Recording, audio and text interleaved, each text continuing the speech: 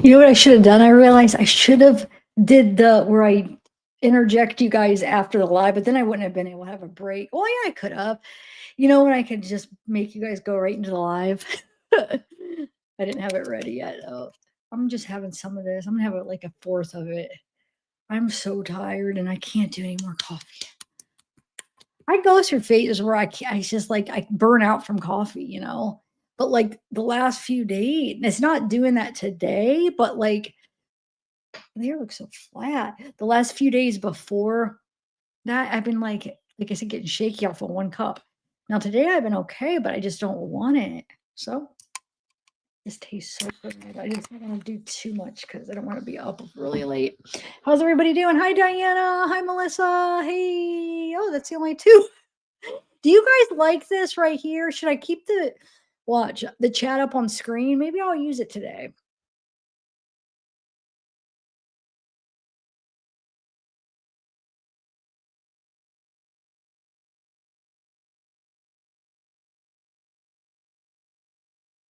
Thank you guys. I got some super chats, and I was just thinking about, and I'm like, oh my god, that sounds so bad because people were donating for the calls, and then I'm like saying I'm not going to do them. I'll have to get some, but remember though, you know, this last batch. Don't if for some reason I can only get some, just look at it like it did help for some of the past calls. You know what I'm saying? Like this last batch, especially since that's I feel like that's the one I've had the like I've lost the most on because the other ones the messages I started losing on, but not as much because I was still getting some, you know, kind of good views, but the last batch of calls. So, um, don't look at it like that because I mean, look at it like you helped me with that last batch of calls, which was good, you know. But I'll try to at least get some because I do feel bad because people donated. But I did get a few more donations. Thank you guys. Um, And hey, the people that donated on the poll, I saw who donated on the poll, so don't think I'm not seeing, but for some reason it won't let me respond. So anytime that anybody does it with PayPal, I'll say thank you and give them a heart or something and show that I've seen it and thank you. But for some reason, the people that did it on the poll for on the PayPal, it will not let me make a message to them, and I do not know why. So I seen you guys. Don't think I'm like not thanking you. I see it and thank you so much. It will not let me respond back. Cash App doesn't let you really. I think Cash App. Wait, Cash App. I think you could give a heart, and then Venmo. I don't think you could do anything. But I'm seeing them, so thank you guys. Okay, so did you guys see so not only was Lori Vallow, I guess, showed up in a wheelchair. The only thing with Lori Vallow in a wheelchair, it says, Nadine says she's in a wheelchair, but that hearing, it's like so blurry and she's so far away you can't see. But on the title it says wheelchair. And then the next day she came in trying to like say she's sick and to get the trial postponed and stuff. And they said, you know, the medical records don't show that there's anything wrong with you as far as like anything where we have to postpone the trial or whatever. So supposedly she showed up in a wheelchair. Now Taylor Shabusiness showed up in a wheelchair, but we could actually see her. So I'm going to start out with why that girl cracks me up. All saying, yes, I was looking for you last live because we're doing your girl. All saying loves Taylor. I should write her all saying. I was supposed to write her months ago. She was supposedly what's his name? The collector was supposed to told her supposedly, and she was going to look out for my letter, I guess. But did you hear that? It's weird. It sounds like somebody said, "Mom," like a little kid, but we don't have little kids that live around. Oh, I guess it could be family. I never hear like little kids outside because it's like more adults and retired people around here. Um, so to hear like somebody saying, "Mom," a little kid, it was weird. Huh. Um, anyway, yeah, so let's start with Taylor. Yeah, I know I should just try to write her now. I think she's off. I don't know though. If I would have done it back then, like I said, supposedly she couldn't have got it anyway. I don't know. But I wonder what they do with all the letters. Do they save them and then when she's allowed that she gets like a ton of letters then? All right, hold on. Let me take one more sip.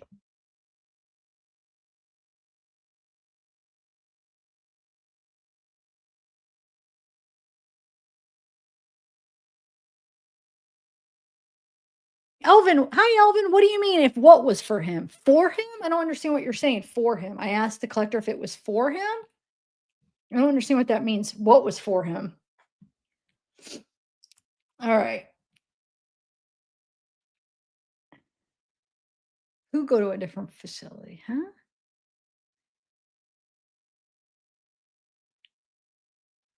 No, what I was saying is I wonder if she ends up are you talking about the letters? Does she end up getting them when she's allowed letters? Does she get all the previous back letters that like let's say she had letters that came in all those months when she couldn't get them. Does she ends up do they give them to her when she's allowed is all I'm saying?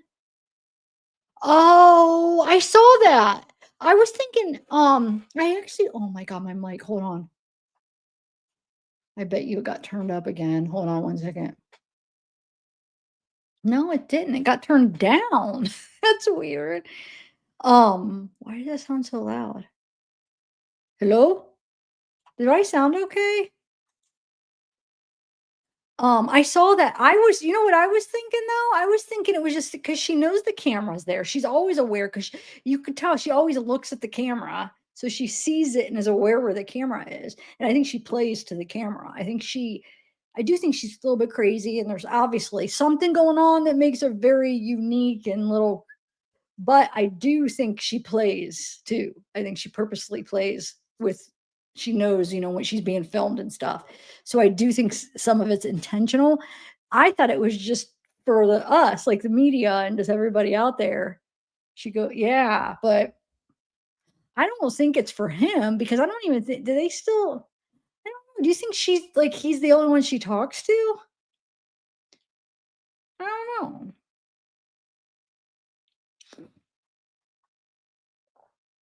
Oh, he thinks the heart's for him?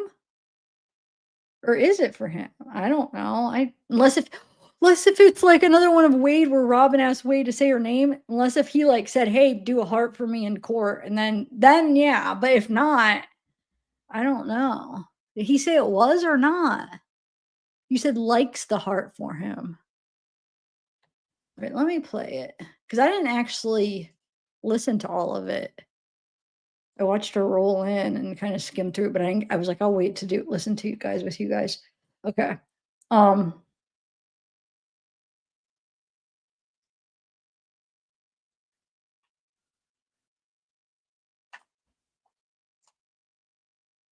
ambulance.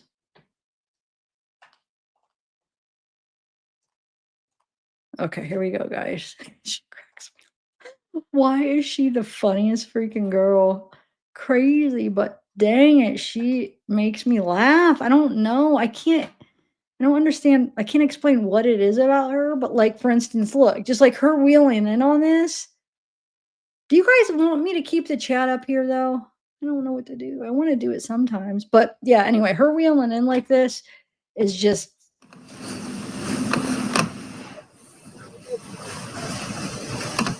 that's why I was confused where I went like this, and then I was like, "Well, maybe she does the heart too." I saw the kiss, but did she do a heart too? I thought maybe I missed it, and it was, like, with that, and so I just is that what you mean, the kiss, or not, Elvin? Or does she do a heart later? Because if she does, I didn't see it. I was referring to that thing that she did. I thought maybe she ended up doing something, like, little with her hand after that, but yeah. Let me look at it again. Oh, it's a kiss. Oh, she does? Did I miss that? I didn't see that. Why is she in a wheelchair?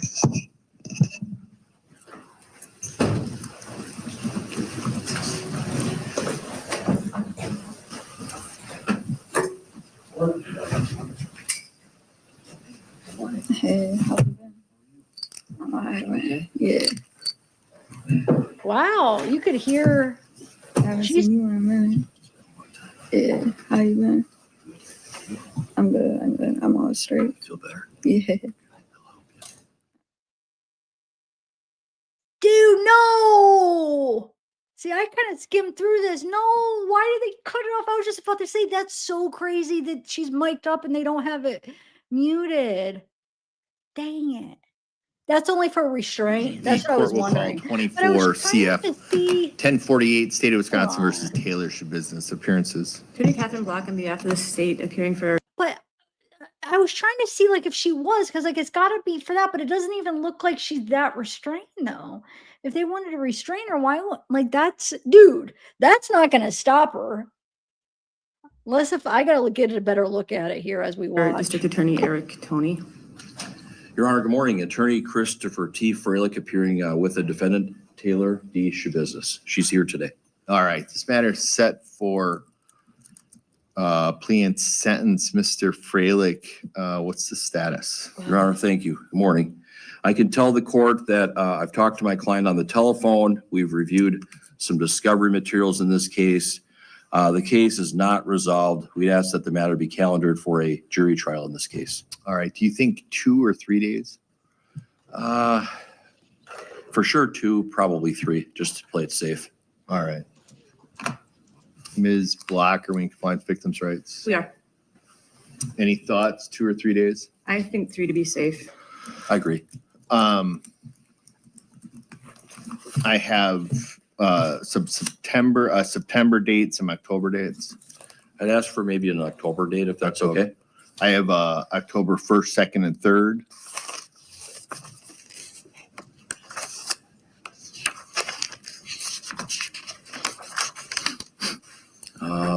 I already have some trials those 2 days, Your Honor, but I'm open after that. What about 13th, 14th, and 15th? I've got another homicide trial on the 14th. Could it be the week before, October 6th? Just saying. Yeah. I'm wide open that whole week.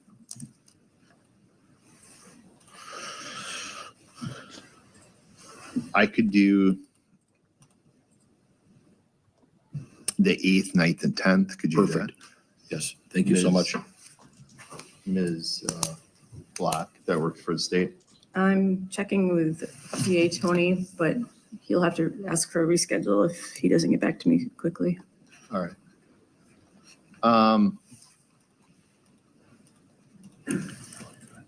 The state's witness list and any motion that needs to be heard prior to trial will be due on September 10th. The defense witness list and motions eliminated will be due on September 24th.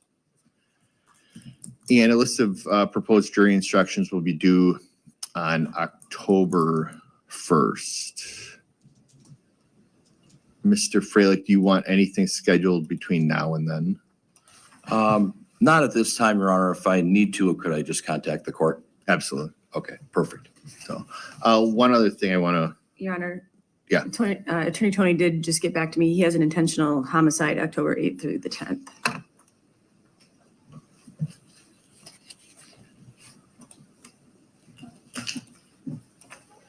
what does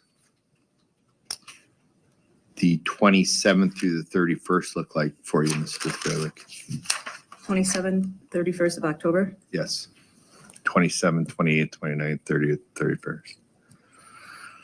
I have all week, so we can find 3 days in there. Sure. I'm open. I just have a final divorce hearing on October 30th at 1:30. Okay. But otherwise, if we could start at the beginning of the week, that'd Sure. work out great. Block.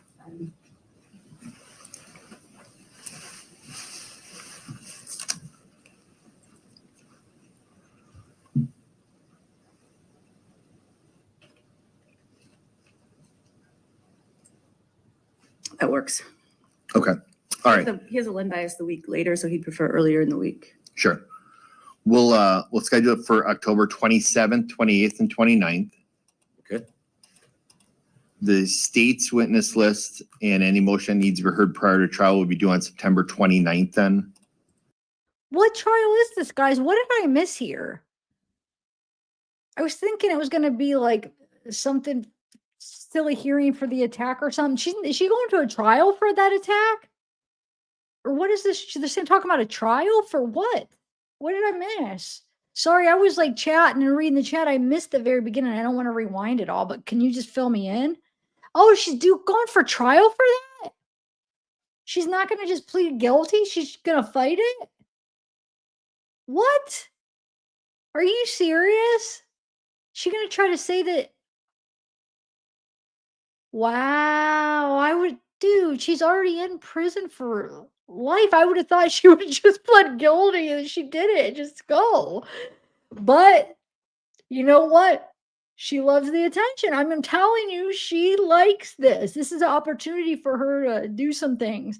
So she's probably doing it so she could have the media. She could get out a little bit from her cell, have something different going on. Why not? Nothing to lose, right? Wow. I did not think that. Because most people would just like, for something like that, if they're already in their life, they would just plead guilty. And wow, dude, is this going to be televised? Are we going to be able to watch her trial for this? Oh, Sane, you got your wish. Oh, Sane loves to. And Collector, have you been talking to her? The defense witness list and motions eliminated will be doing. No, we know she attacked her attorney twice, different attorneys. We know that, FBI Black, but she also attacked a guard, and that's what this is for. The attorney stuff, I don't think they pressed charges for that. Did they? I mean, I don't think. I haven't seen anybody. I haven't seen it. The first one, I think they both just withdrew. They're like, we're out. But this is for the attack on the guard, I guess. Yeah, she attacked two different lawyers. One before the trial for the murder, and then one just a couple months ago.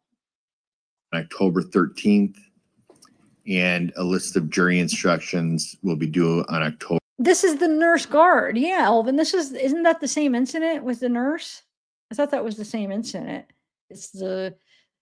Am I wrong? Isn't it? It's the same one when she was getting the thing stitched up or whatever. She attacked I think he's just like an employee that works in that area. I don't know. I guess nurse guard. I don't know. I think it was two people that were in there that kind of got the wrath of it, right? But I think it's the same incident, Elvin. October 20th. So the October 27th, 28th, and 29th is the jury trial date. Those other dates. Wait, what date? I missed it. Hold on, let me rewind it. Also, I read the incident report on this, guys. If you go back, a few months ago, I read it. If you guys, I guess I could go over it again so we know you guys could see what this is for. Hold on, let me see what. I think you said December or October. The defense witness list and motions eliminated will be due on October 13th. Okay. And a list of jury instructions will be due on October 20th. So the October 27th, 28th, and 29th is the jury trial date. Oh. Those other dates, Mr. Fralick, will be on the hearing notice for the jury trial. Okay, thank you so much. Yeah. Wow. So the last time we were in court, we were scheduled for a preliminary hearing. At the preliminary hearing, there was an outburst by Ms. Shabusiness. At that point, she was tackled to the floor and she was removed from court. And then we proceeded with the preliminary hearing. At that point, I found that Ms. Shabusiness had waived her right to be personally present at that court date. And so a preliminary hearing was held. She was bound over and then bound over to this court. An arraignment was held, and we're here today scheduling. I bring this up only to point out, I think I have a duty to Ms. Shabusiness to warn her that any future outbursts like that could prevent her from being personally present even at the trial. So I just want to make sure that she's aware of that. She's here today, everything's fine, but moving forward, I just want to make sure that she's aware of that. You understand that, Mr. Fralick? I understand that, Your Honor. Understood. Okay. Your Honor? Yes. Today, my client is in a chair with wheels. Her legs are strapped.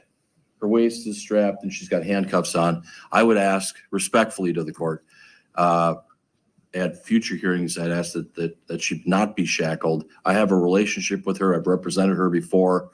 I think we have a good relationship, and I'd ask that you consider my request for her not to be shackled.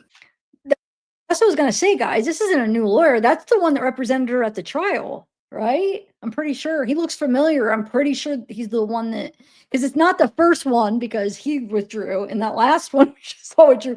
That's the guy that was from the trial, right? Pretty sure. I'm going to double check, but I'm pretty sure he's the one that represented her at the trial.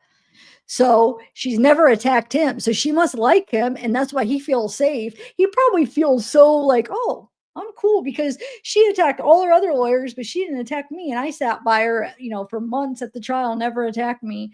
But that's cool though, that he thinks like, you know what? I've represented her before. I have a relationship with her. I feel safe with her. She doesn't need this for me. I think it's kind of cool. I mean, he feels confident. Yeah, no. Oh, he definitely. I recognized him right when I seen him. And I was gonna say before he even said that, I was gonna stop. I don't want to keep stopping. I was gonna say, "Oh my god, I think that's the guy that represented her at the trial." I was gonna ask the collector if he knew. But he's definitely. I've seen him with her before, and I'm thinking it has to be the trial because all the other people wouldn't want to be. The other two lawyers left because she attacked them. So During the trial or any future proceedings? I guess I'm not going to take a position on that right now. Obviously, at the trial, there's going to have to be some type of we're going to have to address it. Maybe we should address it. Maybe we should schedule a motion hearing or something before then. Okay. To address that issue. I think obviously she has a right to be in civilian clothes and those type things. I'm sure you're gonna ask for that. And Yes, I will. so Okay. Ms. Block, do you want to schedule something now about that, or do you Yeah, want to that's wait? fine. That's Okay. something I can handle if Eric's not available for. Okay. I mean, you would agree that she'll be present for the trial when it begins in civilian clothes and those type things, right, Ms. Block? Yes. I can put in a motion on that, Your Honor, as well. Okay. If you're here, if you want to get a date, I can give you a date. Do you want to do the afternoon or the morning of the 10th? I think, did we say the 8th, 9th, and 10th you were available? Or was it the following week? I think you said the trial October 27, 28, 29, right? We moved it, but originally wasn't it? I don't know who has you their said- phone up back there. Go I think ahead. you said October 8th, maybe, Your Honor. Yeah. Initially, right? I'm Eric open is that in- day. Yeah, Eric's in an intentional homicide, but I can handle that motion. Okay. Do you want to do 8:30? Sure. Okay. Works. Let's October do 8th, that. 8:30. We'll address it on October 8th. If you want to file something on that, Mr. Freilich, but Okay.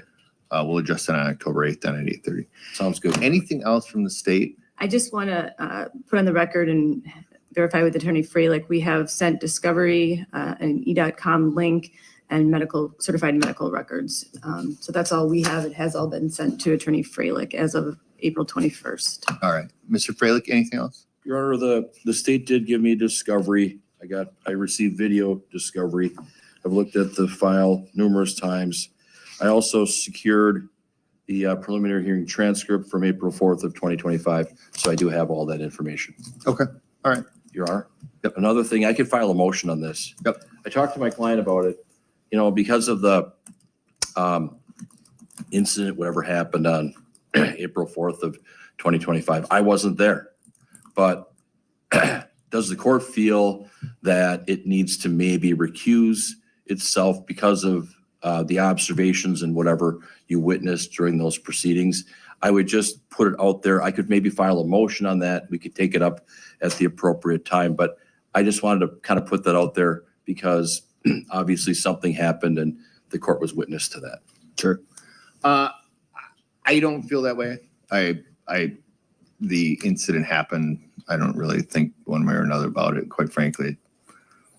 So understood. So if you're asking me to recuse myself, if you want to file a motion, you certainly can. But if you're asking me if I'm somehow feel any way, one way or another towards Ms. Shabusiness, I don't, because of that incident. It doesn't change. Understood, Your Honor. Yeah. I'll talk further with my client about it. Sure, absolutely. Okay, thank you so much.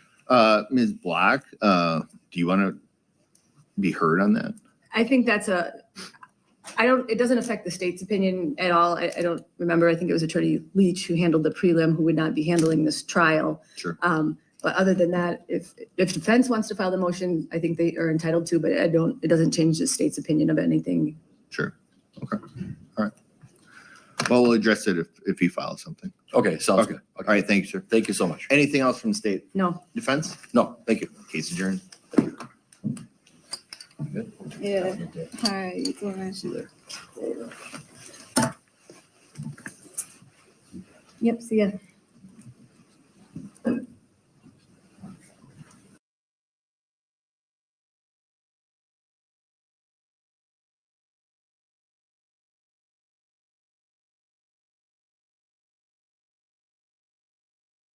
Yes, it includes everybody. You know, everybody comes from a different upbringing, a different world, a different experiences. Um, you know what I'm saying? Sometimes, people have, I don't know how to explain it, but sometimes you may not understand why people do what they do, or you might not agree with it, or you might not ever, that's not something you would do, but it doesn't make people like bad people necessarily. Um, so if everybody's being nice in chat, just be nice. Nobody's being disrespectful. I haven't seen anybody say anything disrespectful as far as, I don't know. I just not liking what I'm seeing in the chat. Just stick to what's in the chat. You know what I'm saying? If people are being okay in chat, then let's just continue, everybody, and just chat. You don't have to. Nobody has to leave. It's fine. I don't think anybody's promoting murder or anything. Nobody's saying that's okay. I haven't seen anybody say that ever. Maybe trolls coming in here being like purposely just saying crap, but of course, what she did is wrong. And I think everybody agrees that, yeah, I mean, ow. And like I said, I don't know I can't say what everybody's thinking, but as long as they're being okay in chat, everybody's welcome. I know, I don't understand. Yeah.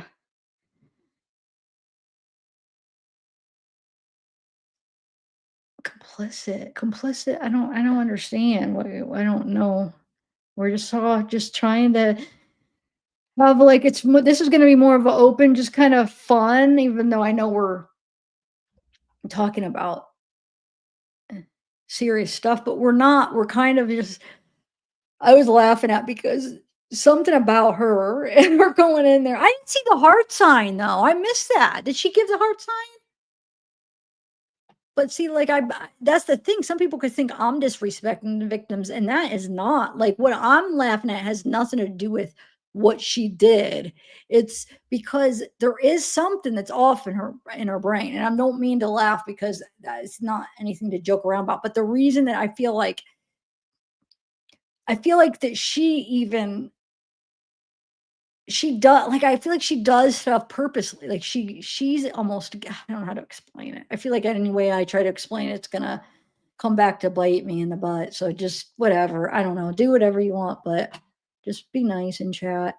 Did I miss the heart sign? Yeah, no, Dove, it's okay. I shouldn't even have confronted it. I just was seeing something in chat and it was kind of upsetting me because somebody was kind of being attacked and I didn't understand why because he wasn't doing anything in chat. If you guys have something on the outside, like some kind of whatever going on, like can you just save it for the outside in chat and like don't bring it into the chat, you know? And take care of it like privately if you want. Obviously, you guys, there's something going on between you two, so just maybe take care of it privately and let us all just kind of do our live. Okay. So do I need to rewind it, Elvin? Did I miss the heart symbol?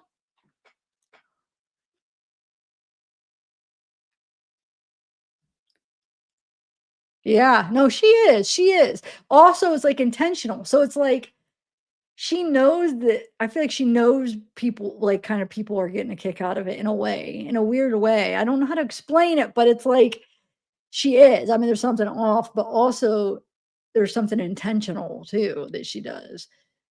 You guys, can somebody just answer me though? Did I miss okay, rewind. Thank you. Because I don't know if I missed it. I didn't see no heart sign. Okay, hold on. Gosh, it went to the next freaking video. Sorry, I should not even have said anything. Now I feel like I make people turned off, but I just wish I didn't have to.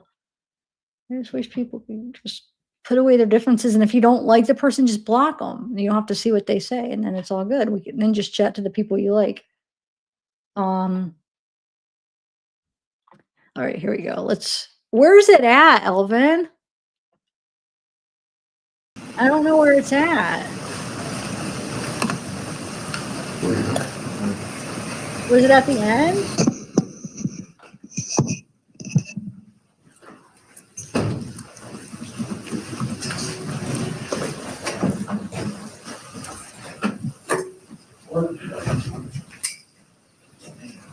Hey, how you been?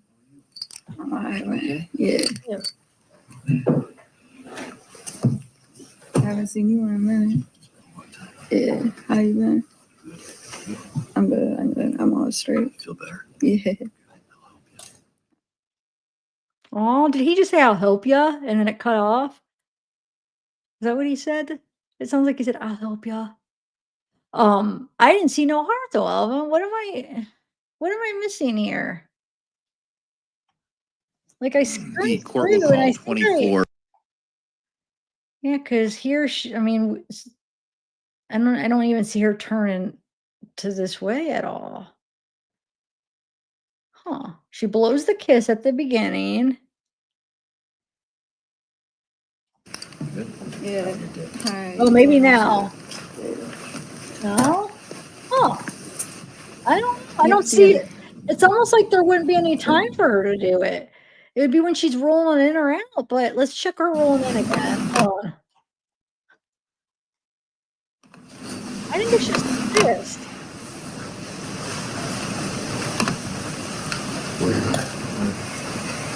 Oh, okay, yeah. No, we saw the kiss collector. People were saying that she gave the heart sign, and I was like, I saw her do the kiss, but not the heart sign. I was thinking they meant she did this. That's why I saw the kiss. Okay. The kiss, yeah, guys. I was looking. Now you guys probably think I'm crazy. We saw the kiss when I first played it. We pointed out. But at the beginning, before I started it, people in chat were saying she gave the heart sign like this. That's what I was looking for. But it's not. She just does the kiss at the beginning. Yeah, I saw that. It's just that. Anyway, okay. But you know what? Oh, because I was going to say all the other times she was handcuffed, but she still went like that. But the difference here is she's strapped down. So she can only go like this. She can't get out of her seat. So that would be good enough. Instead of like having her strapped, that would be bad. I mean, that wouldn't be fair. I don't think they could, I guess, do that. They have done it to people, but I think that would be enough because if she tried to move, it would be, and she had the mask on. Somebody's talking about the mask. She had the spit mask on at one point. Wasn't that at the trial that she had it? Hold on. Let me do something real quick. I want to show you guys something. Hold on. You guys, I'm excited. I was saying we get to watch the trial. The trial this October. Do you think it'll be you think Core TV will cover it? Hopefully it'll be televised. Like they'll cover it all. Well, 1 second. I want to see something. Yep. Look, it's the same guy. He's got a haircut here, but it's the same guy. I told you. This is the trial. So he's definitely got history with her. Okay. Now let's do. I know. I bet these are going to because they're do the core hearings. They do like because they know. I feel like Court TV knows it's people want to see her, so they probably request. They keep requesting to have cameras in there, and the judge. If this is going to be the judge, he allowed it for the court hearing. I'm sure he'll allow it for the trial. You know, usually judges that don't allow it, they won't allow it for anything. Well, I guess that's not true. I feel like we have seen some that haven't we seen some where we were able to see the pre stuff, but then when it came to the trial, they didn't let it. Maybe not. I'm trying to think. All right. So Jessica, yeah. Yeah, I know it's her dad. I was talking about her lawyer though. Right here. That's her. I was saying this is her same lawyer that she has now. People were contemplating. I was like, I think that's the lawyer she had for trial. I just wanted to show you it was the lawyer she had for trial. But yeah. No, she didn't attack this lawyer. They look similar. The two lawyers she attacked, and then in this guy, they all three kind of look similar, but no, she's never attacked him. Trust me, it's not the same one. Because when I was watching the trial, I checked. I remember thinking, oh my God, wait a minute. Is he representing her after he attacked? I thought he withdrew, and I went and checked. It's a different one. The first one I thought before when the first one, and then I went and looked, and I was like, oh my God, they look kind of similar, but it's not. And then obviously he's not the same one as the attack a couple months ago. They kind of look alike, but obviously he's not. He even said, she's never done that to me or whatever he said. He feels safe with her because she hasn't. Nope. Okay. Oh, it's okay, all of them.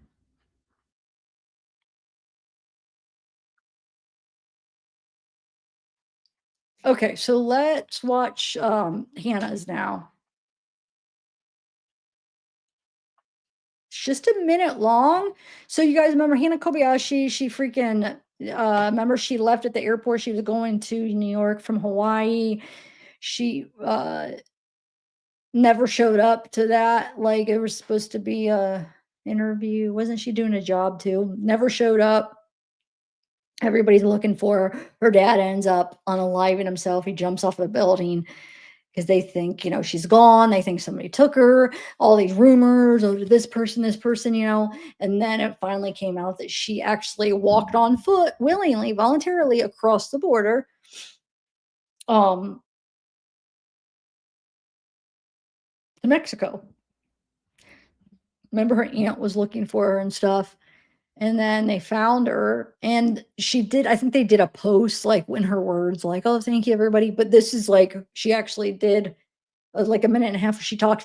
I was saying, I went to find the original. Now I got it off of Daily Mail, but I went to go find her original accounts. Like that looked like, was that on her, was that Instagram? I couldn't tell what platform that was, but I went to look on her Instagram and her TikTok, and there's nothing. There was nothing. There's nothing on her Instagram. So because I was wondering if there was more to it, because it looks like it just cuts off. It stops at a weird time. So I don't understand that. It looks like there should be more. And did she take it down?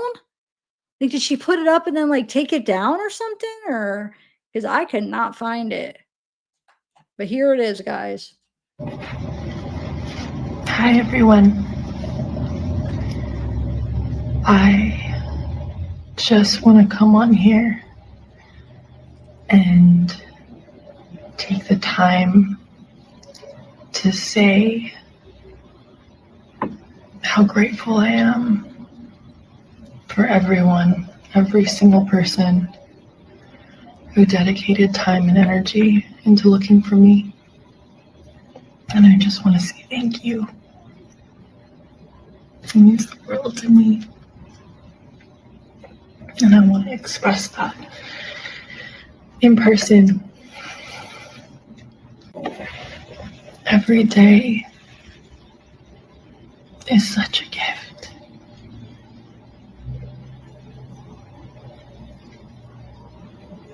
Especially after such loss and pain and suffering. We should all learn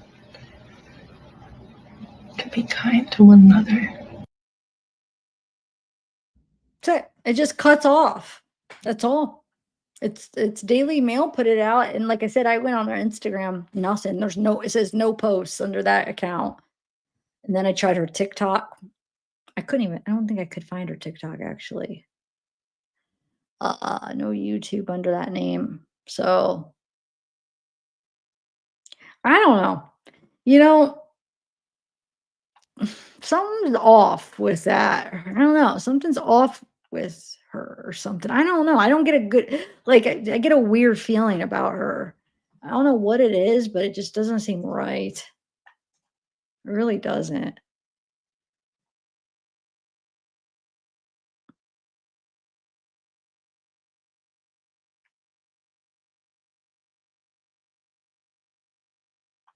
Okay, hold on a second. Let me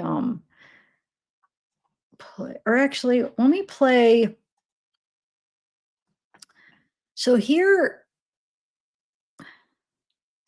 hold on. I'll play a part of this. I'm not gonna, oh, I guess it's only 13 minutes. So here is the thing, and it's labeled for Lori Vallow. It's labeled, oh my Lord.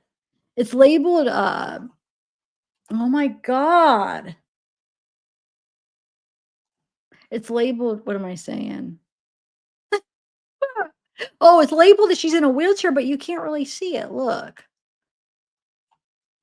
So we'll watch this, but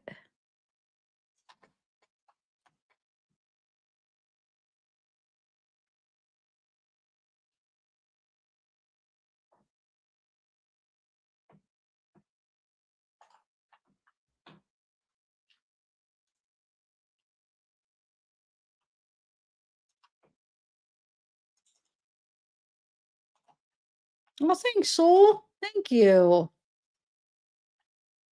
Thank you. Okay.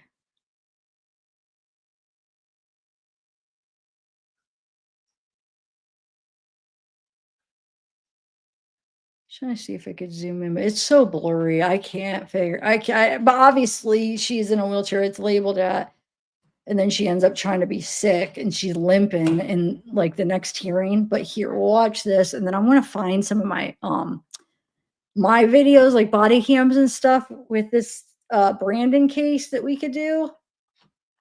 All right, so here's, see, it say Lori shows up in court in a wheelchair. Case postponed due to her health. So I think, so is she on this? I don't know. Why is it so freaking blurry? Let me play it.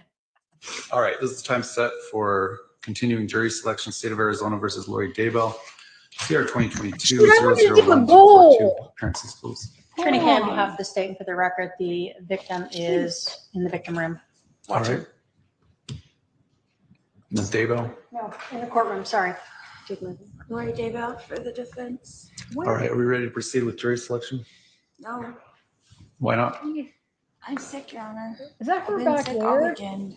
I let my team know yesterday I was I think sick. she's right back Can you please pull the there. microphone a little closer? I can't hear you very well. I'm sick. I've been sick. All right, hold on. Have you put in tank orders to get treatment? Yes. Are you being housed in the infirmary? Nope. I'm housed where they put people in quarantine anyway. I'm housed alone. They would not move me from where I am. Have they tested you for any communicable diseases? No. All right.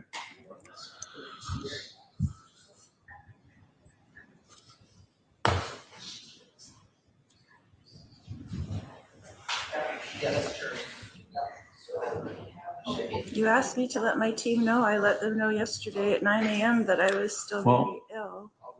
Sometimes we're in positions where we have to proceed when we feel under the weather. It's not just under the weather. I'm very ill. Do you have copies of tank orders you put in for treatment? Not with me. I put it in on the tablet. Is the DO able to check whether any tank orders were put in? I can pull the other judge, but I don't know when she put it in. What's that? I think it takes about 24 hours. They haven't even answered my tank order yet. It takes them a long time.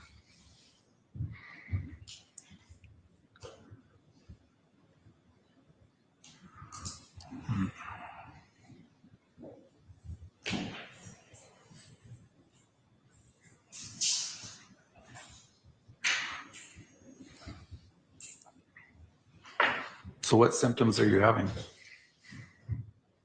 I have a terrible headache. I have nausea. I have chills. I have a fever probably.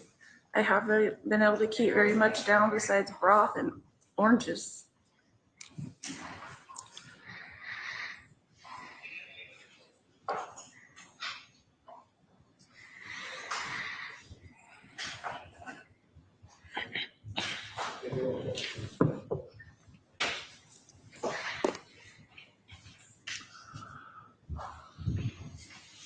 Would you be willing to have one of your advisory councils complete the 40-year process jury selection?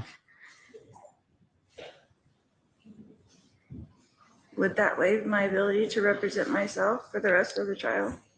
No. Then can I have a moment to discuss with them for a second? A couple things. I'm your trial judge. My instructions are to complete your second trial.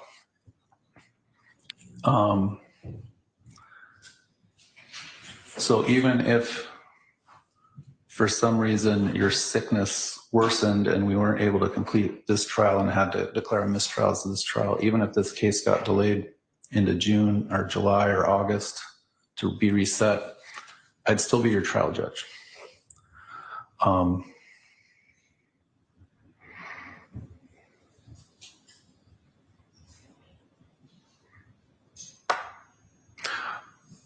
Additionally, last time we did jury selection in your first trial, as I recall, you asked between probably about 5 and 10 minutes of follow-up questions of the panel before we sat the jury. I only mention that in the context of not a lot of it is expected of you at this point in the trial. Depending on how you're feeling later, we could talk about whether the opening statements would have to be further bumped to tomorrow.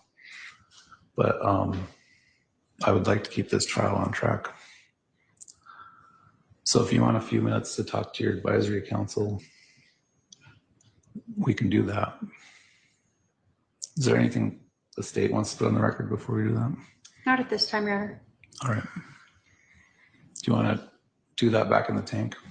So do you guys wanna, sorry, I'm looking for playlist. I'm not on my phone. I'm just looking at playlist. So sometimes, you know, I do have to use my phone to find things for this because I know some people complain like you're always texting, but I'm sometimes using my phone for certain things. And also think about people, I'm always showing my face. Think about the people that just have audio. Do you think they're not, do you think they're just like when they're playing a video? I bet you they're on. You're you guys just always see me because I'm always on video. Okay, so do you guys want to watch the opening statements? And then I'll try to find some body cam, some of the old body cam pertaining to this Brandon case that I could play. What do you want to listen to her opening statements? So basically they rule that she's fine, whatever. And then the next hearing now is, hold on, is it opening statements? Because I saw a hearing where she's over there limping in, but I don't know if it was a hearing before this one. Hold on. Let me see. But I think we should, I kind of want to watch opening statements. I didn't get to listen. I listened to like 5 minutes of it. And then I was like, here it is. Okay. Here's the opening statements. Now, I don't know where I saw the limping Lori at. Oh, there's another thing where she does another court hearing where they talk about her health and stuff. Hold on, where is that? I thought I had that ready. Give me 1 second. It's yeah, so we'll watch this and then we'll watch the opening statements. This is from Hidden True Crime, Lauren. I'm gonna play hers. You guys, or if you guys are following the trial, I would recommend watching it with her because she's a really good person and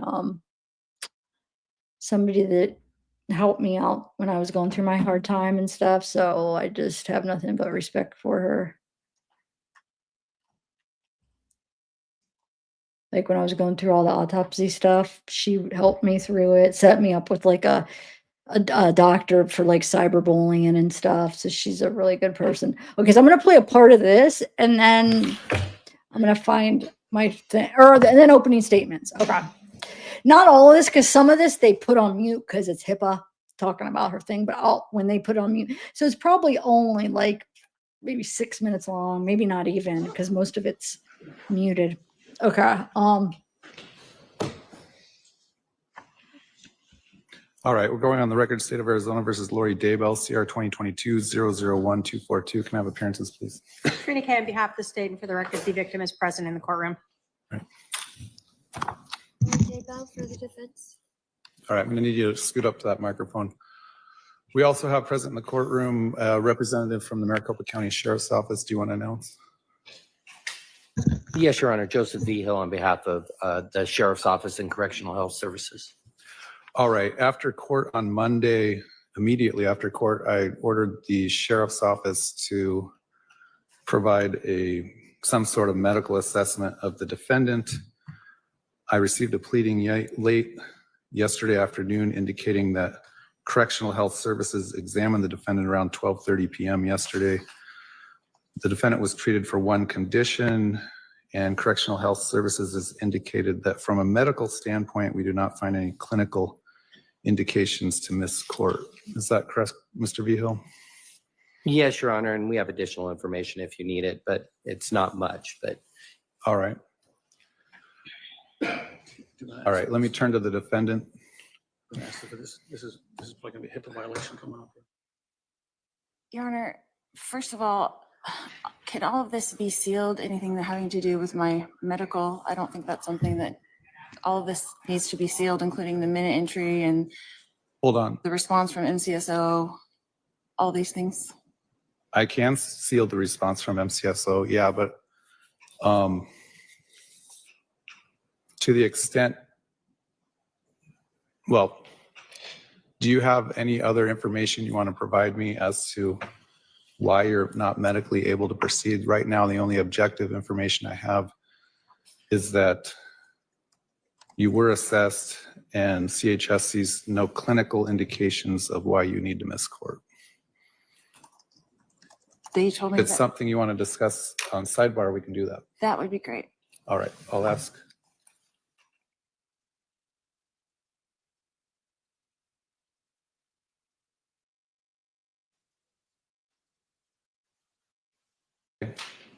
Although the defendant expressed that she has a headache and is not able to proceed, she was able to fully advocate on her own behalf and articulate to me the reasons why she doesn't think she can proceed and seems to be of sound mind and ability to proceed.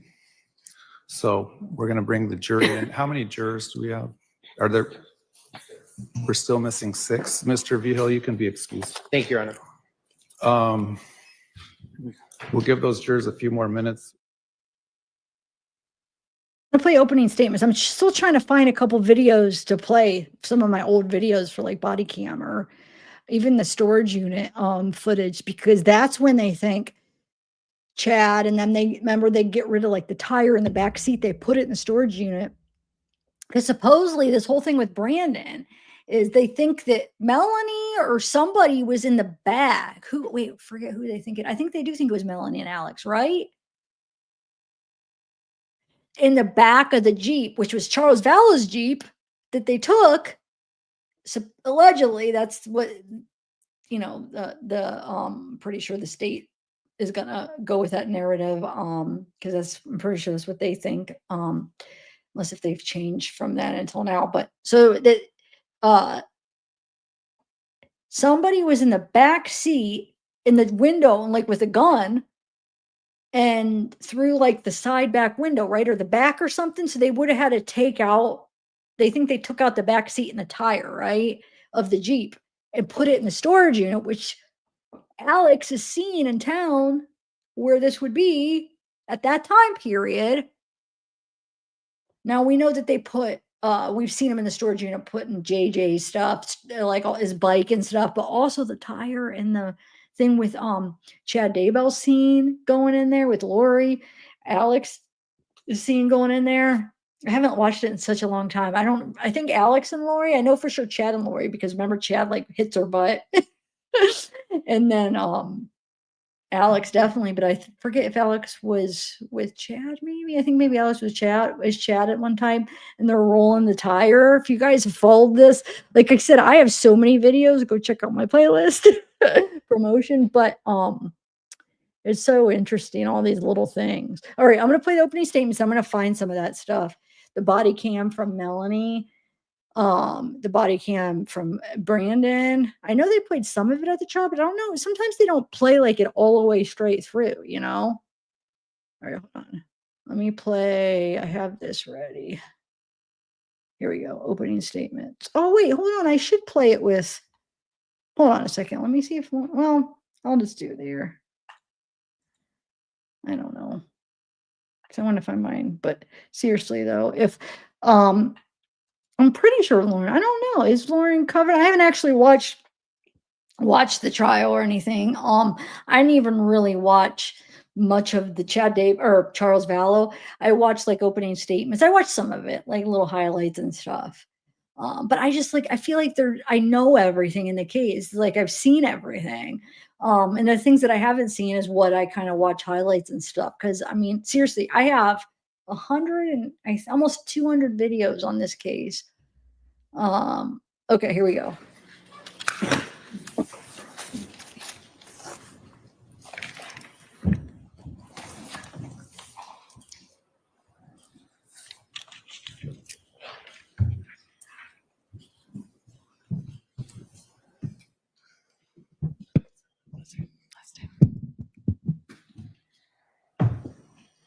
Ladies and gentlemen of the jury, here we are at trial. And the judicial system can be difficult to understand at times. There are laws and rules and statutes that govern how things will proceed in this trial. You yesterday got to hear the preliminary jury instruction, so you kind of got an order of how things are going to go. In order for someone to be charged with a crime, as I have been. Your Honor, I'm going to object to argument versus an opening statement. I'll remind the defendant, an opening statement should be a preview of what is to be expected at trial. So go ahead.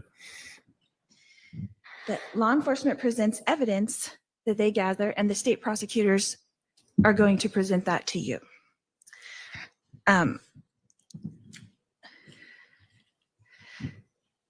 Sometimes the state charges the defendant with a crime. They have charged me with a crime, a very serious crime. Sometimes they take the allegations to a grand jury to decide if the defendant should be charged. I'm going to object again, Your Honor. Improper argument. Asked to strike. Hold on. The jury should disregard that last comment. How the charges arrived here are not for the jury's consideration. The prior proceedings are not for the jury's consideration. Please proceed. The state or the prosecution will then take the information gathered, the evidence from law enforcement, and present to you a story, a theory, their hypothesis of what happened. In this case, the prosecutor was not present during this alleged crime. The Gilbert Police Department was not present during this alleged crime.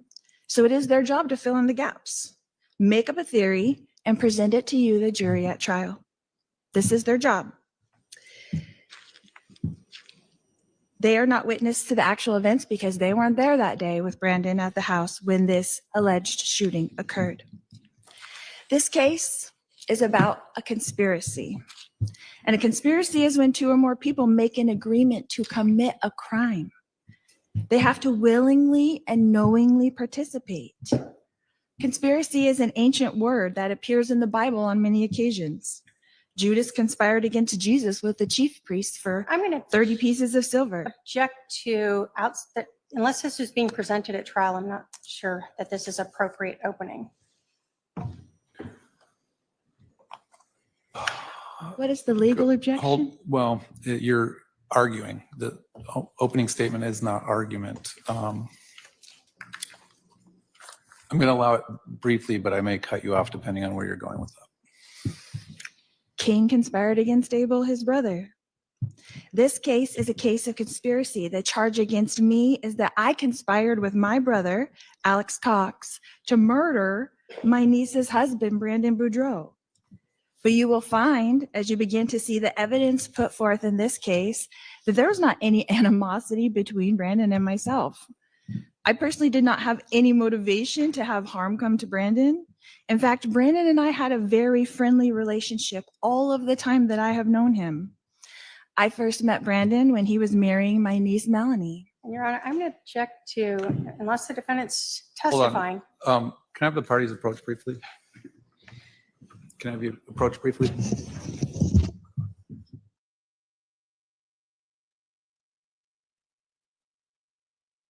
I actually don't think she does that bad representing herself. Like, for her not being a lawyer and not having like years of education, and for like how crazy like we think she is, which she is. I mean, obviously there's something not right that she freaking kills her kids. I mean, and then all the other people, her husbands, and I mean, something is a little off with her moral compass for sure. But like, for not being a lawyer, she's not that bad. I mean, Go maybe ahead. you guys could disagree with me, but I was surprised. I first met Brandon when he was marrying my niece, Melanie. Melanie and I are very close because my sister, her mother, passed away when she was just 9 years old. So Melanie and I think of each other and love each other like a mother and daughter, even though we are aunt and niece. So our families remained close, Melanie and Brandon's family and my family. And in each other's lives, like everyday lives. We spent holidays together and shared in everyday life. I was there for Melanie and Brandon's wedding and for the birth of all 4 of their children. I was also very close to all 4 of their children. In this case, you will hear Brandon himself tell you that someone shot a gun at his car. You will learn in this testimony that Brandon was not hurt. You will learn that he wasn't even sure what had happened. But you will hear that Brandon immediately blamed me, which begs the question, was I an enemy to Brandon? That is news to me, and hopefully by the end of this trial, we will all have some answers to that question. In this case, you will learn that Brandon had called 911 and Gilbert Police did respond. You will learn that Brandon speaks of a puke green Jeep, and then he offers the officers a camo green color that he's speaking of on his phone. He says a green Jeep. Then you will hear the neighbor who says that it was a dark blue Jeep that was parked in front of the neighbor's house. You will learn that Brandon very quickly hired a private investigator to find out where I was living out of the state of Arizona so he could inform the police. You will see Brandon exchange email information with Detective Pillar, the case agent in this case, about my whereabouts and about the financial dealings of my niece, Melanie Boudreau. You will learn that Brandon was not particularly satisfied with the investigation that Gilbert Police was conducting, so he did his own investigation, hiring his own private investigator to follow his wife, Melanie Boudreau. You will find out that Brandon had access to the VIN number of a Jeep and gave it to the police. You will find out that after that event, he quickly changed his story from a camo green Jeep to a gray Jeep. You will then learn that Brandon continued to provide information I'm looking for this video and I missed. What did she say that he did? I don't want to have to rewind it, but I really want to know because I want to hear what opening statements are important because we could kind of see where she's going at with this. What is she saying? Is that true with the green gray Jeep change? Because I don't know. I mean, I do think there's not a doubt in my mind that she's not involved in that. I'm sorry. Yeah, it's all points to her, but I don't remember hearing about the color change. Let's see here. Remember, people's identification, like witness testimony, is not that accurate. Green, gray, that happens a lot. That doesn't mean that they're lying or it's not right. You know what I'm saying? So that doesn't mean anything to me. Now, because everything else points to them. You know what I'm saying? Come on, Lori. You will see Brandon exchange email information with Detective Pillar, the case agent in this case, about my whereabouts and about the financial dealings of my niece, Melanie Boudreau. You will learn that Brandon was not particularly satisfied with the investigation that Gilbert Police was conducting, so he did his own investigation, hiring his own private investigator to follow his wife, Melanie Boudreau. You will find out that Brandon had access to the VIN number of a Jeep and gave it to the police.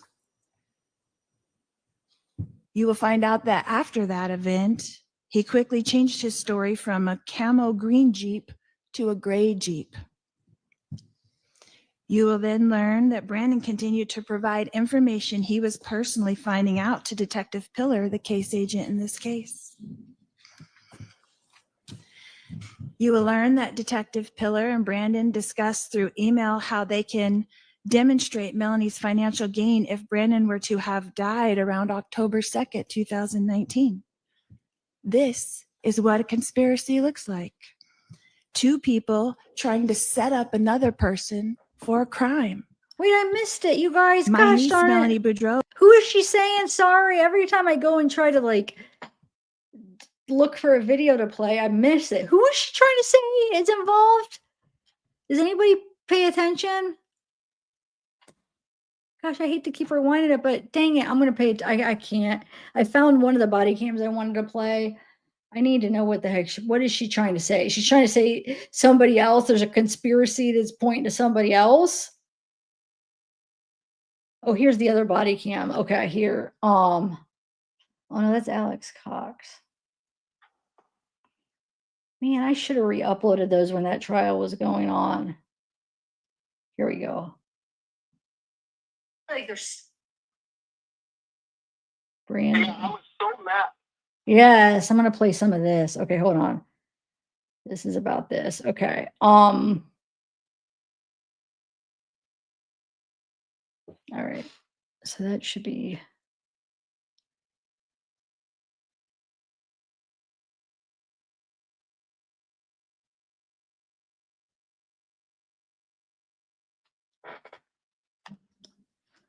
This is the Brandon Boudreau. So she's involved in so much stuff. People asking, she's going to her next trial. So Charles Vallow found guilty. Now this is the Brandon Boudreau, attempted murder or whatever. I don't know how I think that was the charge. Trying to kill him, basically. A conspiracy for, I don't know the proper exact charge, but basically trying to kill him. Whatever. Conspiracy to try to kill him, I guess. He was personally finding out to Detective Pillar, the case agent in this case.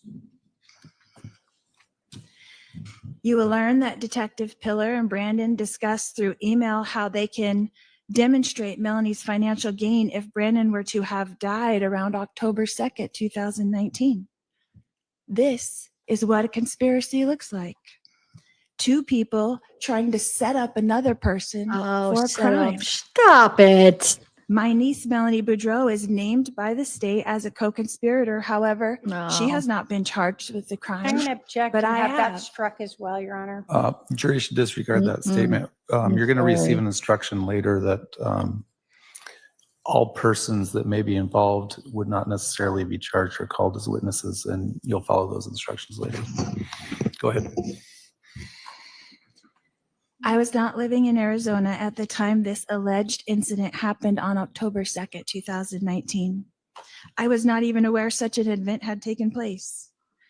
I did have a close relationship with my brother Alex, but I was not aware of his every move.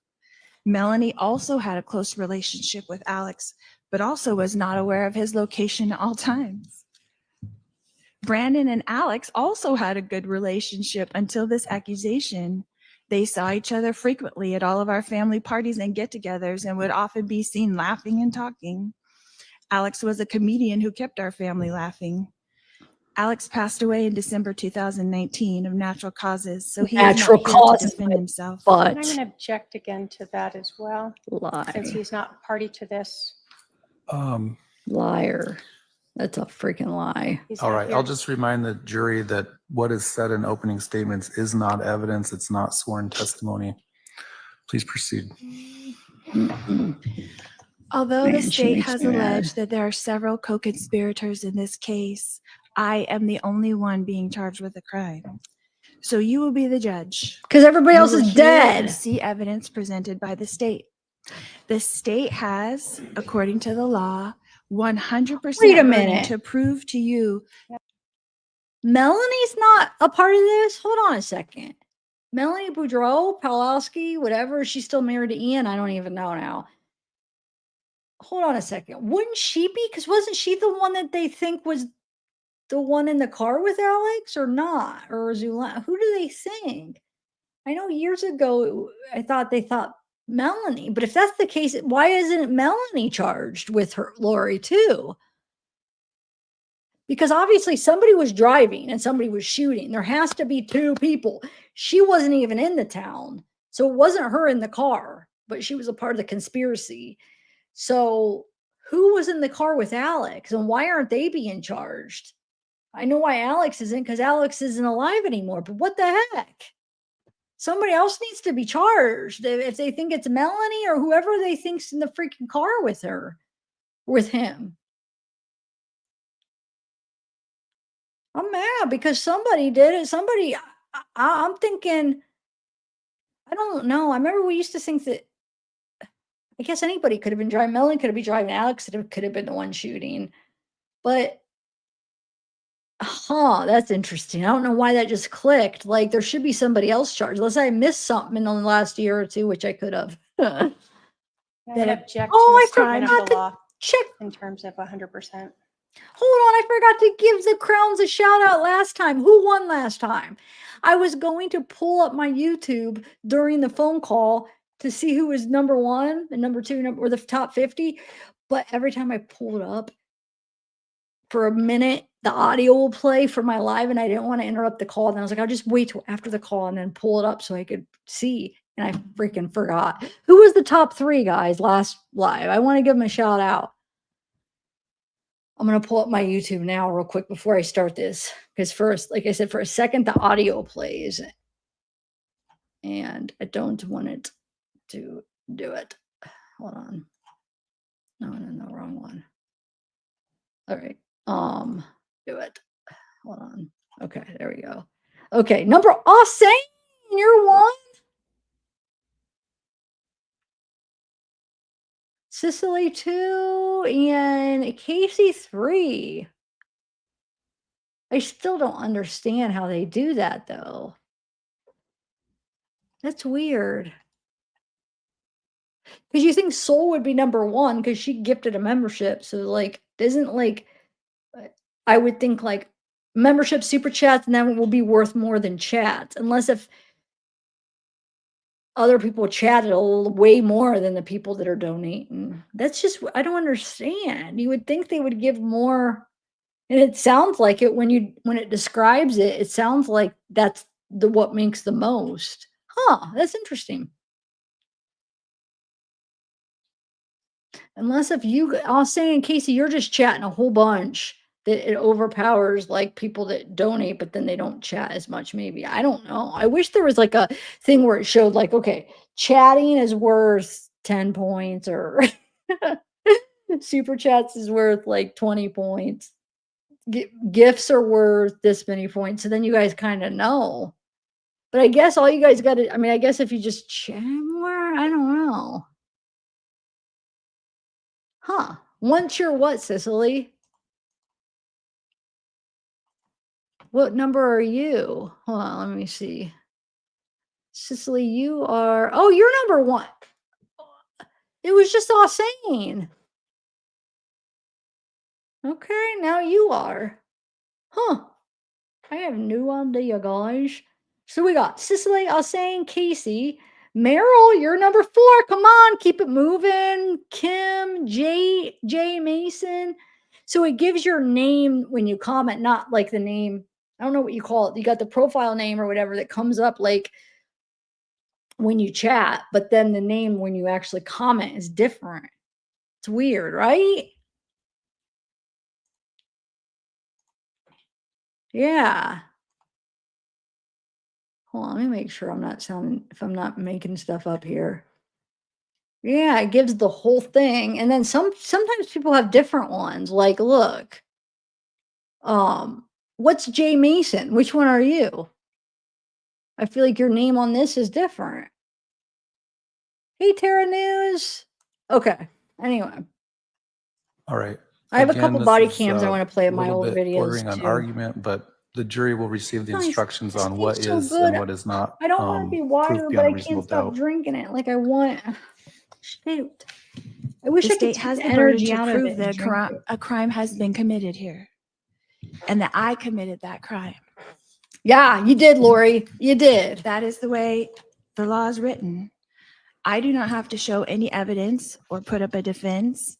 I do not have to testify. That is the law. The prosecutors from the state have to prove to you that I conspired, meaning made an agreement with my brother to murder This Brandon. would be harder. So you will decide. Conviction. This Right now, case. according to the law, I am innocent. I remain innocent Might. until the state of Arizona and its prosecutors show you enough evidence to convince you that I had anything to do with this alleged crime. Here's the thing. If And I the want jury really does not know about the other cases, which I don't know if that's really that they have to like know nothing sometimes. I don't know. Because sometimes you're allowed to know about it. But I think with this, because with the Charles, supposedly they weren't. Like they're asked if they knew or what they knew, and they weren't supposed to know anything. But sometimes they let you at least know about it, but there's certain things. So if this is like the Charles one, then they're not supposed to really know anything, right? I don't know. So my point is if the jury really doesn't know who she is and know really anything about her other charges, right? Then I feel like, and that's the way it's supposed to be, it should be. I feel like it might be harder to get this conviction than the other ones. I'm anxious to actually, I might have to watch this because I want to see what evidence, because I don't think she was in the car. I don't think she was there. Well, I guess she wasn't there for Charles's. Well, she was though, and then she came back. But with this, she was out of town, if I'm remembering right. She wasn't even in the same city or state. So I'm anxious to see like if they have text or what they have. I forget. I know I probably have some stuff in my videos that I'm forgetting about to show the connection. But I mean, knowing everything together, I know it's her. But if they don't, it might be harder to get it. But who cares? She's freaking doing life in prison. She's not going anywhere. You to look carefully and determine if this event was a crime at all. Did a shooting actually occur? Only Brandon claims that it did. Only Brandon names me and Alex. You will learn that Brandon himself did own a gun. You will learn that Brandon knew how to shoot his gun. You will learn that Brandon and Melanie were going through a divorce. And you will learn that even though Brandon is the one who actually filed for a divorce, he was blaming me for his divorce. You will learn that the information that the Gilbert Police Department and Detective Pillar, the case agent on this case, learned about me and my brother Alex was from Brandon Boudreaux. You will learn that Brandon and Detective Pillar communicated frequently and were on a first name basis. I want you to look closely at the motivation of Brandon and the Gilbert Police Department, because I'm the only one charged with the crime, and I need you to decipher what really happened here, because I'm the only one who's being asked to pay a consequence for this And crime. again, Your Honor, I'm going to ask to object and strike that. There's Sustained, the jury in their instructions received an instruction that said the jury is not to consider a penalty. That will be in the final instructions area as well. The jury's job is to determine whether or not the state has proved the case beyond a reasonable doubt or the charge beyond a reasonable doubt. Go ahead, proceed. You will hear many references during this trial about the state versus Lori Daybell. Well, who is the state? The state are the prosecutors. I object to argument and relevance. Sustained. And you, the jury, are brought in to stand between the state and me. And I'm going to object again to improper statement of the law, argument, and relevance. Sustained. You are here to say if a crime has even been committed at all. You are here to say if I committed this very crime and if the state proved this to you beyond a reasonable doubt. If at the end of this trial you have reasonable doubt, then I remain innocent.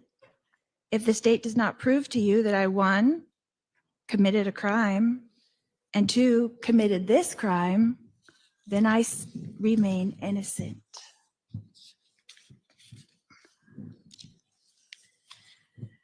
In this case, you will hear a lot of speculation.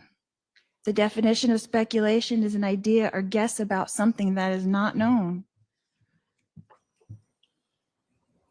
During this trial, the state will try to convince you that I committed this crime by using speculation, innuendo, and insinuation. And the state is hoping that this will be enough. In this trial, you will in fact witness a power struggle between the state and the defendant. Your Honor, For I'm what gonna a fact object to really argument. is. Thanks, Soul. Thank Sustained. you. Let me see what it did. Oh, I Because they want to convince you, the jury, that a fact is speculation, that a fact is innuendo, that a fact is insinuation, that they knew what I was thinking, what I was feeling, what I was planning, when they don't know it all.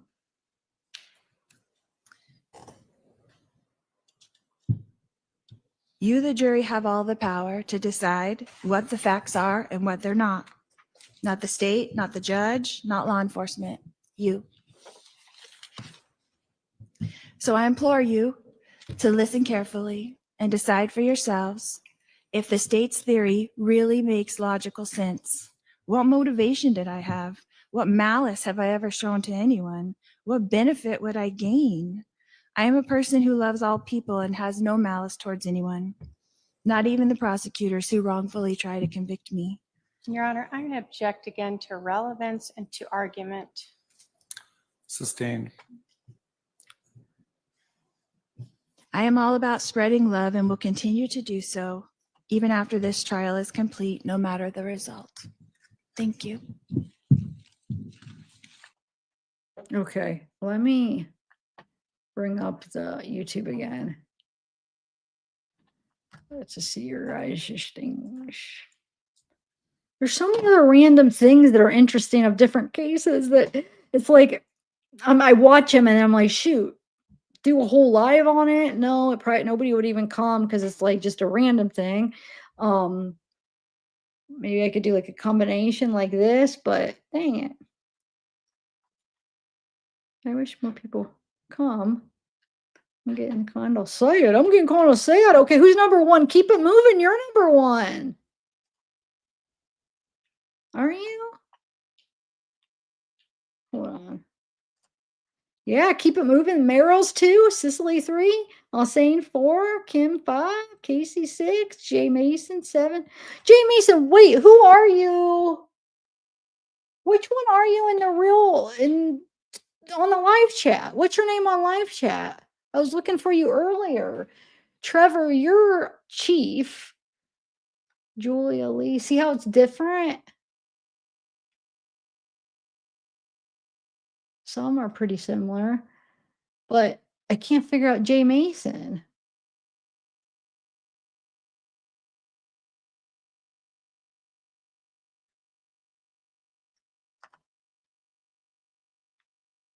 Huh.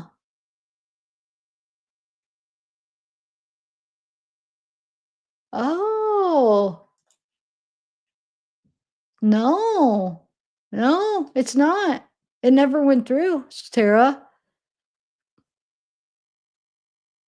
That's weird. Yeah, no. I mean, it's not showing up, so I won't get that because it doesn't look on my side. It looks like you didn't, there's nothing. So I don't know. Check. Are you sure it's taken out of your bank? Because no, it's not, Tara. I swear to God, it's not coming through for some reason. Maybe you didn't go all the way through. I don't know. Huh. Yeah, definitely didn't go through. Okay, so thanks, Soul. And okay, so I want to play the Taylor thing real quick. I found that the recent attack on the lawyer. So I think he said like gang familia or something like that, she says. Let's see if we can make it out. Hold on. I forgot that she had that hair for that. Oh my gosh. Oh, she is. Okay, let's watch. Well, no, I'm calling people by what it's showing up on for their thing. No, not really, Casey, though, because that's what shows up when they comment under the videos too. So it's, you know what I'm saying? Jay Mason, that doesn't even, it's an initial. I've noticed like when you comment under videos, it has that. So I don't know why it's different than when you comment in live chat. I don't get it. Okay, here we go.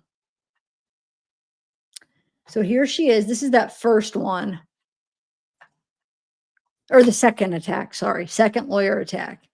I want to see gang familia or something, or familia gang. I swear that's what he said. It's her Chicago gang. I wish he was still in here. But I think he left once we stopped talking about her. It sucks that I can't, like, I wish I could type in his name somewhere and then it pulls up his comments, but I'd have to go find an old comment and it doesn't go back that far. YouTube especially doesn't go back that far. Like, let me see if I can, no. It barely goes back to look for comments. Stupid. There's got to be a way to do it, though, to go back farther. I just don't get it. I mean, you should be able to go back however far you freaking want. Makes me mad.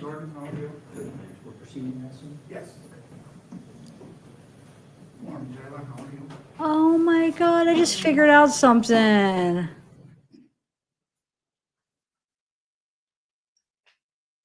Oh, okay, Casey. Yeah, I know. Remember, I'll just see like one comment and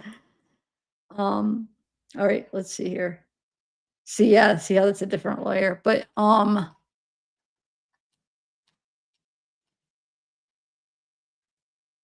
gang familia or familia gang. Collector, where are you? I should have freaking screenshot it. Dang it, or start it. I was planning on playing it and I forgot. And did he ever answer if she told him that, or how does he know? Oh, because he was going in visiting her around that time. Like he had like visitation, like wasn't he going like once a week? Elvin, are you still here?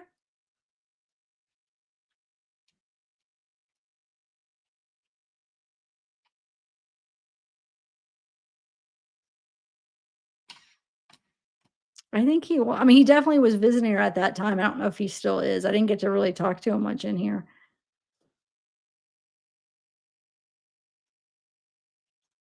What? Lori Vallow? What do you mean? No.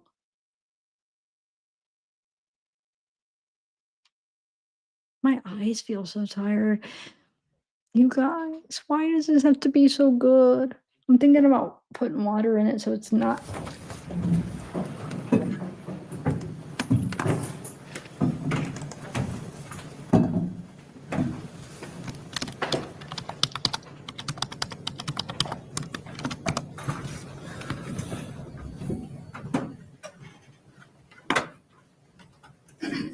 Boy, lawyer, you don't even know what's coming. It's coming. Look at her smirking. Look at that. Look at her just. Oh, here we go. It's coming. Oh. All right. The court will call Smirking 24 about CF it. 1048 State of Wisconsin versus Taylor Shabusiness appearances. Gordon Leach for the state.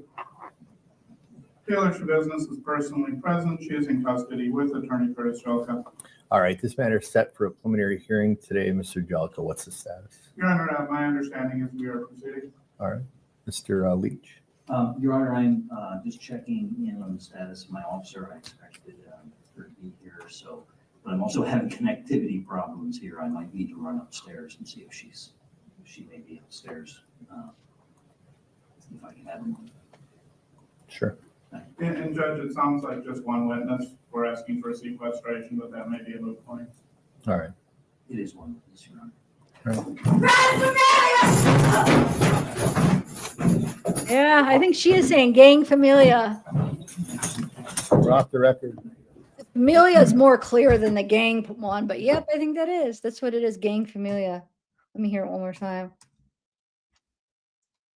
Why did we think it was WrestleMania? Now it doesn't even sound like WrestleMania. All right, where's it at? Okay, right here.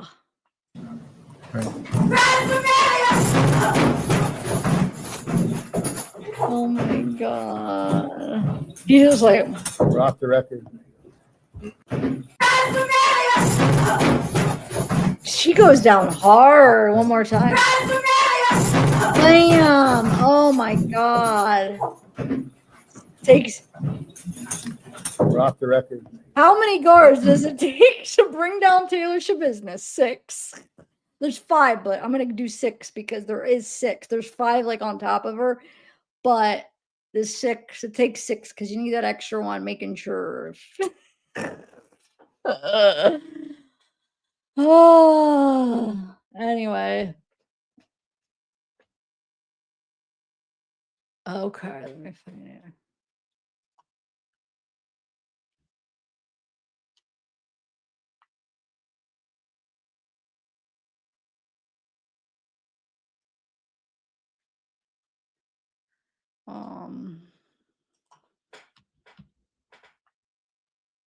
Oh wait, do I still have it up? Hold on, let me back it up. Hold on.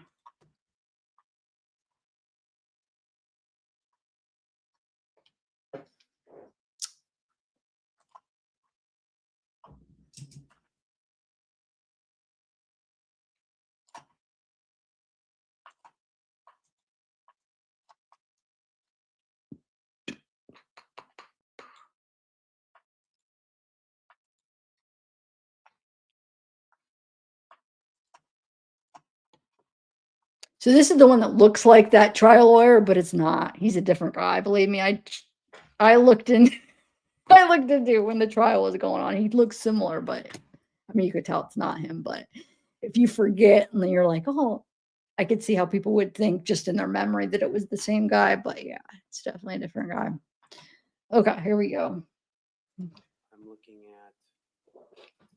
at the week of May 15 for the trial.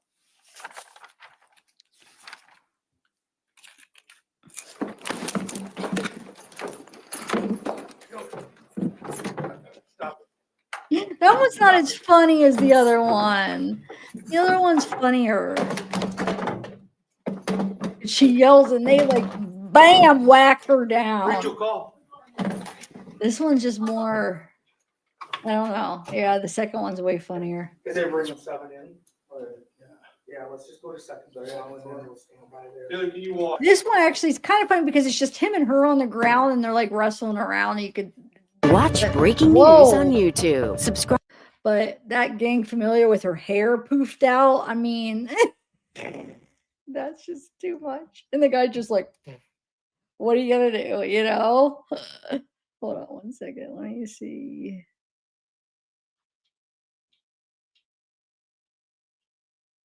One second.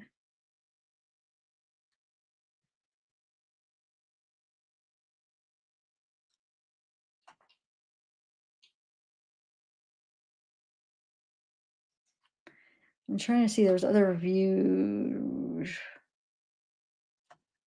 Hold on, let me see.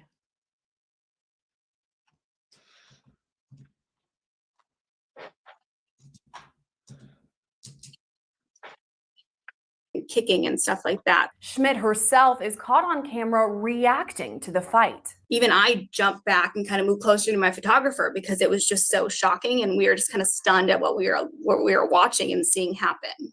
Video also shows Brown County Sheriff's deputies' quick response to the attack. So I reached out to the Brown County Sheriff's Office today, and they actually said that their deputies acted as they were supposed to, as they were trained to make sure that everybody was safe in the court. And we saw that when we were in there. The deputy who was with Shabusiness had her down on the ground within moments of the attack. He held her down the whole time. Following the attack, Schmidt says news cameras caught Shabusiness speaking with sheriff's deputies, asking what happened. You went off on your attorney, Taylor. You went crazy on your attorney. You can't do that. After that, Schmidt says everyone was allowed back inside the courtroom. And then once we are kind of brought back in, everybody just kind of sat down. The judge came back out. We went back on the record. And the judge did not address it at all. He just moved right into talking about what's next, when can the next date be, and when should we have this competency hearing. So he did not address the attack or say anything. Because of the commotion in the courtroom, I did not watch the judge and see what he did because we were all so shocked. As the judge discussed a future trial date, Shabusiness's attorney made a shocking announcement. They kind of tentatively talked about May 15th, but it was never set on record. They just kind of tentatively put it out there because they had to make sure that the defense was okay with those dates, that the prosecution was okay with that date, and victims or witnesses were okay with that date.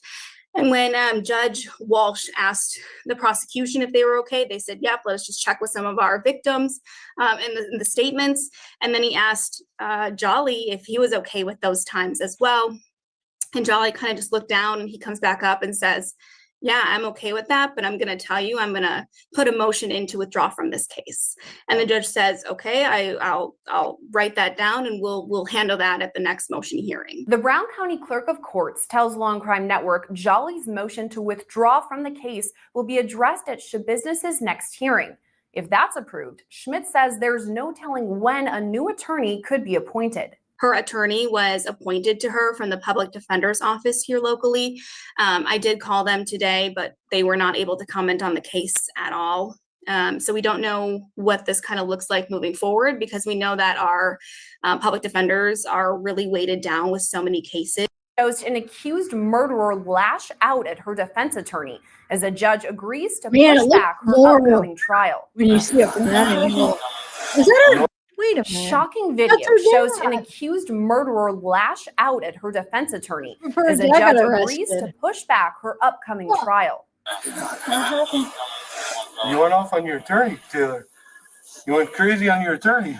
Yeah, it was certainly an attack, and I've been in so many courtrooms and so many cases, and this is the first time I've really seen a defendant physically go after their own attorney. Court video shows Taylor Shabusiness lunge at defense attorney Quinn Jolly before she's restrained by a sheriff's deputy. It happened in Green Bay, Wisconsin on February 14th. 25-year-old Shabusiness appeared in Brown County Court for a competency hearing. Shabusiness, who is accused of murdering and dismembering her lover, 24-year-old Shad Thyrion last year, was set to go to trial next month.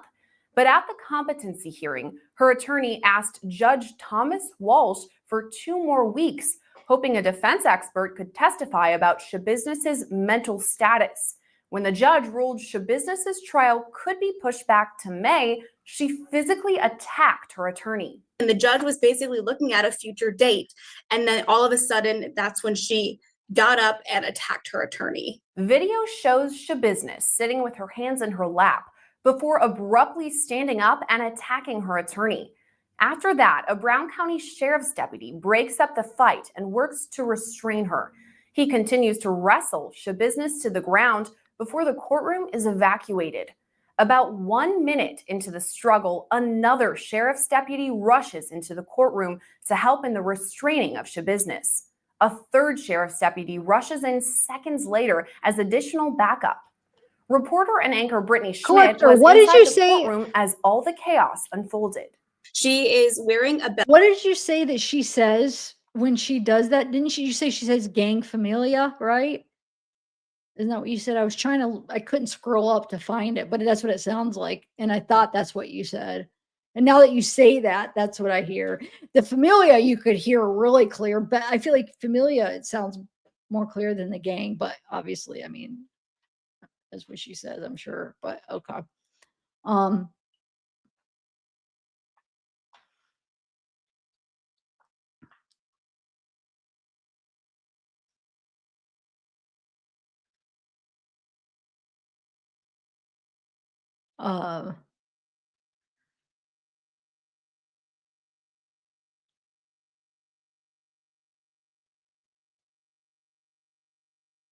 Yeah, I mean, I think some of it is acting, Tiny as Squish.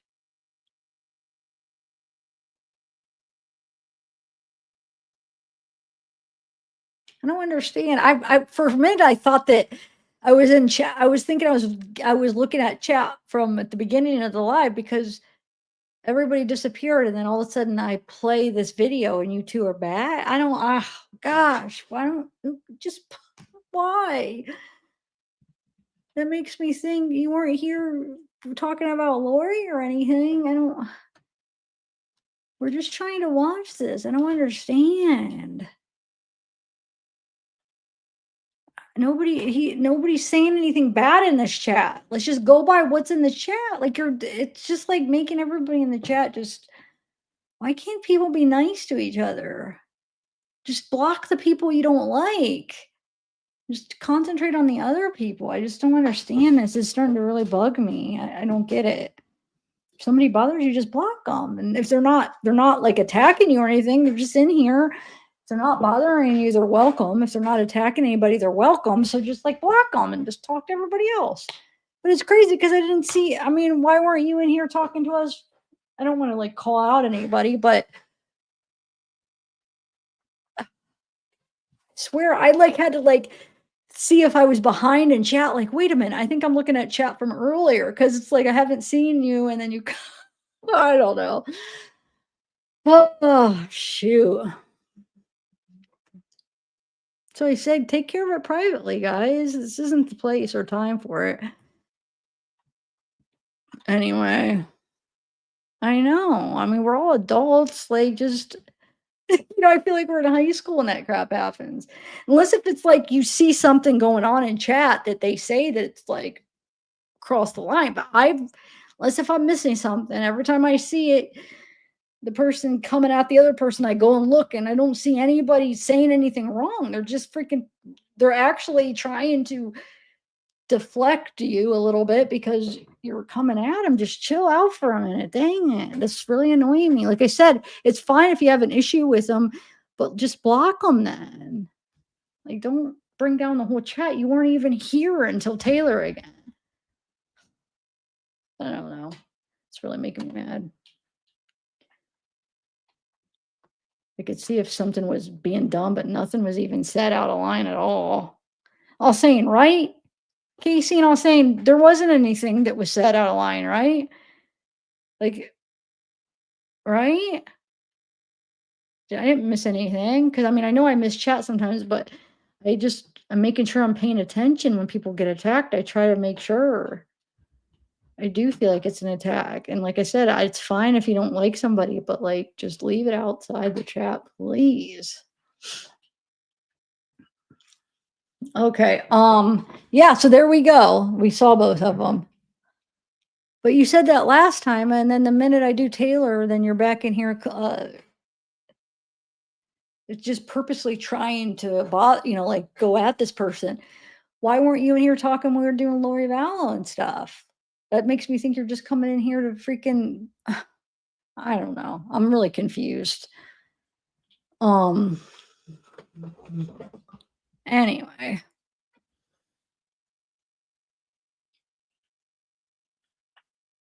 Yeah, I know. It's like, no, I was looking for you, Collector. I was asking if what she said. She says gang familia.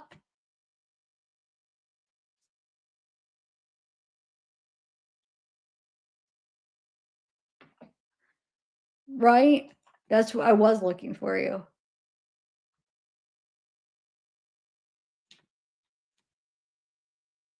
We were trying to, I could only scroll up so far. Okay, yeah, I could hear that now. Thanks. All right, let's move on to Lori now. Hey, beautifully broken. I know, right? It takes me a lot to actually say something. If I see something like, what the heck? Normally I just let the bots take care of it. But I just didn't see you doing anything wrong. Obviously they have a problem with you, but like, I wish they just take care of it outside. I don't know what you guys going on outside. You were behaving, you were not even doing anything. And it seems like every time you came in and chat, they were right there or she was right there attacking you. I'm sorry. I don't, sucks because I know the other ones are regular and I don't mean to call you out. I'm trying not to name names because I feel bad, but I just wish, I'm just trying to like tell you, just please respect the chat and just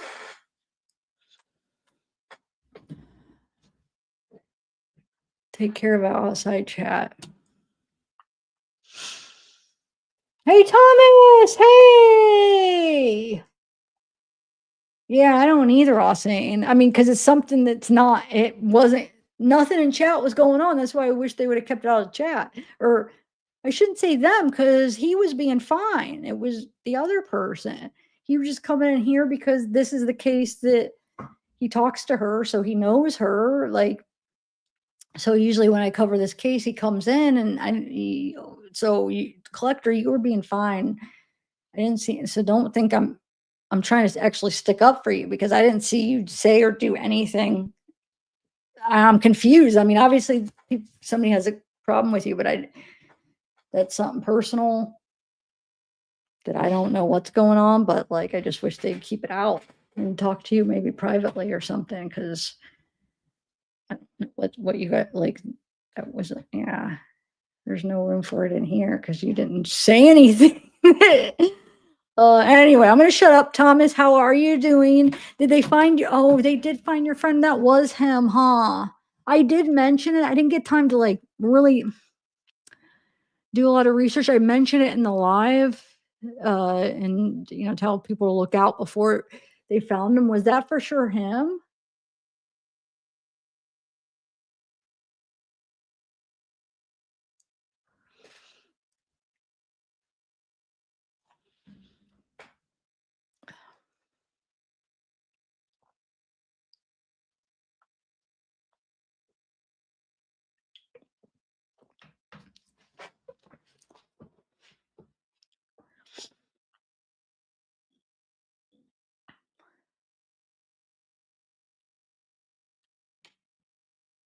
Okay, so let's go on to I wanted to play a couple old Lori Vallow, like some of the body cam from Melanie. I'm trying to think the Melanie things. I'm trying to think if it had anything to do with the Brandon case. I forget because Melanie was Brandon Boudreaux's ex-husband.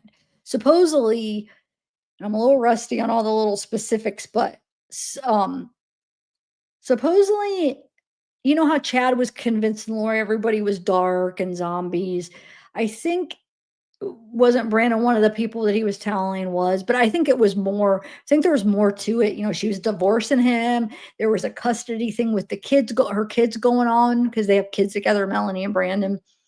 And I think it was more for money because, I don't remember the specifics on what, because I think Brandon was pretty well off. And I think it had to do with money. Like I said, this has been years ago, but I think money was one of the motives and custody of the kids for Melanie. And I'm pretty sure it was also Chad saying that he was dark and the zombie. I'm pretty sure that played a part in it too, that they had to get rid of him. So I'm going to play, I forget what happens in the body cam, but there's body cam with Melanie and Ian Pawlowski. That was her new husband. If you remember, Ian, hold on, let me remind you. Ian was the one that went to the cops, right, behind Melanie's back and said a bunch of crap that Melanie was talking crazy about, like the stuff Chad was saying, like crazy talk. But then he agreed to, wait, didn't he agree to like record her or something, try to get her to say something, but then he felt bad and then said, no, I'm going to trust her. I'm not going to turn my back on her. So then he kind of like did a reverse and like stuck by her. But actually in the last couple of years, I don't know if they're still together.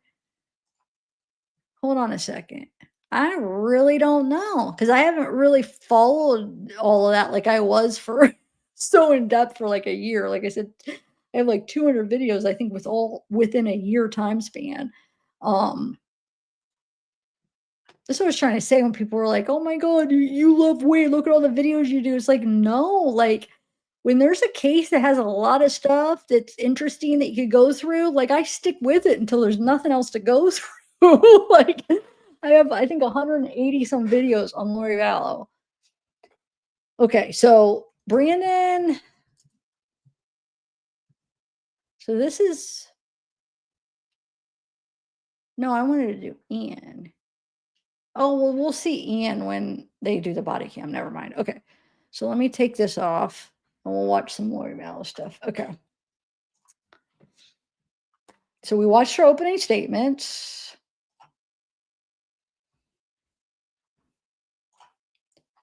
Man, I got a lot of, okay, so excuse me.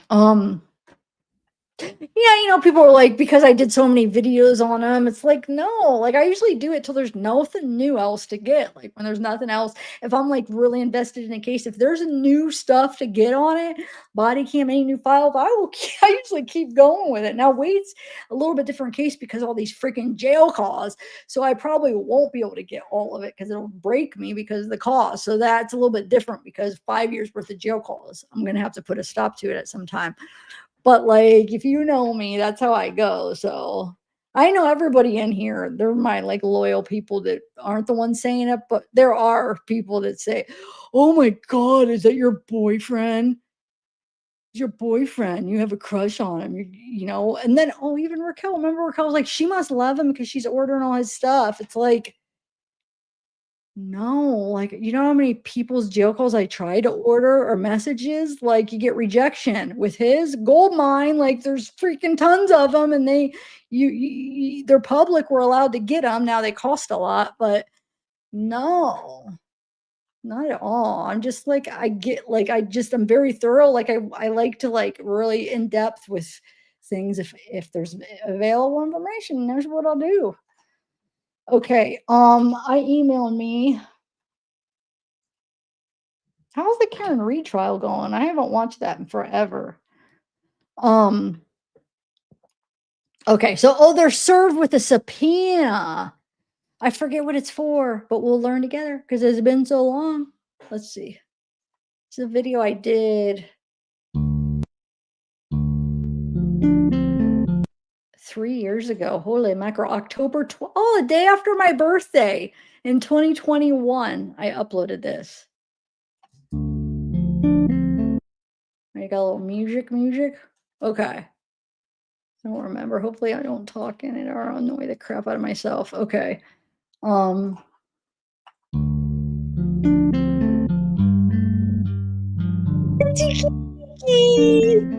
love him. He got his hair cut today.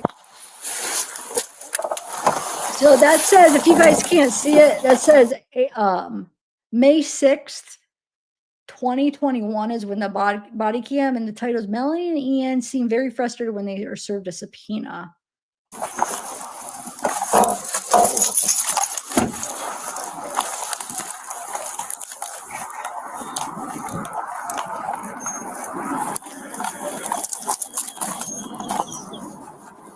Oh, that's right. They're out with their dogs. I forgot about that.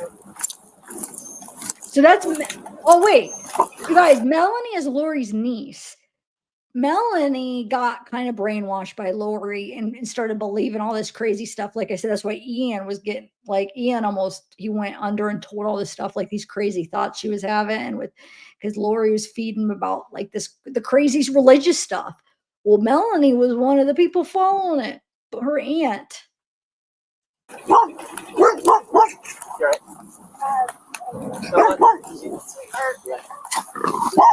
Golden Retriever? Yeah, it's okay. Melanie, I'm Detective Amy with Chandler PD. Okay. Hi. With the county attorney's office, Maricopa County. Apparently, you and your husband are wanted for a subpoena for testimony up in Idaho. So I can get paperwork to you for that. Do you want to go back to the house? Would that be easier? I need to have my dog go potty and then take the kids to school. Okay. It'll just take a minute. But I don't have to, ask you a question. I just need paperwork for the hearing. And then I'd like to get them to your husband as well. Is he home? Yeah, he's doing a work meeting. Okay. Okay.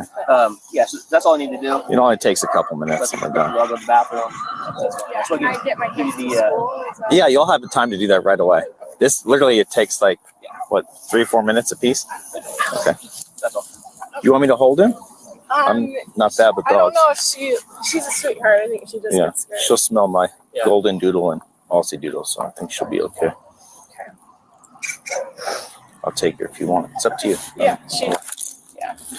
Let's go potty. Come on. Whoa, whoa, whoa. She really did. Come on, let's play. Come on. Okay, I'll just get some school Come on. and then you guys just gonna be like, huh? Come on. Come on.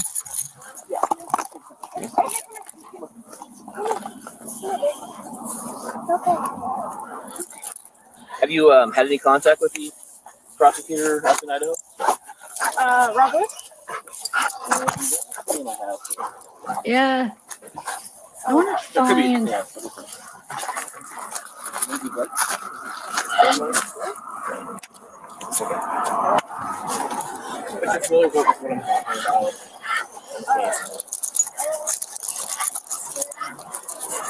I get it.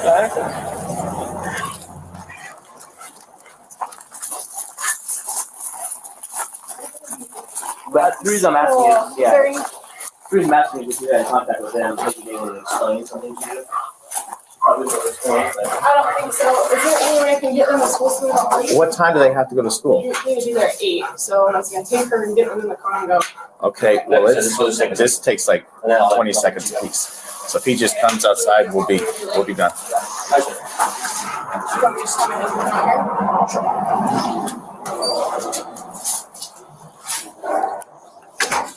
Pete, she's going inside to get husband real quick. She's in a hurry because she wants to get the kids to school by 8.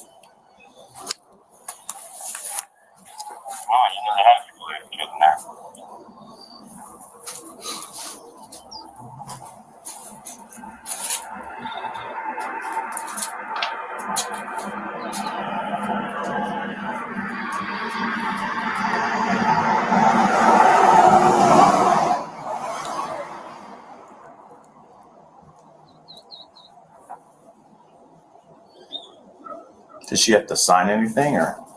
if she waives the hearing, Oh, okay. because they'll be afforded the opportunity to go to a hearing. Oh, okay. To like say why they shouldn't have to go. Oh, okay. And then a lot of times, most people just waive the hearing and then sign the waiver, Mm-hmm. and then just wait and go if they're Okay.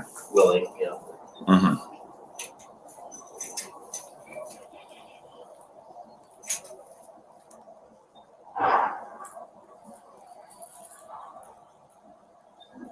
Kids. We only saw the 1-1-year-old. Hello, how are you? How you doing? How's it going, Ian? With the county attorney's office, Maricopa County. Sure. Detective there. And I just wanted to get you and your wife some paperwork in regard to, I guess, we want to have you guys come up to Idaho and testify, whatever information you have on that pending case. Okay. I assume it's really what we're talking about. Yeah. The case we're talking about. Yeah. So I basically have paperwork for you and you as well. Sure. And then there's a hearing if you wanted to go to a hearing to say why you shouldn't have to go to Idaho. Sure. So if you waive that hearing, if you're cooperative, and you can go ahead and go back up there. I think they want you guys May 18th, I believe, is the date. Okay. Then you can waive that hearing and then just make arrangements with Idaho or prosecutor up there. I'm sure they'll take care of travel arrangements, that type of thing. Sure. And then you guys can go up there and take care of it. Okay. Otherwise, so yeah, if you do want to waive that hearing, then you just have the document for you to sign to waive the hearing, and then they'll make your way up to Idaho. Okay. There's arrangements for that. Something you guys are willing to do. Yeah, well, let's talk about, I don't know, sorry, I gotta get my kids to school, so I just gotta get this thing. Okay. So yeah. So this is documents for you. It's basically an order of show cause, that's the hearing. And then the subpoena is in there as well from Fremont County. Okay.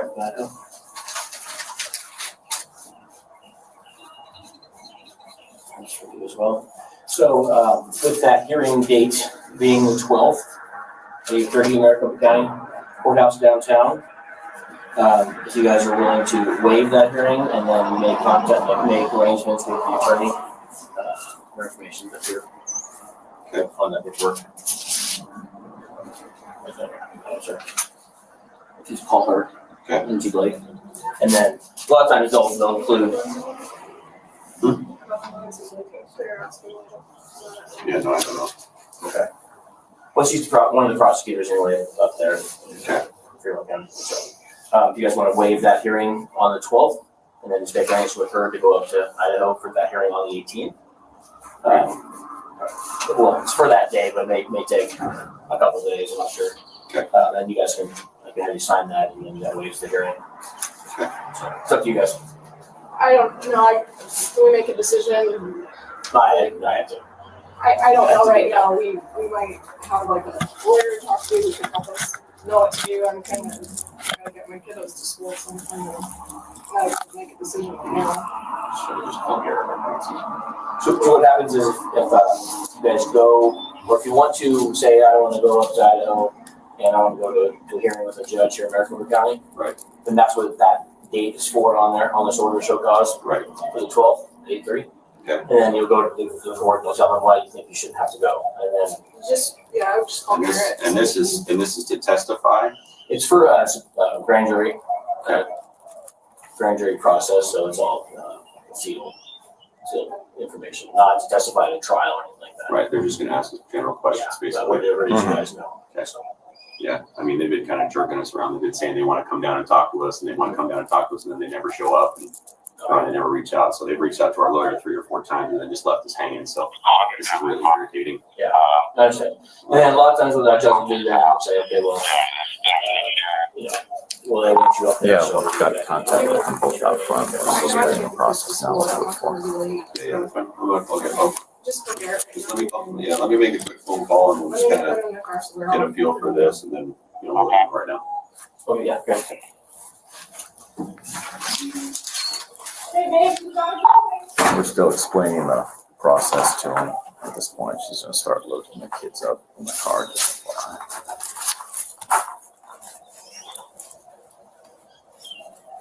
Hey, so we're being subpoenaed right now to go and sit in front of a grand jury and share some information for Fremont County. That would be May 18th. Yeah, that's what I just said. I said this is really irritating because they've been jerking us around for the last 3 months, saying they're going to come and talk to us, and now they're subpoenaing us. They want us to. So this is specifically to sit in front of a grand jury and share. It would be a sealed thing to share what we know with them. And so that would be May 18th. Yeah, exactly. Yeah. Thanks for doing that right before my family trial. And we can waive our, so we have a hearing to contest it, if we want on the 12th. Correct. So we can waive that, or we can go forward with What's going on? it. Okay. Right. Yeah, that's kind of extreme. Okay, so for right. Stressed. This doesn't make a whole lot of sense to us when they've been trying to talk to us, and then just dragging us up there. Okay, yeah, I'll send it up to you.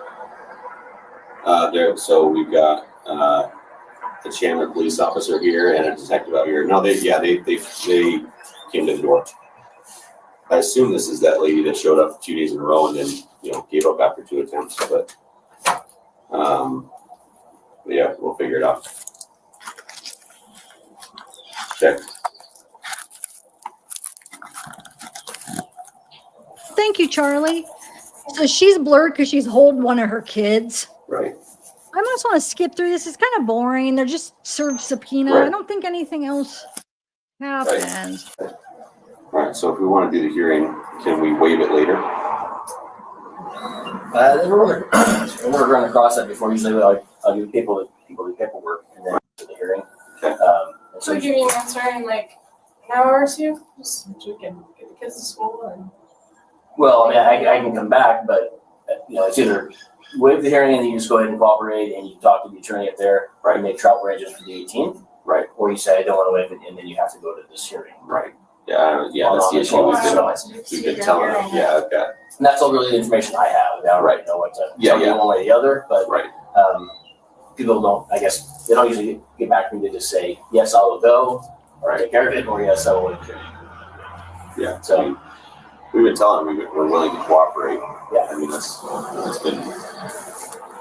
I would say maybe that's the easiest way to go is to waive the hearing and then go up to Idaho and cooperate.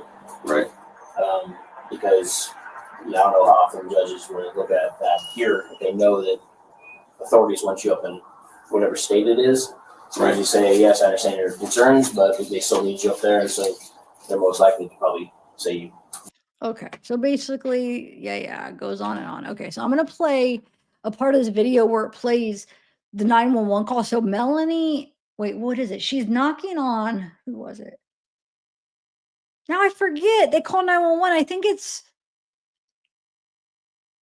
Brandon. Yeah, doesn't she go and try to get Brandon's kids? And then they call 911 on because she's acting crazy. Melanie, she's trying to get her kids. Forget, let's watch it. It's been so long since I watched it. I forget exactly what happens. But before that, I'm going to play a little bit leading up to like the storage unit stuff, just because that's the order I have it in the video. But I want to see something real quick. The date, hold on, the date where Brandon Boudreaux gets shot at. I forget that date real quick. Let me look that up. I'll play this until I look it up. Hold on. Right. But I mean, that's up to you guys. We'll just be messenger. Just messenger, yeah. No, yeah, that's fine. Get that.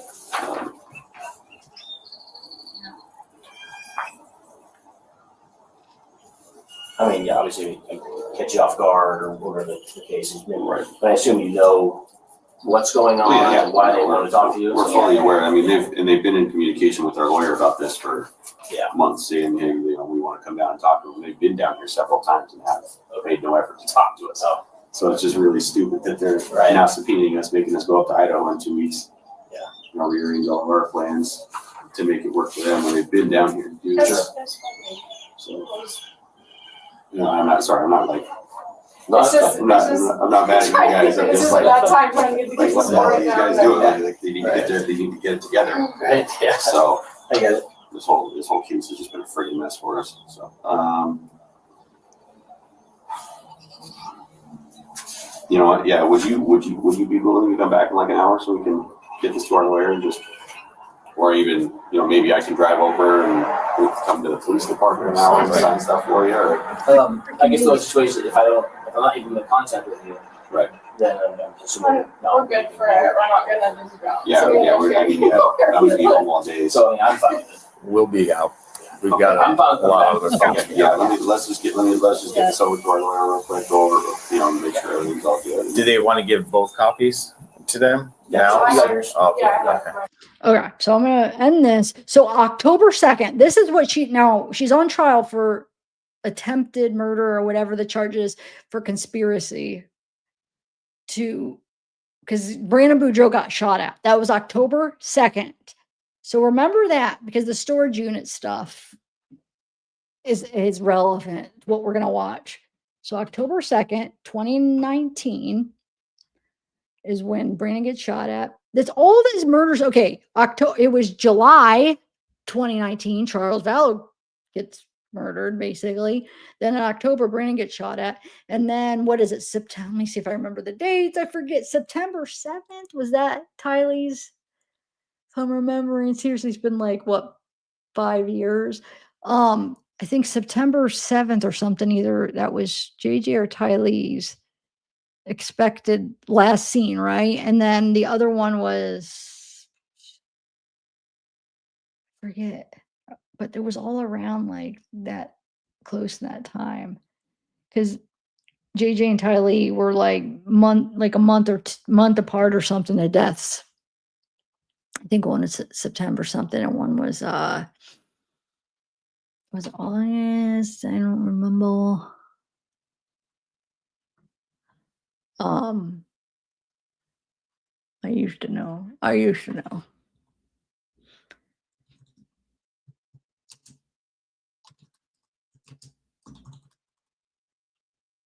September 7th was JJ's. Like I remember that right. Now what's Tylee's was um and then we have Tammy Daybell was on October 19th, I think. Could be wrong, but that she dies that they're charged with her murder. Chad Daybell's wife. This is all this crazy. This case, if you guys don't know about this whole situation, it's so freaking crazy. Like you can't even freaking make this stuff up. I mean, like this is gonna be like probably a movie one day. All the stuff, it's crazy. It's so freaking crazy. And Glory's behind it all, and Chad. I mean, Chad too, man. So Tylee was what? I'm trying to. I forget the date with her.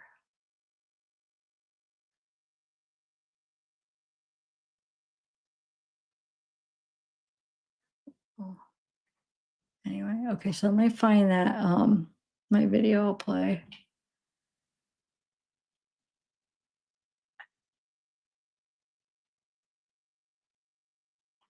For you.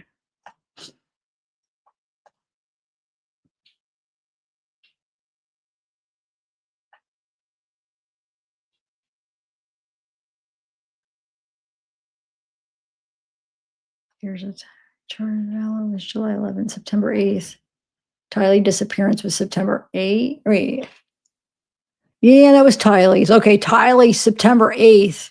Alex, Lori, Tylee, and JJ visited Yellowstone Park, where the last known photo of Tylee. So that was September 8th, was the last known photo of Tylee. Sorry, I got that mixed up.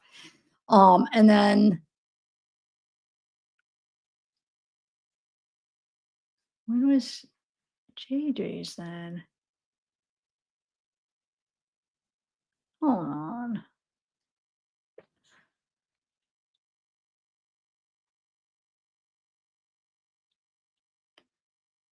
July 11th was Charles's. November 26th, they did a welfare check on JJ. So they think September 22nd, Melanie, a friend of Lori, was staying at the home and saw JJ asleep. It was last confirmed sighting was September 26th of JJ. And then, like I said, October 2nd was Brandon Boudreaux. I remember that right. October 19th was Tammy Daybell. That was her death. And then December 11th. Wait. Where's Alex's?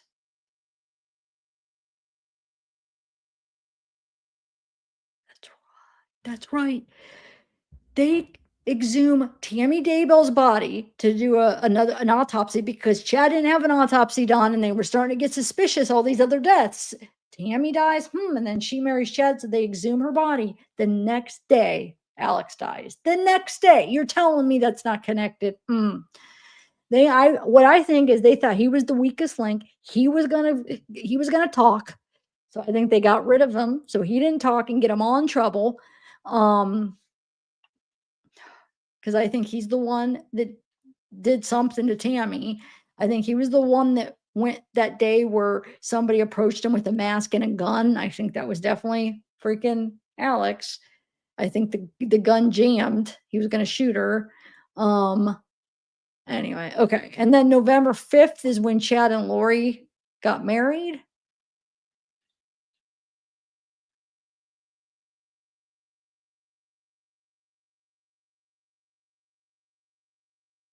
Anyway. February 20th is when Lori gets arrested in Hawaii.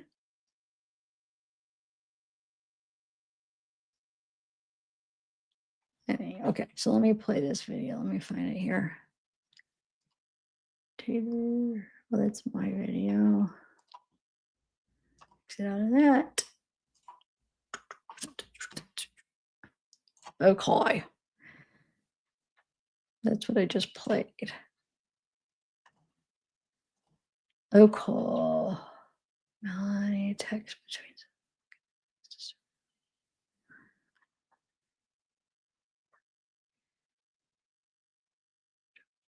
Here it is. Okay. Hey guys. Hold on. Let me find the spot that I want to start it from. Hold on.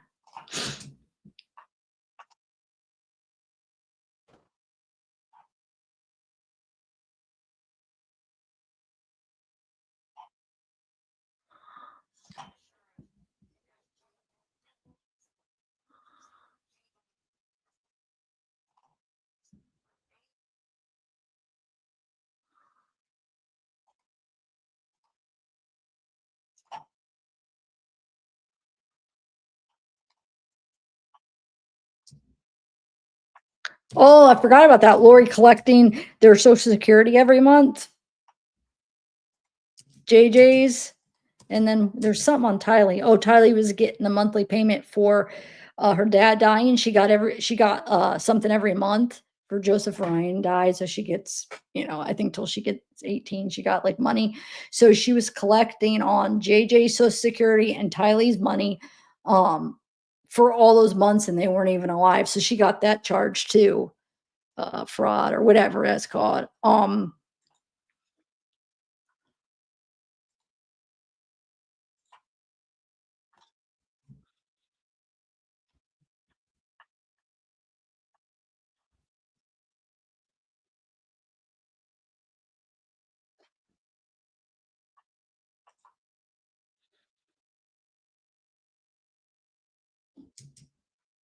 All right, hold on. It's reminding me stuff. Well, I guess I could just play it as I'm like just skimming through this to try to find what part that I wanted to pay. But it's reminding me some of these facts. So this is from 5 years ago. I uploaded this video 5 years ago, February 2020. Wow. Okay. So To go, I'm done. He has to go. It makes you wonder, was it really self-defense then? I okay. mean, So remember, this is 5 years ago, but I just skimming through it. I forgot about this. Lori abandoned the family in late January. Forgot about withdrawing that. a total of $35,000 from their bank accounts. According to Charles's sister, in March, Lori returned and persuaded Charles to stop the divorce. Court documents show that Charles right. filed a motion to dismiss the divorce on March 5th. 4 months later, Oh, Charles I had that. Holy mackerel! I had the YouTube. Can you guys even hear it? I didn't realize I had it all the way down. I'm sorry. shot by Lori's brother Alex. So it makes you wonder, who is the beneficiary? And when somebody, Remember, so a lot of these questions get answered, but this was when it was still fresh. has a life insurance policy and they have kids, how does that normally work? Okay, so I know a lot of you guys were asking me, and I'm sorry I didn't do a update when Hold on. right after. Let me just skip through some of this.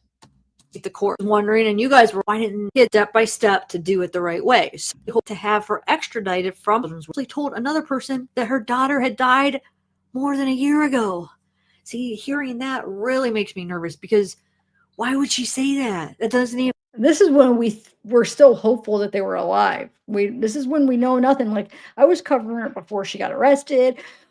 Like, when they were hoping the kids were still alive. People were like hopeful that they were still alive. She kept saying they were still alive. Okay, so I'm going to skip forward. Every new thing, I guess, see September. So the end of September was the last that anybody ever seen, Joshua or Tylee, I guess, was the end of September. So, geez, so it'll be going on 5 months. The end of this month will be 5 months that they have been seen. Okay, so now we're going to talk about the storage unit that we've all been hearing about.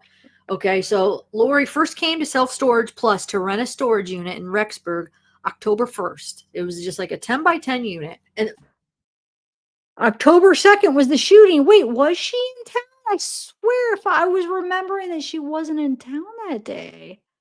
Maybe she goes out of town that day. Okay, so October 1st, that Brandon Boudreaux shooting's October 2nd, which she's on trial for now. She rents a storage unit. Okay, let's see. Over the next few weeks, she went there a few times. Surveillance footage shows the storage unit being visited 9 times in October by either Lori or a man or both of them together. And one time in November. She came alone once on October 1st, which is the day she signed the contract. She was driving a blue Nissan Rogue. Lori returned October 2nd and 3rd with a man who appeared to be her brother, was Alex in Cox. town. I was His truck thinking, is spotted. why was I remembering wrong?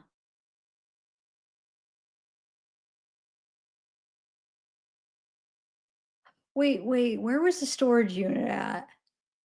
Spotted on the camera several times that month. During one visit, the two enter, and the man looks back and forth like he's all paranoid, kind of just like looking to see if anybody's there as Lori opens the door. He removes a heavy tote with something hanging over the edge. They bring it to the car and they go back inside, and he carries out a tire, and then they leave. Between October 6th to October 26th, a man that looks like Alex visits the storage unit alone 5 times. He drops off a variety of items, including gun cases and just various items.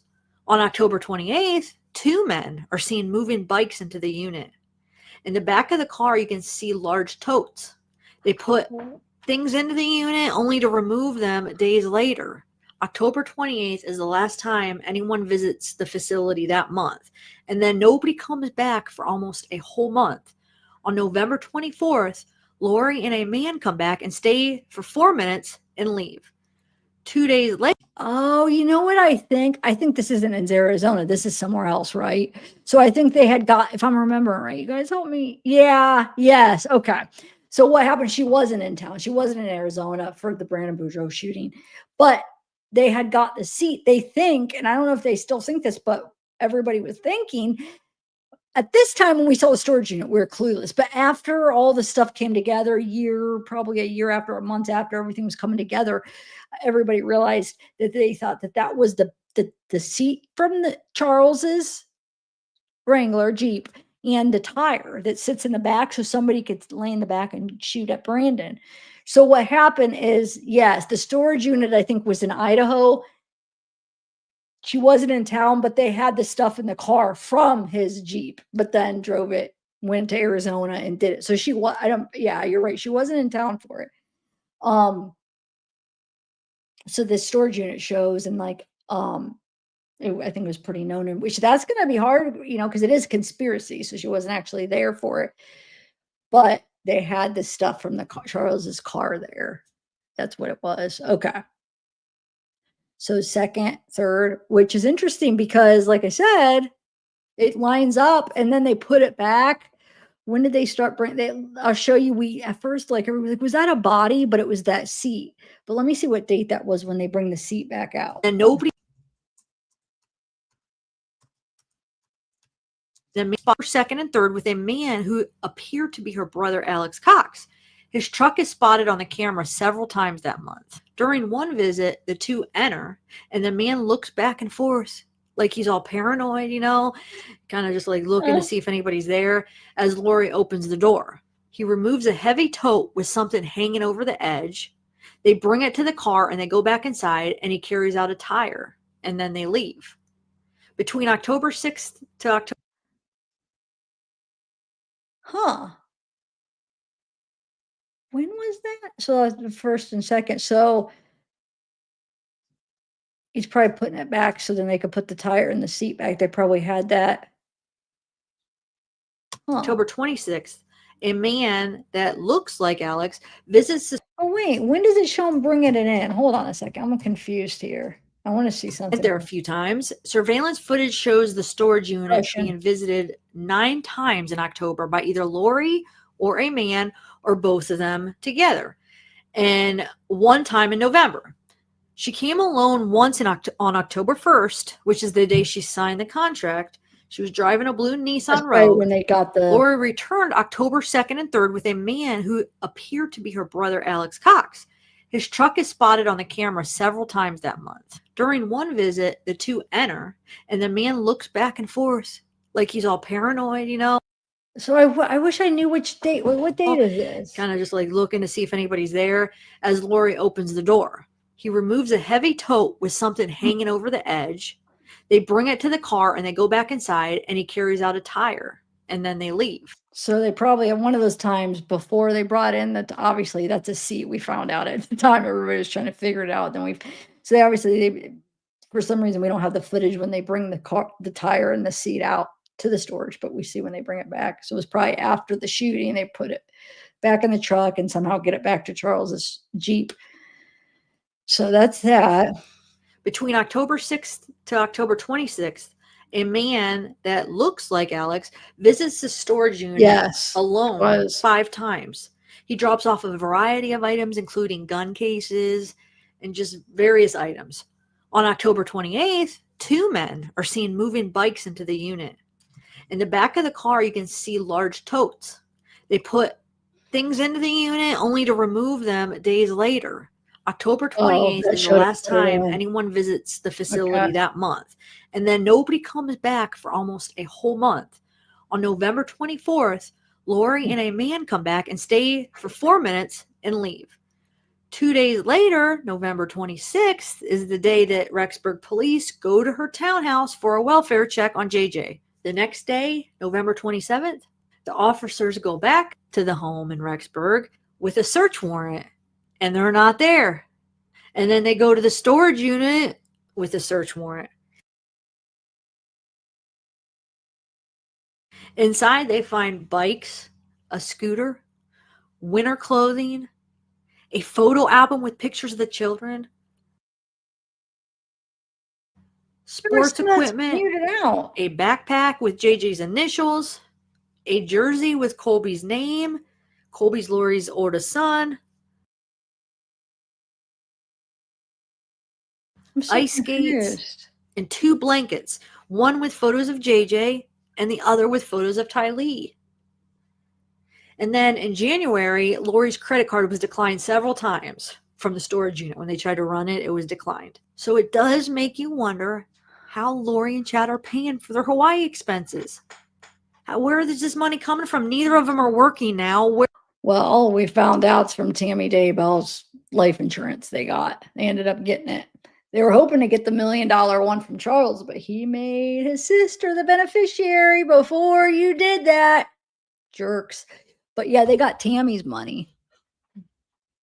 He didn't get an autopsy, and they got, wasn't it like $500,000 or something? A lot. I mean, it was enough to live in Hawaii for a while and obviously get lawyers for a little bit. I mean, then Chad was like, I'm out. He screwed her. He's trying to throw her under the bus. She never really threw him under the bus. She stayed pretty loyal, but when it came for his hearing, his trial, he threw her under the bus. He didn't stick by her at all. He's a creep. I mean, they both are. I mean, they're both, anyway. Where, at least not that we know of. Do you think from that? Remember, like I said, this is 5 years ago, so we do find out a lot of stuff after the fact. If you hear me say something that's well known, it's because back then we were just learning as we went. Now I wanted to play, I'm trying to find this there's something else I wanted to play. Oh, there's the 911 call I wanted to play. So this starts to talk about Melanie. I wanted to play this part. Like Children's Protective Service. Her and say they are okay. No, I guess it was only they were for the 5 to a guy named Brennan. Okay, here we go. Lori's niece Melanie was married to a guy named Brennan Boudreaux. They had 4 kids. They have 4 kids, and they were living in Arizona. But last summer, she moved to Idaho without her kids, with Lori and Chad, because she's following his teachings, and their families say they both joined a religious cult led by Chad Daybell, and we know that's kind of what's out there in the media, but some people say that preparing up people isn't a cult, so I'm not sure exactly what it is, but we find out. All I know is last summer she moved with Lori and Chad out to Idaho. Her and her husband, are going through a divorce. They're going through a custody battle, and she tried twice to take her kids from the grandparents, which I think they're supposed to be with their grandparents, it sounds like, but she tried to take them. So this is the second time she's trespassing on her in-laws' property. That's Brandon. Calls 911. You could hear her ex-husband's father, which is her kids, grandparent or her kid's grandpa. You hear him yelling at Melanie. You hear him yelling, to get off the property. And remember, this is in November. So she moved to Idaho after her divorce last summer. And this is in November that and this is the second time she's at her in-laws' property trying to get her 4 kids. So in the 911 call, you hear Melanie continues to bang on the door. I guess she's claiming she has a court order to take the children. It was 2 days prior. She trespassed 2 days prior on the same property. And then you hear the grandpa, which is her ex-husband's father, say, somebody tried to kill my son 3 weeks ago and she's involved. And remember, we saw that interview. Well, I don't know if you guys seen that interview. Maybe I'll upload it sometime, but there's an interview with Brandon, her ex-husband, talking about how somebody tried to kill him. Somebody tried to shoot at him. So Brandon was shot at while he pulled into his driveway. The bullet hit his driver's side window. And guess who drove her there? Guess who was the driver? Alex Cox. So Alex Cox drove her there. Well, that could be kind of confusing how I just said that. So Alex Cox drove her there when she was trying to get her children. As far as being shot at, obviously they don't know for sure. I mean, they're just assuming and thinking that she is involved, but they never caught the person that was shooting at him, which it makes me wonder, because Alex shot Lori's ex-husband. All of a sudden now Brandon's being shot at, and Alex is the one driving her to try to get her kids illegally. So gosh, man, there's so much stuff going on here. It's just, what is wrong with these people? But anyway, so Melanie ends up getting arrested for a criminal trespass charge. And then it says enhanced by domestic violence. So I'm not sure what that means. Was it enhanced? I'm not sure if it means it was enhanced by domestic violence because of previous domestic violence charge, or because of it's added on to, it's probably added on to that charge, I'm thinking. So I'm going to play that 911 call right here. Get out of my house! Okay. Get out of my garage! Get away from my door! Now! Mister? No! The police are on your way! Get away from my door! Now! Yes, my son's estranged wife, who has made threats, and I don't want her here. She's in my garage. I'm not opening the door to the lease to my house. If I open the door, there's going to be a problem. If you understand what I'm telling you. Somebody tried to kill my son 3 weeks ago. In Phoenix. Oh, that's And terrible. I believe that she's involved in it. Get out of my garage! Now! Okay. Get out of my garage! Get off my property now!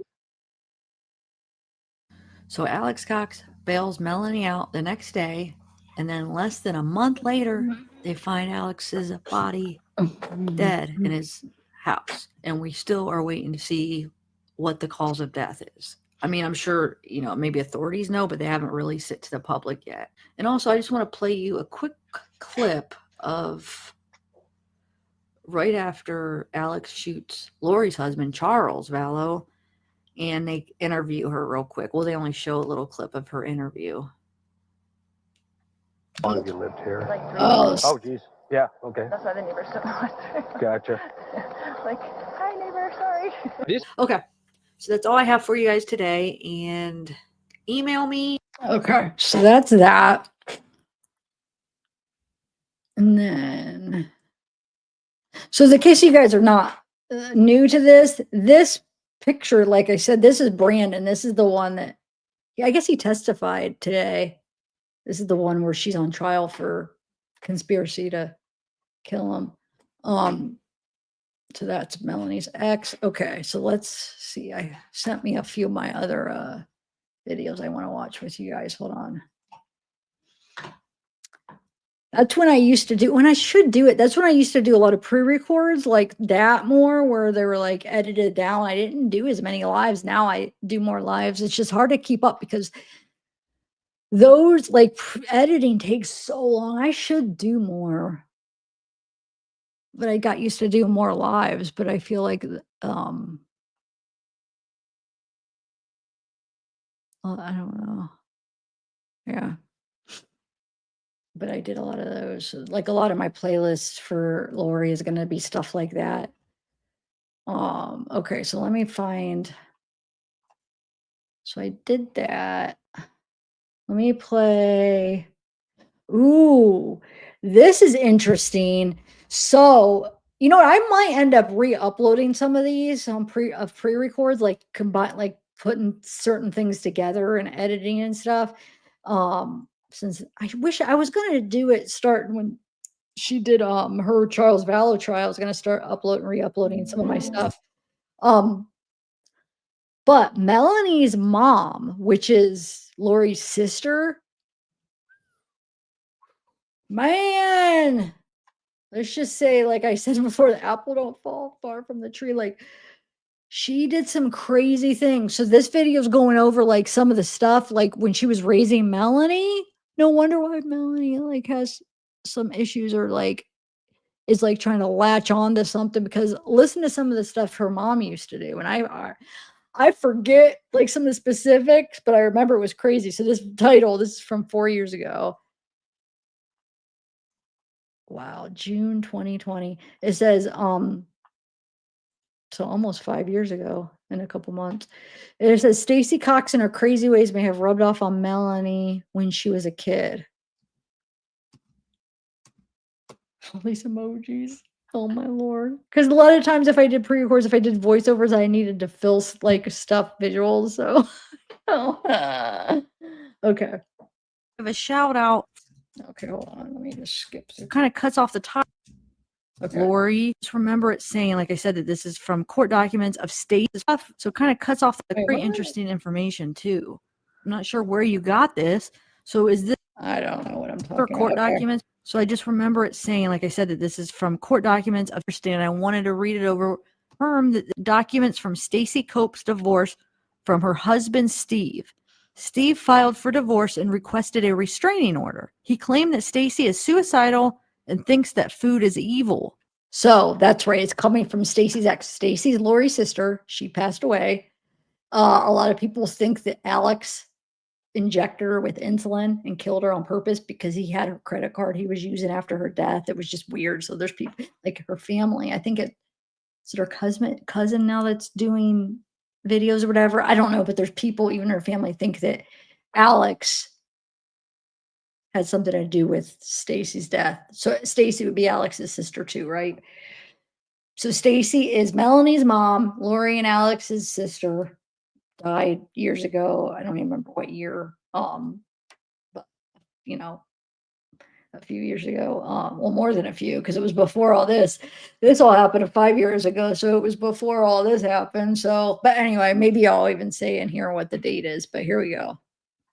That Melanie was not allowed sugar or milk and has tooth enamel problems due to a lack of calcium. Supposedly, her food issues were so severe that she would return the groceries Steve bought and weighed only 76 pounds. He also claimed that Stacy was keeping Melanie from school and from socializing with other children. Melanie was affected, feeling responsible for caring for her mother to the point that she interrupted playtime to check on her mother and stopped going to kindergarten. Steve claimed that Stacy took Melanie to California without his knowledge or consent while he was on a business trip in Atlanta. He also claimed that Stacy's health condition was her own doing because she did not administer her insulin properly and did not follow doctor's directions or suggestions, and that she developed gastroparesis as a consequence of her fears of food being evil. Additionally, she would not allow to have a feeding tube placed. Stacy required Melanie's toys to be washed in alcohol, would not allow Melanie to swim, and would not allow Melanie to use public restrooms due to germs. As Stacy's health declined, her behavior became irrational and out of control, with hours-long screaming and kicking tantrums, irritability, crying, and threatening physical violence against Steve. Melanie insisted she is a boy named AJ, Alex, or Bobby, cut off her hair short, and then began to cover it with a hat. When she claimed to be a boy, she claimed to be 3 years old and would talk in a different, more childlike pitch. Barry Cox is a diagnosed schizophrenic. Janice Cox is obsessed with weight, physical appearance, and feminine bodies. Stacy blames food for her issues instead of her refusal to adhere to insulin regimen she needed to. Melanie, age 6, washed her hands up to 30 times a day and would not sleep alone anymore. She was not allowed to swim due to germs in the pool. Melanie began to fake sick so as not to go to school, which Stacy told her was full of germs. Okay, so this is all coming from Stacy's ex, this information. Like, I'm forgetting some of this stuff. 5 years ago, I'm learning, like I'm relearning or refreshing, but Barry is Lori's dad. I don't remember him being schizophrenic. Like I don't remember hearing that. Hold on a second. Is that even accurate? Janice is Lori's mom. So Janice and Barry are they're Lori and Stacy's mom and dad. Huh. I gotta look that up. Like I said, this was coming from Steve. Did anybody ever hear about Barry being schizophrenic? Now I believe that about Janice, because I mean that I feel like that's probably accurate because it's different stuff. But I'm gonna have to look that up. Stacy was increasingly suicidal and had even Whoa. asked a nurse how much insulin she would need to administer to go into a coma and die. Stacy had shared her wish to die with her parents, Barry and Janice, and they all agreed it was Stacy's time to go. Stacy refused to have a feeding tube placed and had her IV feeding device removed without replacing it with another method to get nutrients. Melanie also began to swear as well as only want to dress like a boy. Stacy wanted to homeschool Melanie because other children have germs and food. So I don't know. This is pretty extreme.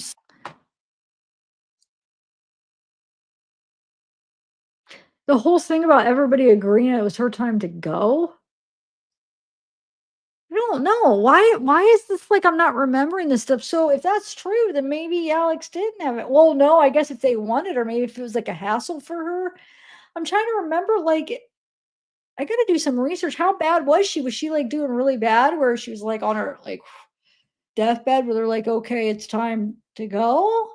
I was thinking it just had to do with she wasn't doing what she was supposed to do. I think she did get really skinny and like so the mental problems turned into physical problems where her health was declining because of it. A lot of the stuff I'm not like that. I'm not remembering that. Huh. That's interesting. Stuff. That's why I'm not sure if this is true. Maybe I Well, I'm this. even doubting it now because that's her and Colby, Melanie. It's her and as I could find. So I Brandon. don't know. Have you guys seen any of this? Yeah, have you guys heard any of that? Did die from the insulin overdose, so wonder if she did do it to herself. Okay, it's time now. Like they were. Yeah, I don't know. On Facebook was this girl. It's them and all their kids. Okay, I'm gonna skip to the next thing. Wait, what is this?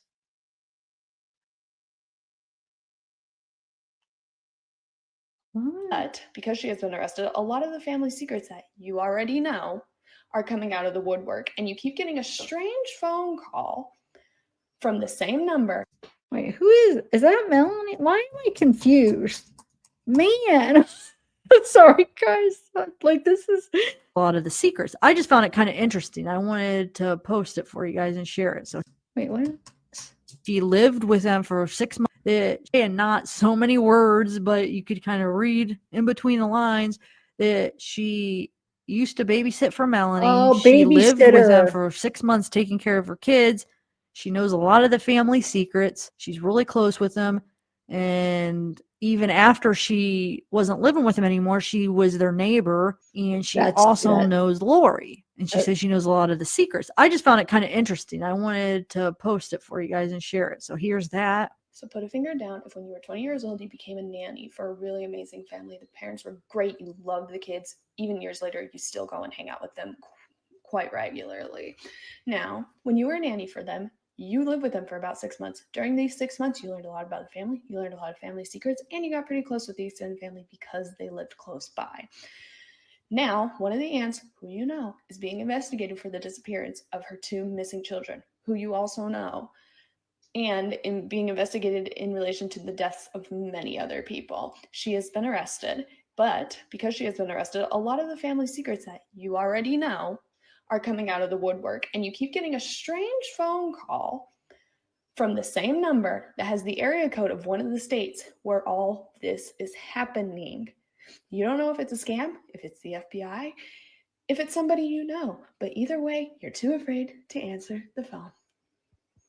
Okay, so what do you guys think of that? Man. Pretty interesting, huh? Wow, man, I'm forgetting some. This is like new to me because I forget a lot of this. Huh. Wow. Okay, so let's see.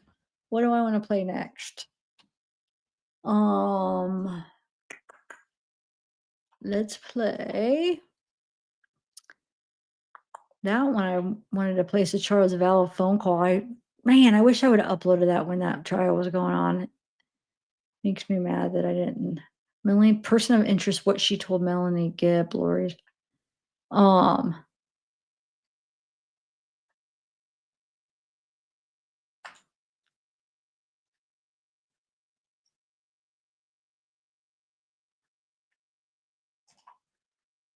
Going through Burger. Hold on. Full interrogation.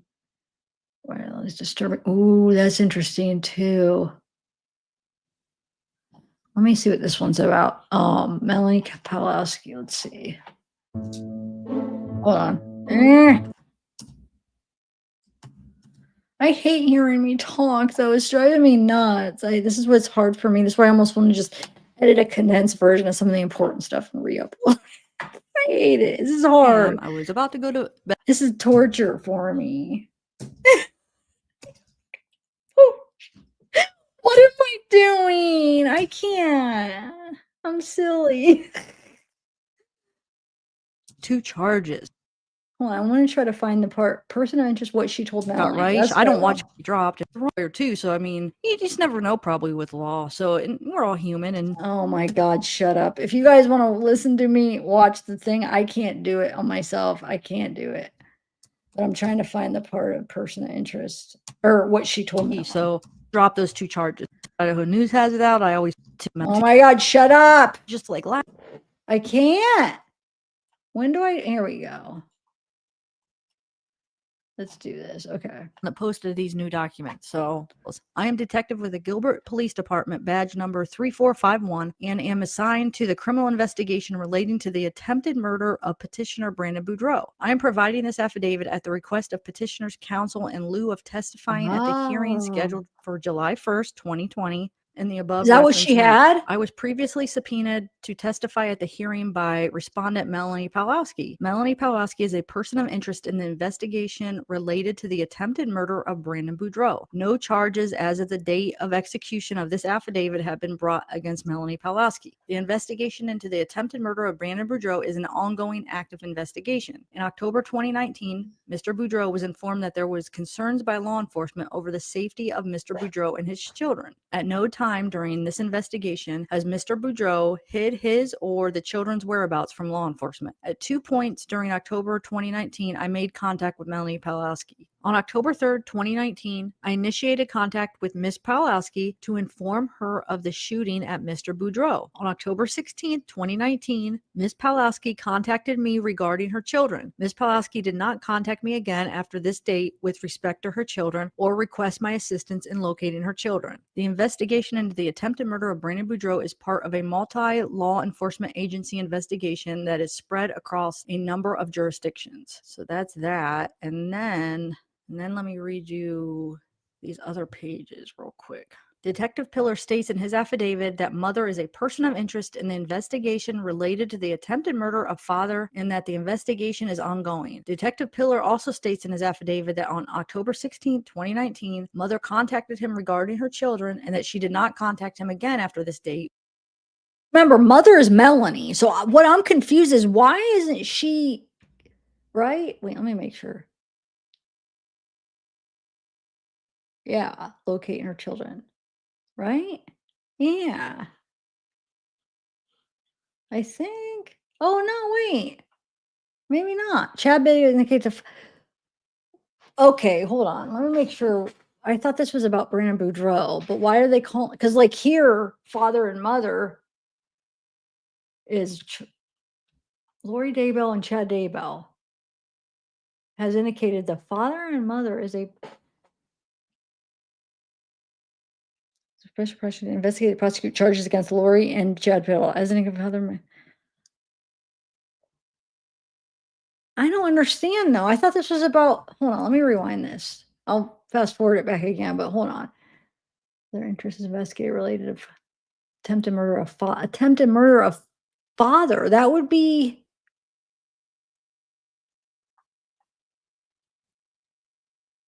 Mother cut her. I don't know. Attempted murder of father, that's Brandon, so the mother should be Melanie, but then down here, let's just see what it Mother says. is a person of interest in the investigation related to the attempted murder that will contact him again after this date with respect to her children or request his assistance in locating her children. Rob H. Wood, Madison County prosecutor, who has been appointed as the special prosecutor to investigate and prosecute the charges against Lori Vallow Daybell and Chad Daybell, has indicated to father that mother is a person of interest in the other multiple felonious acts, including the missing children, both now confirmed deceased. Mother's media interviews throughout this litigation are filled with conflicting statements from one interview to the next. So I'm glad they picked up on that. We're all seeing it, watching these interviews. So I'm glad that law enforcement actually saw that and is doing something about it. Okay, so on or about June 5th, 2020, Ian Pawlowski and Natalie Pawlowski appeared for a hearing on Natalie Pawlowski's petition for order of protection, which listed their minor children as protected parties. Following the hearing, the 7th judicial. So Natalie is Ian's ex. Ian is Melanie's new husband, at least at this time. I don't know if they're still married. She divorces Brandon. She has kids with Brandon, divorces him, or they get a divorce. She marries Ian. Ian was married to Natalie. That's his ex-wife, and they have kids together, or at least one kid. I don't know if they might have, I don't remember if they have one or two, but they at least have one kid together. So that's who they're talking about, Ian and Natalie. District Madison County court judge found that the reasonable grounds existed to enter a renewed protection order, domestic violence, allowing Ian Pawlowski to only have supervised parenting time contact with his children. Since entry of this renewed protection order, Mr. Pawlowski has had no contact with his children. Yeah, man, after all this going on, like, no, I don't know if you guys saw the email, that the stuff that basically Ian told Natalie that Melanie was saying. So now Ian is. That's right, Natalie. Ian went to his ex. Ian told his ex stuff about whatever that was going on with Melanie. So, dude, because Natalie Natalie goes and says something. I'm starting remember as I'm doing it. Like, there's so much. I forgot how much stuff with Ian or Melanie. We don't know if she's have that. And then you have his previous charge from July that Natalie charged him with. So I'll link that video in the description that I did a while back of basically Natalie's charges against Ian and his text messages to Natalie. And then also in an email she wrote to somebody that knew Brandon Boudreaux. She was trying to get a hold of Brandon Boudreaux, but an email about stuff that Melanie said. So I'll link the older video that has all of it in that one video if you guys want to check it out. The charge is pretty interesting, what she claimed or what she said that he was doing, that Ian was doing to her. It's kind of, but yeah, you'll see I'll link that video and you could see it's strange people is all I gotta say. Okay, so a little bit more. Here we go. Father requests that this court deny mother's motion to set aside judgment order or in the alternative motion to modify emergency temporary orders, as father has provided sufficient evidence supporting the need for the emergency orders to remain in place in order to protect the parties' very young minor children. If the emergency orders are set aside, the parties' children will be placed at a grave risk of harm based on the fact that mother has told Melanie Gibb that 2 of her children and father are zombies. Wow, okay. And that mother's new husband was found to pose a risk of harm to his own biological children and is only allowed supervised parenting time with those children, to which he has yet to exercise. So yeah, this is saying why. So yeah, that is one of the things.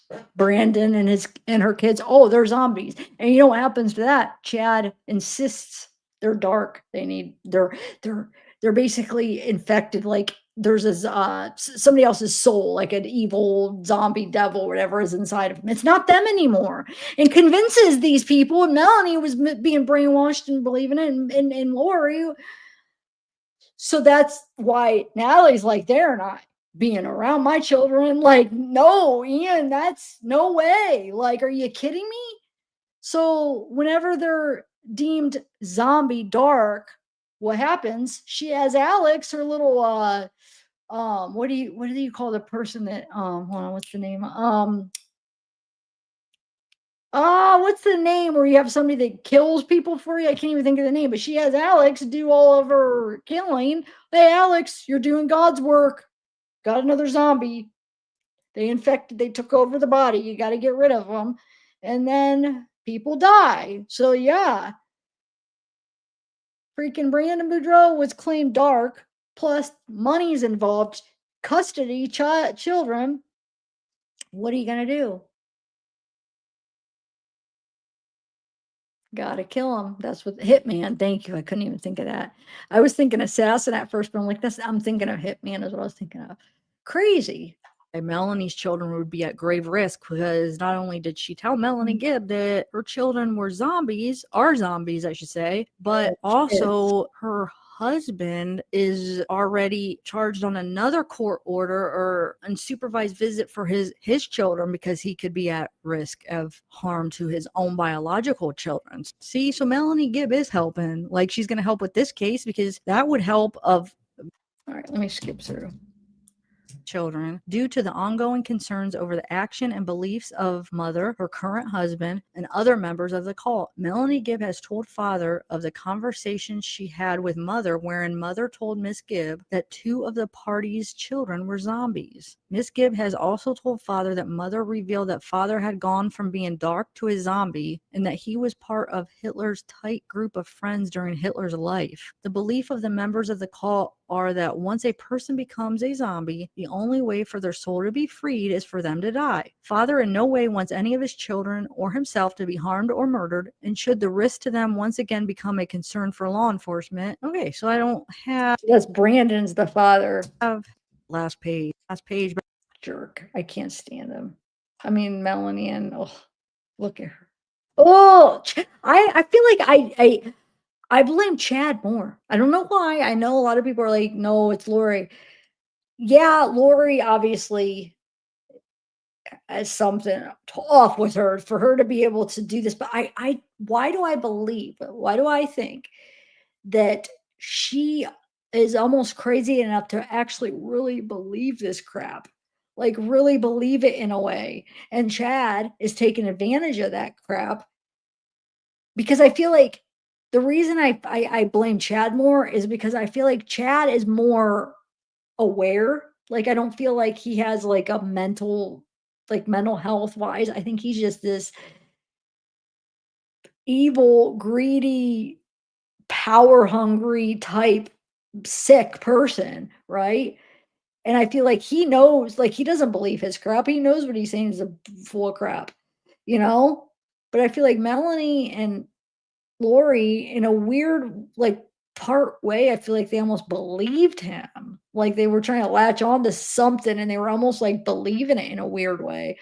Now I'm not giving her an excuse. That's not an excuse, but what I'm saying is like Chad makes me more mad because the minute he got charged, he threw her under the bus. None of this crazy talk. She stuck with you know what I'm saying? She just stuck with it. Like I don't know. I just think that he makes me more mad than her for some reason. I know a lot of people are going to disagree, but I mean, they both make me like, I want to, but him worse. Anyway, okay, so let me see what the next one is.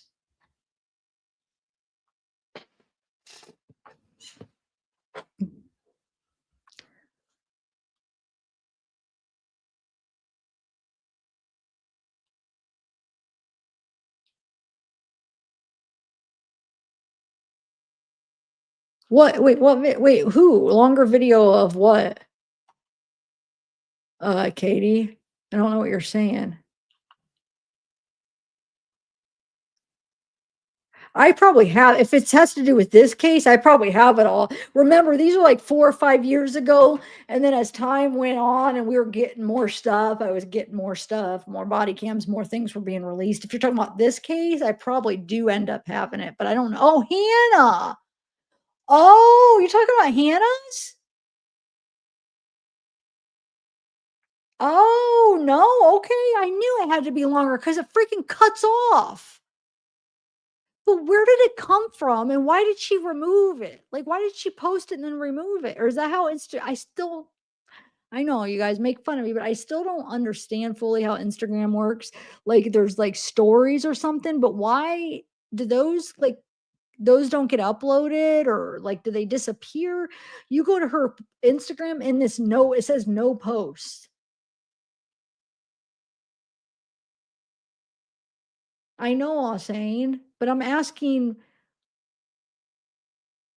where does it go? Where does like if that's like a story or I don't even know if that's what it's called. Like, do those always get posted or no? Do those just like I don't know. I don't understand how Instagram works fully. Um no, I know I checked her Instagram all saying it says no post when you go to her Instagram. Maybe her Instagram's private and I'm not her friend or something. I don't know.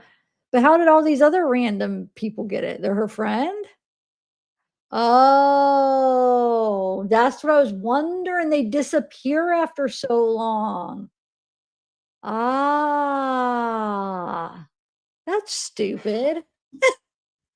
I don't like that. For us creators, we need them to stick around so we have time to find stuff. That makes me mad. I don't like Instagram. Okay.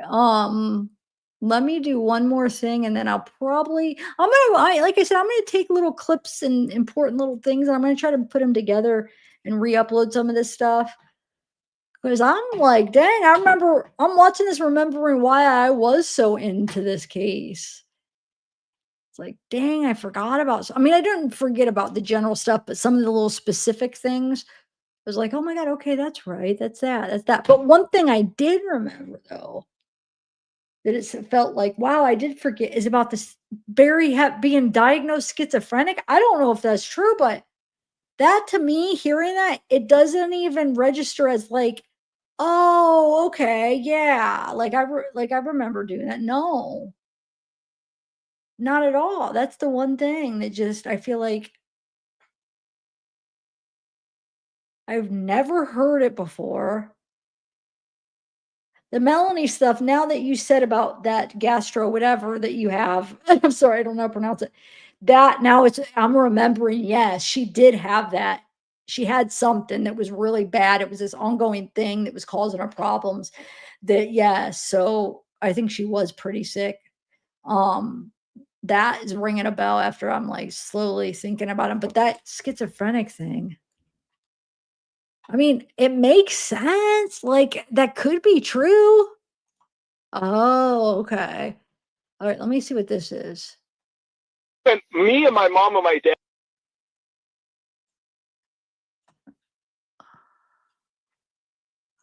Okay, so this is alive. 8 hours? Holy mackerel. This is from 2021 November. Holy, well, yeah, we're definitely well, I must have these body cams somewhere. Yeah, these body cams. I had to have uploaded these. I'm gonna have to find them because I know I have them somewhere. The Melanie body cams where she's outside. I forget what's going on in here, but you know what? I'm gonna wait and I'm gonna find them because I don't. If I stop a lot, I don't, and I talk, it's gonna annoy the crap out of me. Let me see. 11/16/2019.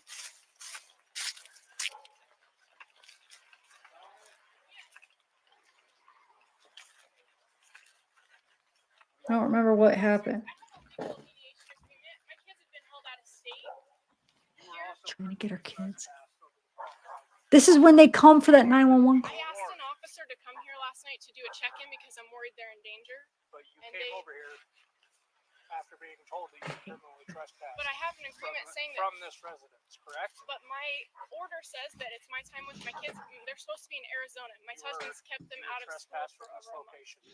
I just need my kids, and you're welcome to look at this order.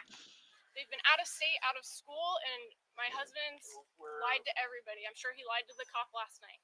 So this is my order. In contact with... Do you have a victim's advocate I can speak to in the police department, please? Okay. Melanie, so where did you get this order from? So this is our mediation order.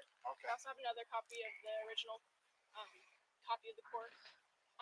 This is my time with the kids. My husband's been hiding with them over a month out of state. We talked to you the other day, right? Yeah. So And I we asked told for you- somebody to come in and check in on them to just make sure they're safe because my husband will, or my ex-husband will not talk to me.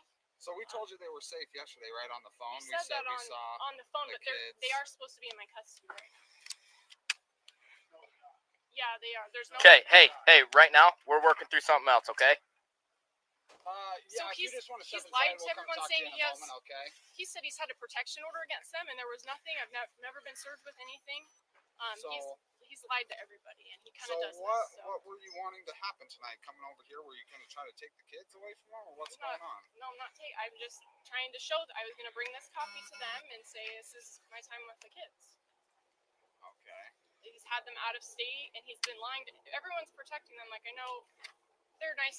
My in-laws are nice people, but they've been lied to, saying that there's a protection order in place, and there isn't. My kids are. I'm worried they're in danger because my husband's been doing a lot of things that caused me to worry. He says he was shot at a month ago, and then he went into hiding, and no one in Arizona has seen him for weeks or my children, and he kept them out for over a month with truant absences. I asked an officer to just come over here last night to just make sure they're safe, and he said I can't do a welfare check or a wellness check. So did for you not some hear reason. me when I was talking? We were talking to you on the phone the other day, and said we came here because you were here. We came here. We checked on the kids. They were Are you talking about okay. yesterday or Yeah. the day before? The day before. The day I before. heard and I had to call in because I didn't know if that was. I just heard something on speaker. I didn't hear everything. I heard that it wasn't super clear, and so I called in the next day and I said, "Can you? Because I don't want to have to go over there again. Can you send an officer to come check in?" Came over here anyways when we told you that you Well, were I have trespassing. It I doesn't have matter, a legal. right? Well, my children are inside, and they're understand that, probably in right? danger. They're probably in danger. You know that for sure. Like. Well, I know what my ex is capable of, and he has a lot of evil people working with him. So I just wanted to make sure my kids were safe last night, and the officer.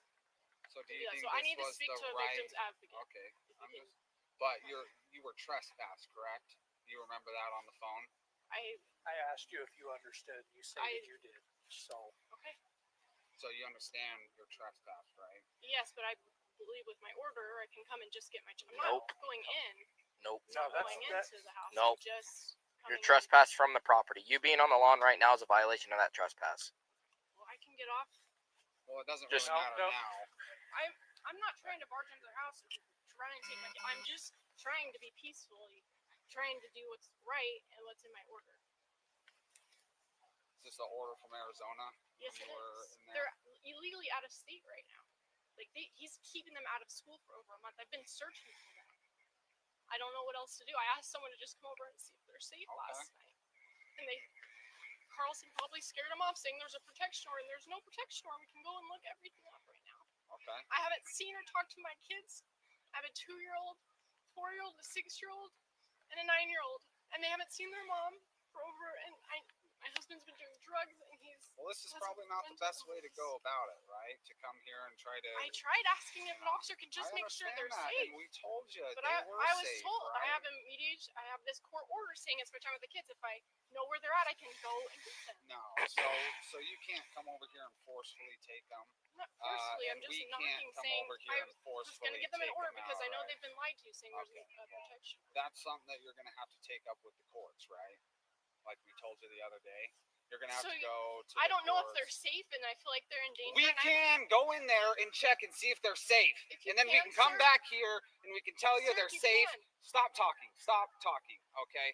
We can go in there, check if they're safe, but we already trespassed you from this property saying you can't come back here. And what did you do? You came back. Oh my god. Wait, I just have to stop reaction. I've never he just like went from like talking to just started yelling, which is kind of interesting because she wasn't getting loud at all. But maybe it was just because they have that prior trespassing. She wasn't supposed to be back, but she's actually staying really calm. It would have fooled me a little bit, but dude, she is crazy. So don't let it fool you. Well, I don't want to say it like that. At that point, I don't know what she's doing now. At that point, she was potentially dangerous. I mean, she was listening to Chad Daybell and Lori. She was listening to Lori, like Lori, she kind of looked up to her. So she's getting brainwashed by Lori. Lori was getting brainwashed by Chad. She was living with him in Idaho at that time when they were living in those apartments. When Tylee, I mean, at the same apartments that Tylee and JJ disappeared at. And then she says she says, I'm trying to think how that works. She did say stuff to Ian, crazy stuff, right? About that, right? I think she opened up, and then Ian ends up confiding in his ex and is like scared for a minute, and then somehow goes back to like, nope. But yeah, they were potentially, if she would have had custody at that time, I mean, they could have potentially been, not there. And then trying to kill Brandon, I'm sorry, but she was behind that too. That's bullcrap. It was her ex. She's trying to get her kids. She would have got some money out of it. She would have got her kids. Who knows what she would have done with them. She was told they were dark. So yeah, I mean, but it's just crazy because at this time, they wouldn't have yet known anything. Because remember, Lori didn't get arrested until February 2020, and they still didn't know if Tylee and JJ were dead. I think it was March or May or whatever when they dug Chad's. I think it was May something, maybe when they dug in up his yard and found him. But at this point, they didn't know all the deaths. They weren't charged with anything yet. So it just kind of surprises me that he got loud, because it's not like he knew like all the stuff. At this point, they wouldn't have known any of this stuff, really.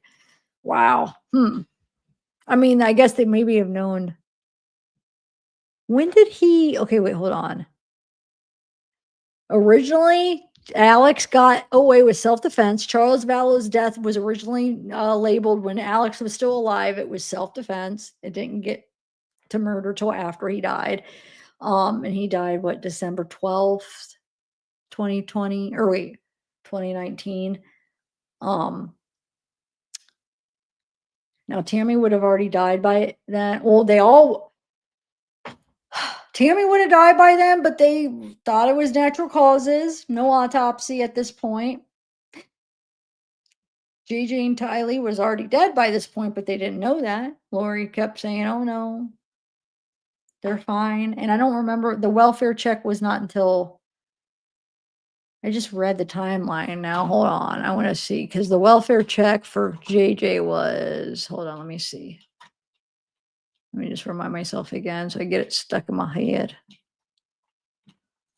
July, May.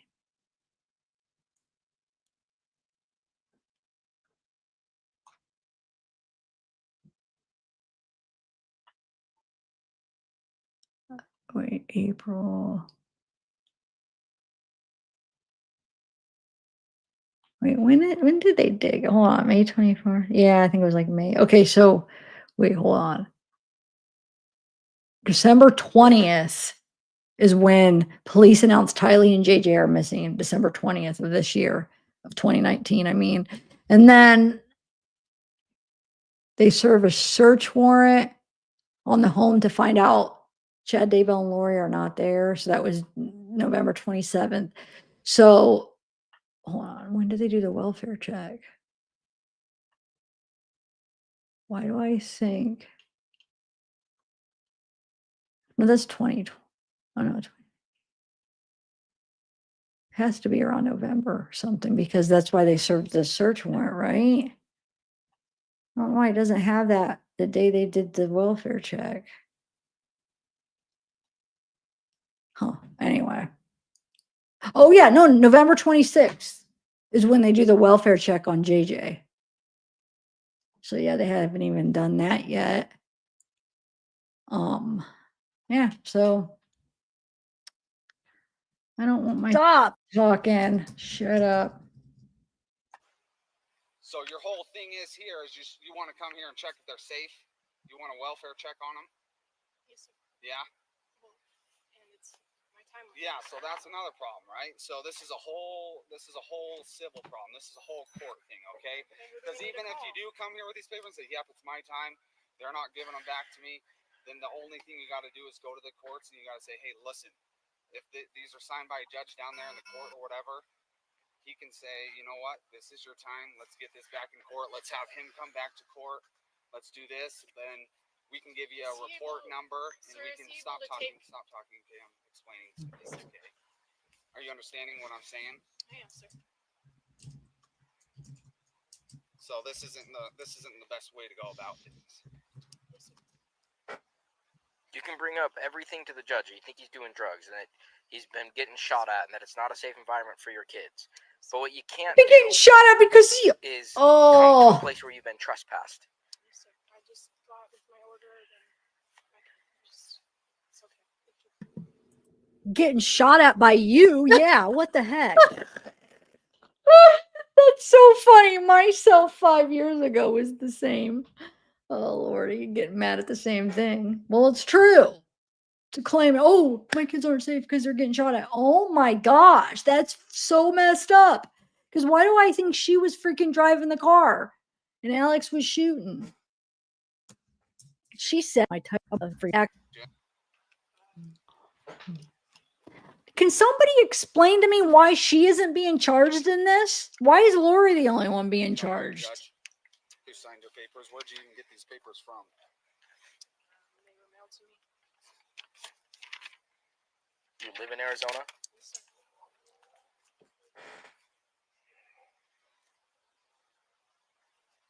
Was this done in mediation or in court?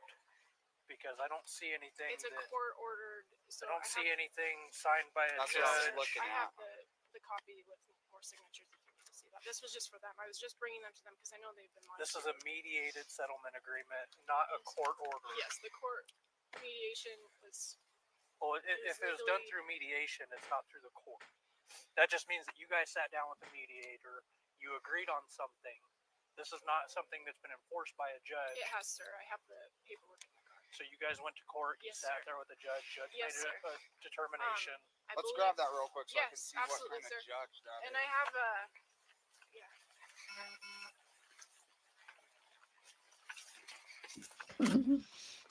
Yeah, it's funny. Oh my God, for a minute I thought that was a new, oh, I'm an idiot. I was about to say, for a minute, that comment that was up in this live, I thought it was a comment for here. I was like gonna say, oh, shoot, you've been following it that close. Look at all these people. Where did everybody go? Half these people hate me now. Believe us that we can go in there and check their well-being or what? No, sir. They have tons of cousins over probably, and I just want to make sure that it's my kid. We'll make sure. We're not here to lie to you or just make sure that your kids are not being No, taken sir, I care of. know. That's a huge No, deal sir, to I us, don't right? think you would like me. I just want to make sure Kids you don't know what they in look the like. state of Utah, kids are a big deal. So, like, you take that thing seriously. So, Come on, show them the freaking court order. You're stalling.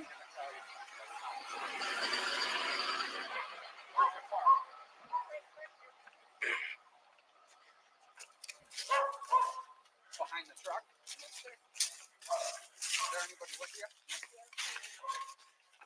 Alex. He's with her right now, jerk. Murderers or attempted murder, or Alex a freaking murderer.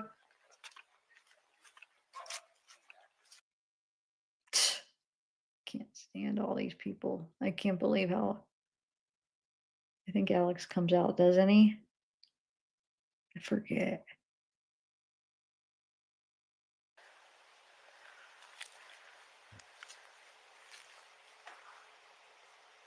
Trying to grab him because I just wonder if they would have done the same thing they did to Tylee and JJ because they were told that they were zombies.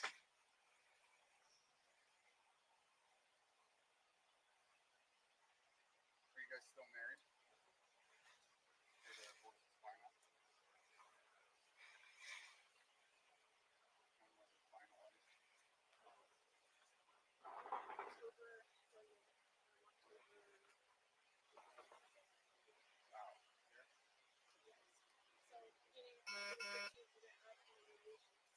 Hmm. Okay.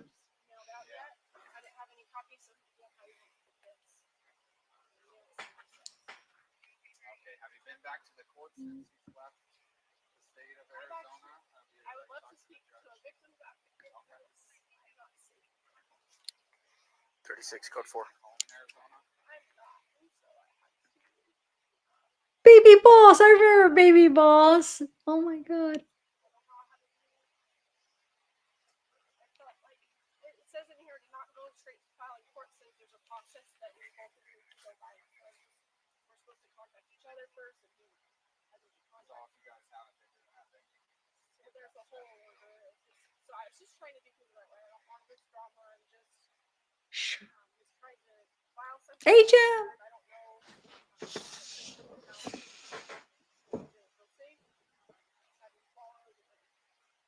I tried to do the best I can with going about this. I don't know. I've never done this before. Like, I don't.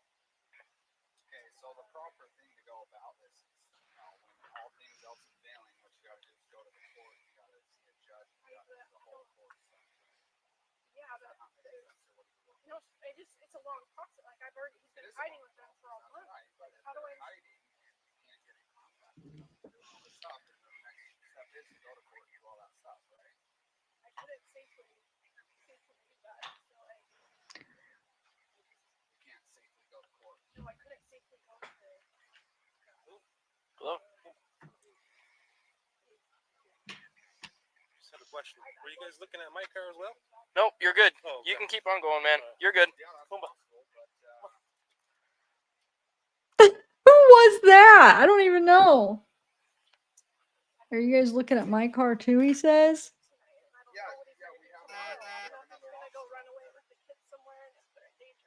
Melanie, stop it. They're not in danger. Ugh.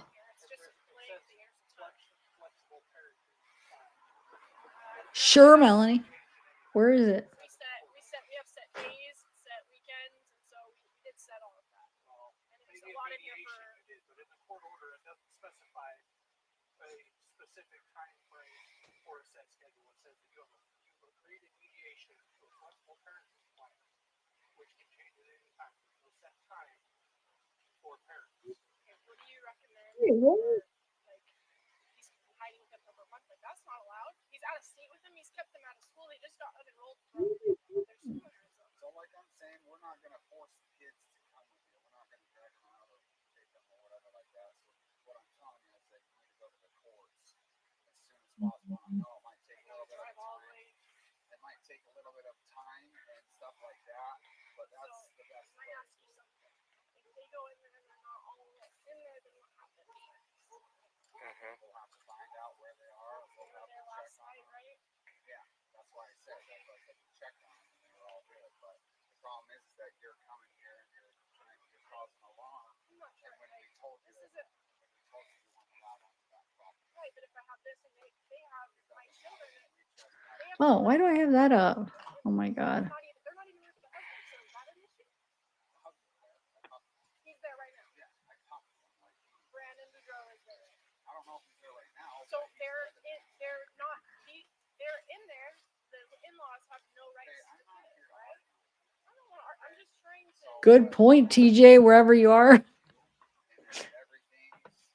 saying is file kidnapping, that they're out of state with in-laws who have no rights to the kids. I'm getting really pissed off right now that you're not listening. Wait. He just says, I'm getting really pissed off right now that you're not listening. This cop is one of a kind. And the crazy thing is like, in retrospect, it's awesome. But like, if it was like something where, in that moment, though, it's like, wow, where is that coming from? But that is so funny. Oh my gosh. I wish there would be somebody that talked to Lori like that. Lori and Chad. Oh, who is this cop? I need his name.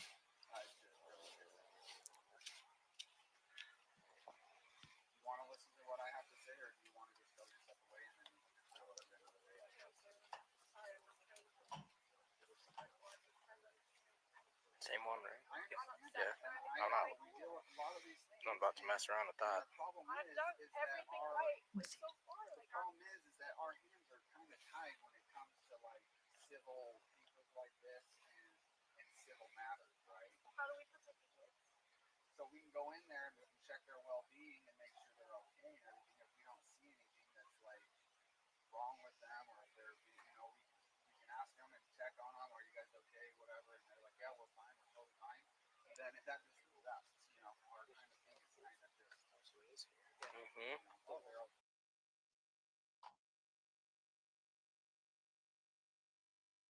Must have redacted some.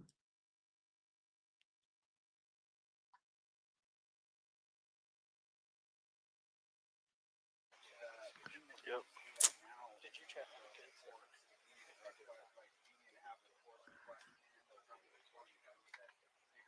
Okay, cool.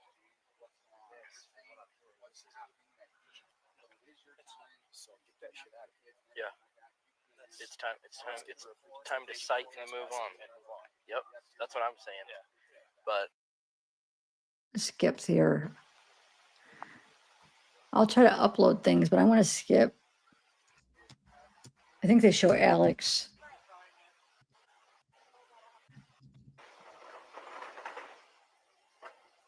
Where is that? I swear right there.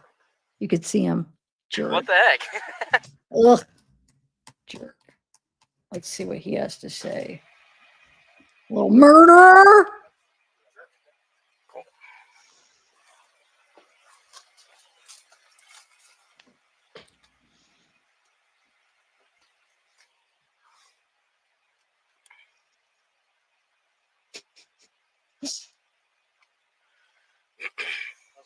Pretty good, dude. Not bad.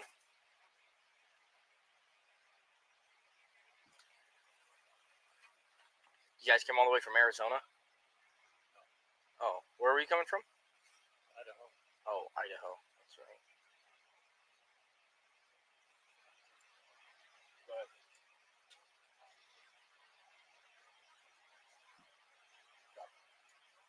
Wait, where? I thought they were in Arizona. Hold on a sec. Do you live in Idaho? Yeah, I just moved up there. From where? From Arizona. Oh, what the heck? Utah. Is that where? Idaho's a big change. It's a good change.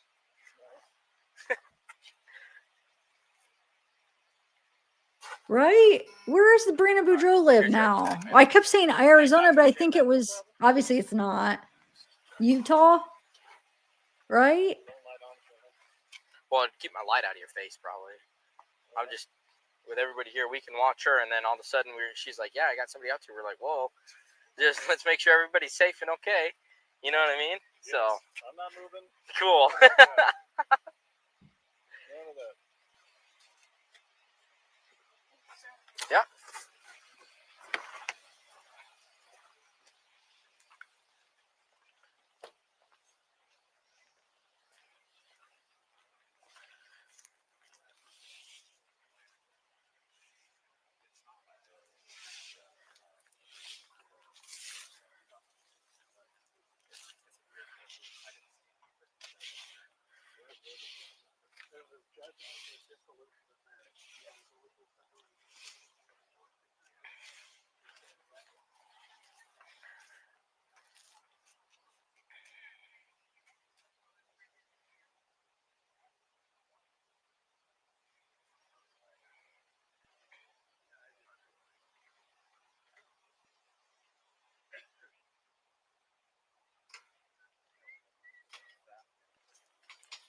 Okay. Okay, so this part's about to end.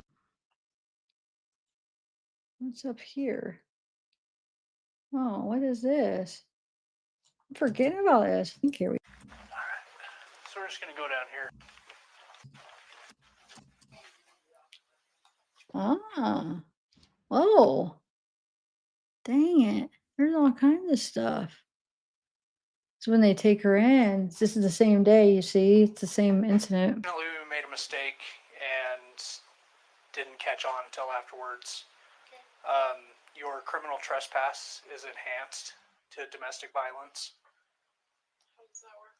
Because you were in a domestic relationship, you had, in-laws there. You trespassed, you entered the garage unlawfully. So we're actually going to be taking you into custody tonight. Okay. So I'm just going to need you to go ahead and stand up, face away from me, place your hands behind your back. Do you want me to just sleep? You can just set that right there. We'll take everything with you. No, they're not, sweet. That's what I was saying. I could tell by that conversation that they're not in Arizona. I thought before I watched this video. So then I was like, oh, they're not in Arizona. I think they're in Utah then. Because they're not in Idaho. They're not in Arizona. So I think Utah's the other place So do that. you have anything on you that would be Or considered a no, label on a wait. Hold correctional on. Let me facility? see. Drugs, Let me look knives, up. weapons. Knives, alcohol, drugs, anything like that. I don't drink. I'm gonna. Okay. All right. I can go give these to your uncle. You probably want this to have some contact information and stuff. They can hold this at the jail for you. Or if you want. I can give it to my uncle. Do you know phone numbers off of this and everything? So. Do you want to take that with so that way when you are released you can make contact? Yeah. Okay. Are these cuffs too tight? No, sir. Okay, I'm gonna go ahead and double lock them so they don't cinch up on the ride over to the jail. Okay. Is that call still open? Wait a minute, though. Why does she, if this isn't in there, that's why I thought it was Arizona. Because she has the same judge.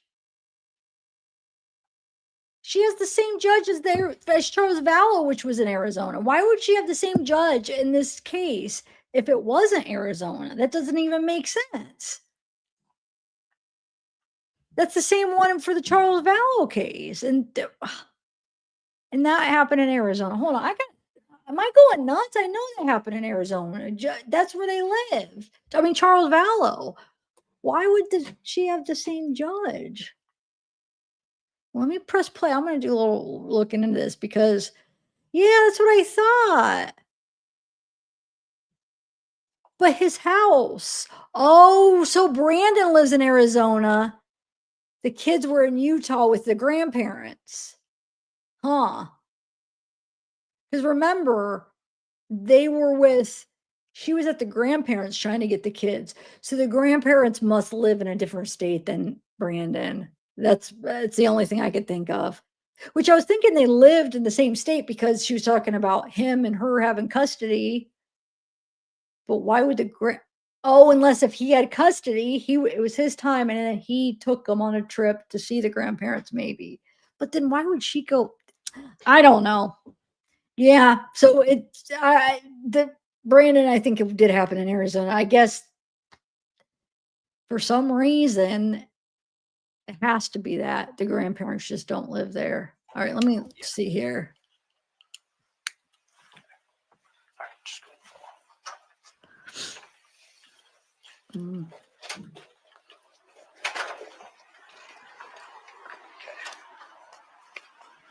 I'm just gonna come right back here. Just have to come up here for me.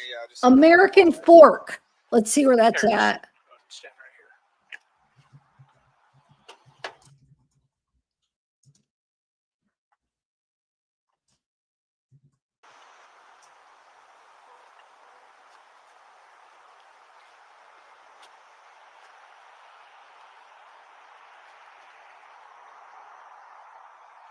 Utah. Yeah. They're in we'll let him Utah know. right now. American Fork is Utah. Yep, we'll let him know before we leave. That way he's not sitting around waiting for you. So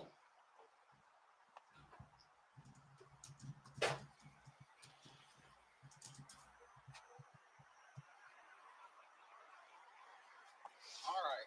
Let's go ahead and have a seat in there. Put your seatbelt on. Okay, okay. I got it all figured out. So they're in Utah. So his grandparents must live in Utah, his parents, Brandon's. And the murder or the attempted murder was in Gilbert, Arizona. So Brandon obviously lives in Gilbert. For some reason the kids were with the grandparents in Utah. So that's why the crime was in Arizona. But for this is in Utah. Okay. Never been in a cop car before. well, apologize that it's got to be like this, but we'll make it as painless as possible.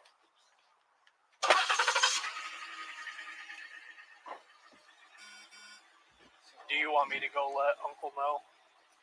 Or do you want to do it? We pull up over there? I don't know if I want to pull up over there because I don't want him to see her, you know. So. Okay. Do you want me to go over there then? We can go over there real quick. Yeah, I was looking it all up, guys. Sorry, I'm just looking at chat. You guys were saying the same thing, but I was actually typing in. I saw American Fork on the police car. I typed that in real quick, and it came up Utah. And then I hurry up and typed in where did Brandon get shot at, and it said Gilbert. Or what did I say? Not Gilbert. Yeah, Gilbert, Arizona. And then so yeah. So his parents must have lived in Gilbert, and he lives in his parents live in Utah, and he lives in Gilbert.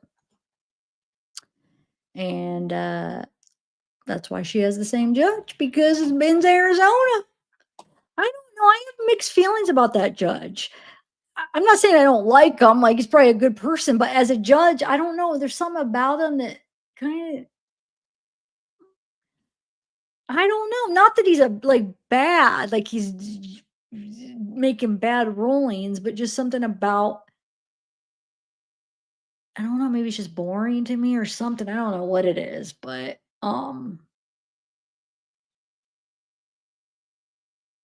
yeah, I guess it's just boring. It makes for a boring thing. Maybe it's not his fault. I don't know what it is, but He pulled up. I don't know if you noticed. That's him right there. I don't think there's really anything else much. Oh, is that Alex is probably in the car? Oh, Alex. See, I don't even know. I mean, no, is that the car they were in? Oh, no. Is it? I thought it was gray. Mr. Cox? Yeah. Wow, I thought it was this with you. Melanie's going to be going to the Utah County Jail tonight. Well, they would. So she wanted to leave that with you. All right. I'm sure she'll reach out to you as soon as she's able to, okay? So where would I bail her out? Or? Yeah, you're going to be able to bail her out. It doesn't take very long to process her. Okay. But she's going to be at the Utah County Jail. She has phone calls there, so I can ask her for a emergency contact, and we can give her your information. I don't know if she has my number. Not in her phone. Does she have it in her phone? Yeah, it's in her phone. Oh yeah, we're taking her phone with her, so that way she can have all the numbers and stuff like that. But unfortunately, our hands are tied with the law and stuff like that, and this is just what's got to happen. So, okay. Yeah. All right, Any sir. other questions, concerns for us? How much is bail going to be on that? I don't know. Any idea? Not yet. No. When she gives you a call, she'll know the bail amount, so she can tell you. But okay. All right. Thanks, guys. Wow. This is an 8-hour live. I can't even believe. What is this now? Man, there is a lot of good things between all the text messages, but we'll go through it another day because I'm getting tired, guys. This is my second live, and I probably won't be able to sleep because of this, but I'm going to go do my walk around the kitchen. I know, I'm a dork. I'll watch and I'll walk around the kitchen and watch. You know what I've been binging since I've been just so under the weather? So I actually haven't been watching much true crime. Usually I'm watching trials, or on my off time I'm watching long crime or something, true crime. But I haven't these last couple days. Because I just wanted to truly take a vacation away from work. Not a vacation because it wasn't, but I just was one of those I'm just taking time off. So I didn't watch really any true crime. I've been watching. Oh my God, you guys are gonna make fun of me, but I've been binge watching, and I don't know how. You know how you just watch a video and something pops up under recommended or something, and you're like, oh, let me find out a little bit more about it, and then you start finding, and all of a sudden, you're a week straight, you're watching something about it. Yeah, that happens to me a lot. Well, you could see, you know how I do deep dives on cases? Well, that's what I do on things I'm interested in. Oh, Lordy. I like reality type stuff. I don't like fictional stuff. I so, I'm almost embarrassed to say. I've been watching Honey Boo Boo and Mama June, or what's it called? Mama June from Hot to Not. There's a season. So it started off with Honey Boo Boo when she was a little kid, and then they do reality and it follows their life. I'm only on season 4, and they still are having seasons. So I have a lot to catch up on. But I've been watching I have to pay for it, though. It sucks. Every season I have to pay, the first 2 for 3 seasons, the first 2, and then season 7. But I don't want to skip to season 7, so I have to wait and go back to season 7. But you could do the AMC. It's on AMC. But then for season 3 and 4, I have to pay $15 a season to watch but I've been hooked on it. I'm embarrassed. I'm on season 4. Stop it. Don't make fun of me. But it's not just Honey Boo Boo. Like it starts off Honey Boo Boo. I'm on the part where it's called Mama June from Hot to Not, but they carry that same name, but it just follows the family. Now Honey Boo Boo is like where I'm at now, she just started high school, but it follows the whole family. Her sister, Mama June's now freaking where I'm at right now. She's away with Gino on freaking drugs, on meth and crack. So she's like MIA. He wrecks into the house. It's like reality. It really is. Like I like reality stuff. So it just follows this family. And like, so, Honey Boo Boo starts off where she's like, she does that Honey Boo Boo or whatever. And then she's like, does those pageants. And then she starts off because of her. And then they follow the family. And then they decide to have June, the mom, get skinny, do a weight loss thing. So that's why it's Mama June from from not to hot, where she goes from like big and then they make her lose weight. She has the gastric bypass, her skin taken off. When you're big and you lose weight, you have the extra skin. So she got the skin removal.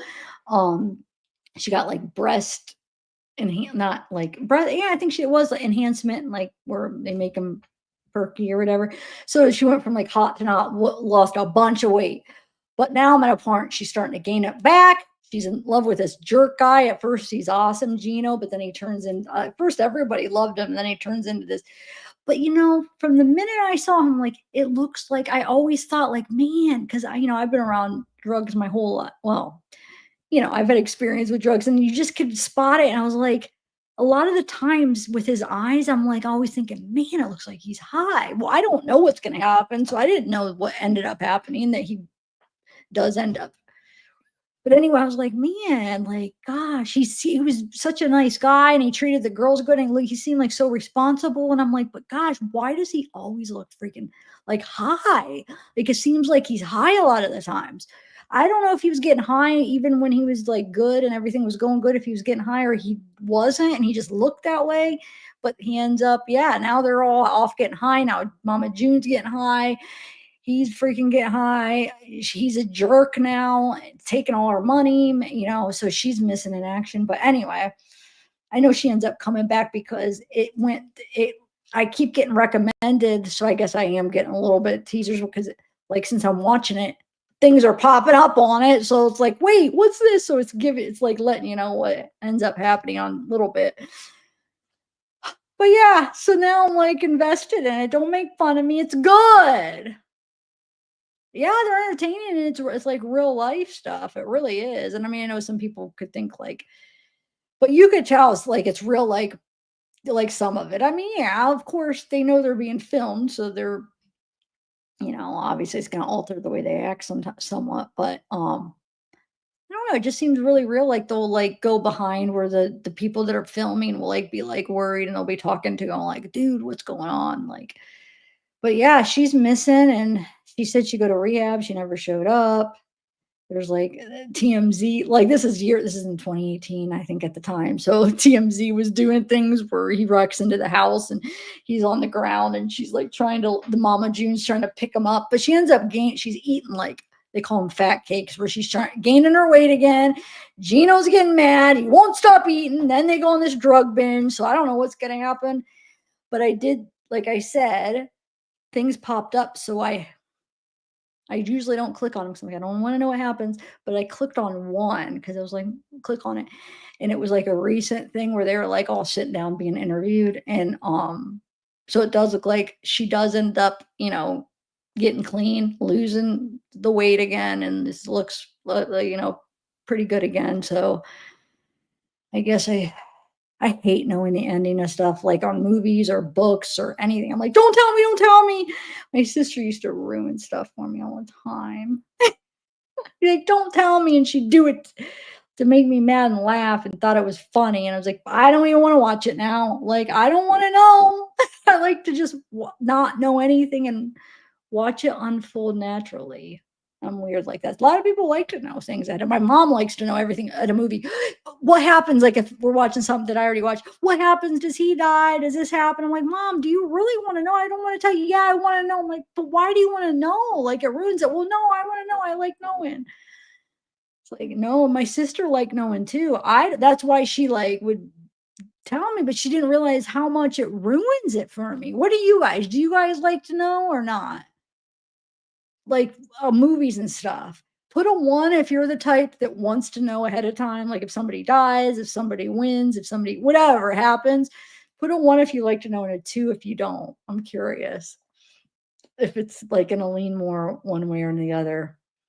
I just like to watch things like naturally unfold as it happens. Because if I know ahead of time and then you're watching it, it kind of alters like how you're viewing it, and you already know. So it kind of like, I feel like it makes your thing not like honest. Like if you watch it naturally unfold, then you have like an honest opinion on it.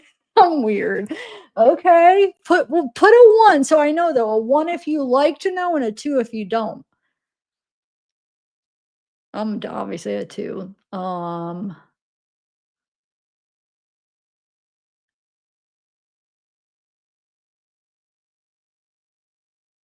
Okay. So far there's 3 2s, 3. Okay. I wonder if more people are like me then. And okay, we got the Zinkster's a 1. Okay. I do feel like there's probably more that don't want to know. I would say, huh? What's a 0 1 chance?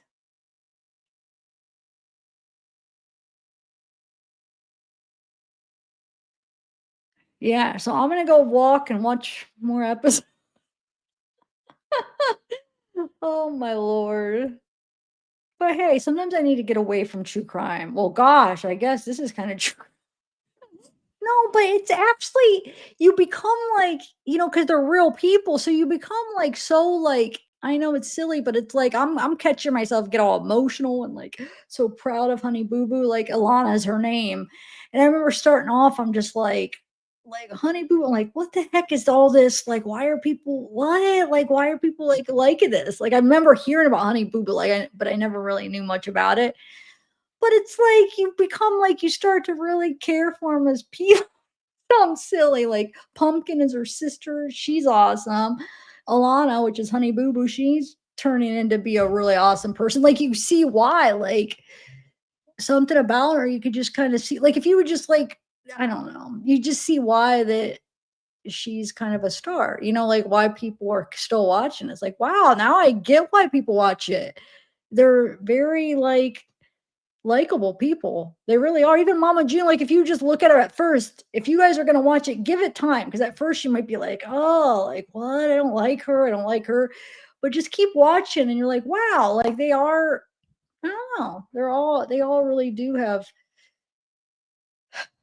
they're good people. They're good. They love each other. And the thing is, I watched this thing about, I just learned this today, which is crazy because I'm getting all these recommended like stuff that Mama June went through. Like her mom was kind of like her in a way, like she went through men, but worse. She left. So no, no, I shouldn't say Mama June she was really there for her kids, and so it wasn't the same. But so I guess her growing up, June, the mom of Honey Boo Boo, would let like her mom would let all these older men into her June's life. She lost her virginity at 14 years old to like an older guy. She got pregnant at 14, or maybe at 12 she lost her virginity, but I know she was pregnant at 14. So I think 12 is when so older men that was all in her life that like her mom let in to the home, like bad, like this poor kid. So she had a tough upbringing. Like, so 14, she's pregnant. Her mom, and the crazy thing is her mom adopts June's kid and shows her granddaughter more love than June, was like actually a somewhat good mom to her oldest kid, which isn't even in the show. Well, she ends up being in the show. Well, I'm not gonna spoil, but it's not Pumpkin. She has 2 other kids that don't even appear till way later, 2 older kids. So she has how many kids? 4 different dads, and only 2 of them are really main people on the show, and then the next 2 end up becoming a little bit parts of it as the time goes, years go. But Yeah, so she gets pregnant. So the mom doesn't take care of, like, I guess growing up, June had all these cataracts in her eyes. So she's basically legally blind, never got her health care, never got her eyes fixed, anything. Like, just was like, pretty much a horrible mom. And so, but then adopts June's kid and actually treated her way better than she treated June, I guess. I was watching this, I'm like, holy crap, wow, she's been through it. So yeah, so she was exposed really young, no protection from her mom. And so yeah, it's crazy. Yeah.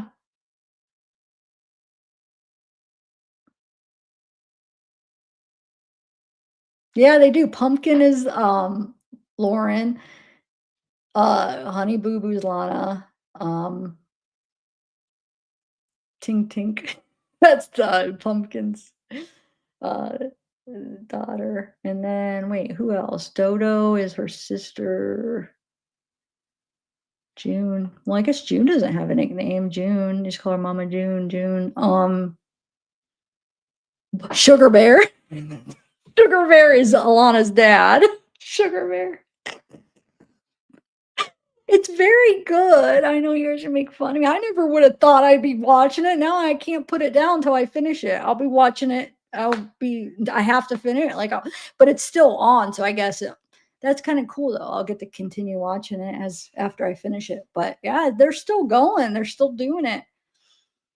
So from Alana being like a little, I don't even know how old she was when she started. What is it? Something in tiaras. What is it called? Some toddlers in tiaras or something was at a pageant show that Alana Honey Boo Boo was at, and they saw Honey Boo Boo, and know Honey Boo Boo just had this charisma. I mean, she just has this. I don't know, something about her that, and she still has it as far as what I'm watching now. Like, she just has this something where it's just like almost, I don't know, entertaining and just ends up being really likable. I can't even explain it, but they saw that, and she looks like, they said that, like, a lot of people said she looked like a porcelain doll when she was younger. And they did this interview, and that's where Honey Boo Boo came from. She says something like Honey Boo Boo child or something. She says now, I don't know why I said it, it just came out, but she was just this young girl saying it, like snapping her fingers, and then they gave her that nickname because she did. What was the saying? Blah blah blah, Honey Boo Boo child or something. It was just off of something she said once. And then in an interview, yeah. But they did that something in tap. I don't know. They did that. They really liked her. They saw her at a pageant, and then they did like the reality show, whatever, with Honey Boo Boo being the star. And then after that, they offered that thing for June. Hey, the weight loss thing from hot not to hot. And now, like I said, that's been going on with the same name. Mama June Not to Hot is what the show is now. They just kept it the same. Yeah, it's good. Sugar Bear. He's got no teeth, and oh my god, I don't know. I don't know, it's funny.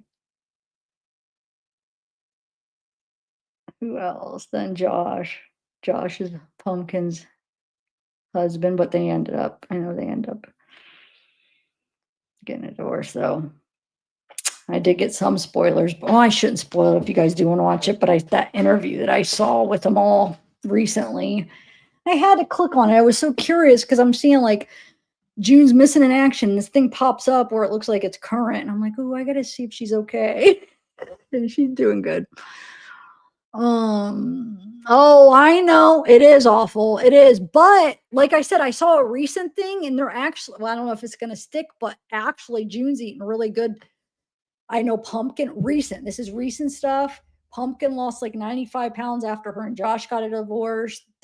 June's eating like all healthy, organic, like what's the word for it? So she's actually eating good now currently, and hopefully it stays. But I know it was making me sick. So after she lost all the weight, and then seeing her I was getting kind of mad. I'm like, June, stop eating. mean, she's just eating fat. They call them fat cakes, like Twinkies, Ho-Hos, all that crap that's, you know, just like constantly eating after she lost all that weight.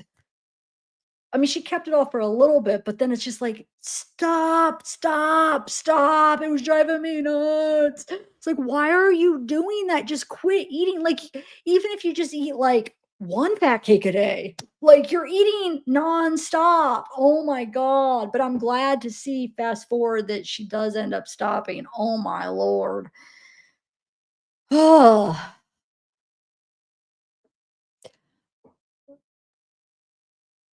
No, I know. I don't know about Lana. Alana ends up going to college, I know, for nursing, so I don't know. I think she's still in college right now as present day. So I guess I do know some things from all these titles that pop up.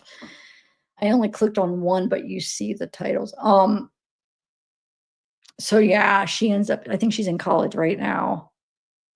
Lana, Honey Boo Boo, and then Pumpkin. But Pumpkin, I mean, you got to give Pumpkin credit. She freaking took at 19 years old, I think, 18 or 19. She has a baby. She has Ella at 17 years old. When Mama June goes crazy and on crack and meth and just leaves her whole family for this guy, Gino, she ends up being legal guardian of Lana and does a really good job. I mean, I think she has her kid, Lana. Josh, I really like Josh too, but I know they end up getting a divorce. But she ends up being the freaking parent, basically. And she's only, what, 3 or 4, no, 5, maybe, wait a second. I think 4 years older than Lana, 4, maybe, around 4 years older, and ends up basically becoming legal guardian, takes her in, raises her through high school, puts her back in school because June was homeschooling her. She's like, I want her to have a normal life. I want her to socialize. So she puts her back in school, which she ends up being, when she goes back to school, she's a freshman in high school. So puts her back in school, make sure that when she was doing this stuff, ever since she became legal guardian, she actually did what she was supposed to and saved the money that she made, because she did like some fashion shows and they were supposed to, so this is what I don't agree with June, but I do think she does love her kids. She was just Gino. She ends up, so she's supposed to be putting them, there's that law or whatever, you put like so much percentage when a kid is underage. I guess you could claim, I think you could put up to 80%, but you're supposed to at least have to put so much percentage. Well, they thought she was putting all this percentage for Honey Boo Boo Lana. She was supposed to be putting it in for when she got older, 18, she would have it. Well, when she turns 18, she wants to go to college. They look, she didn't put any of it in. But maybe she put a little bit. I think she put 10,000 in, but she was supposed to be putting all this money in for her that she basically made. I mean, because of Lana, that's what started it all. So she was like carrying, at first it was like her basically making a lot of money, and she was doing gigs and she was supposed to be putting it all in. Well, thank God, Pumpkin, from the 4 years she had her, she was putting it in. So she ended up having like $30,000, I guess, to go to help with her college. So yeah, so that's bull crap, but yeah. So no, I think I like Pumpkin.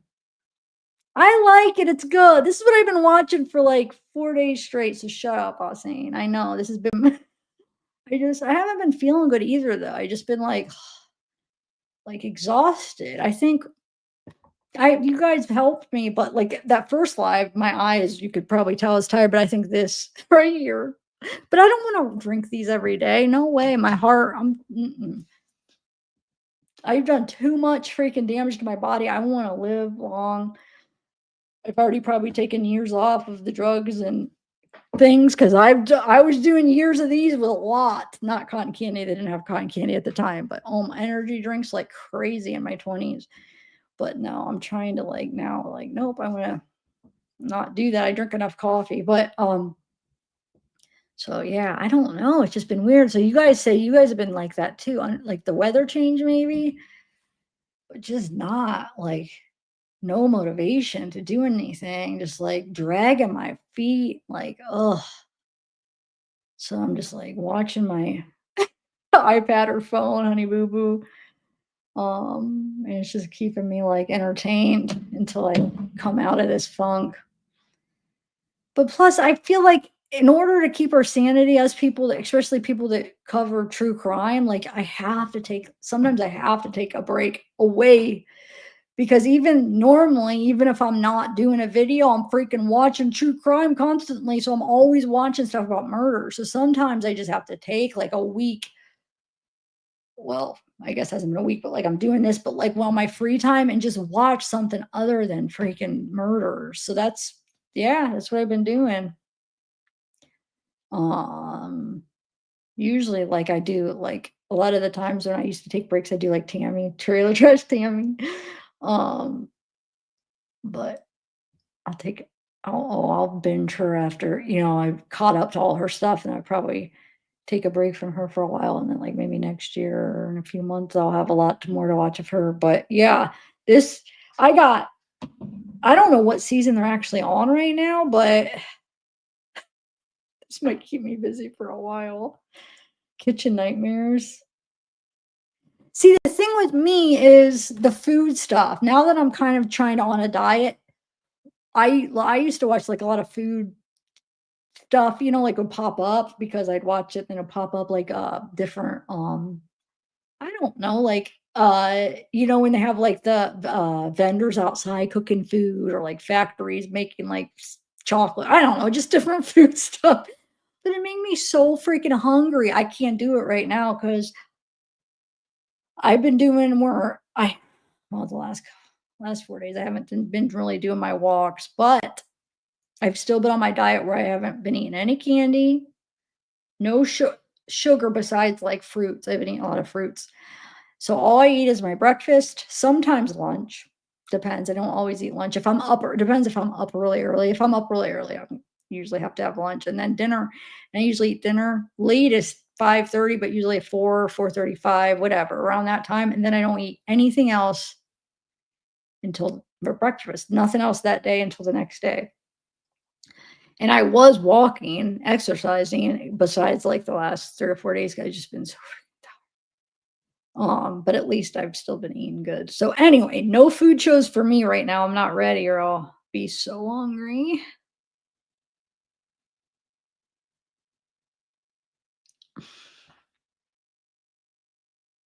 That's true, but it's that's true.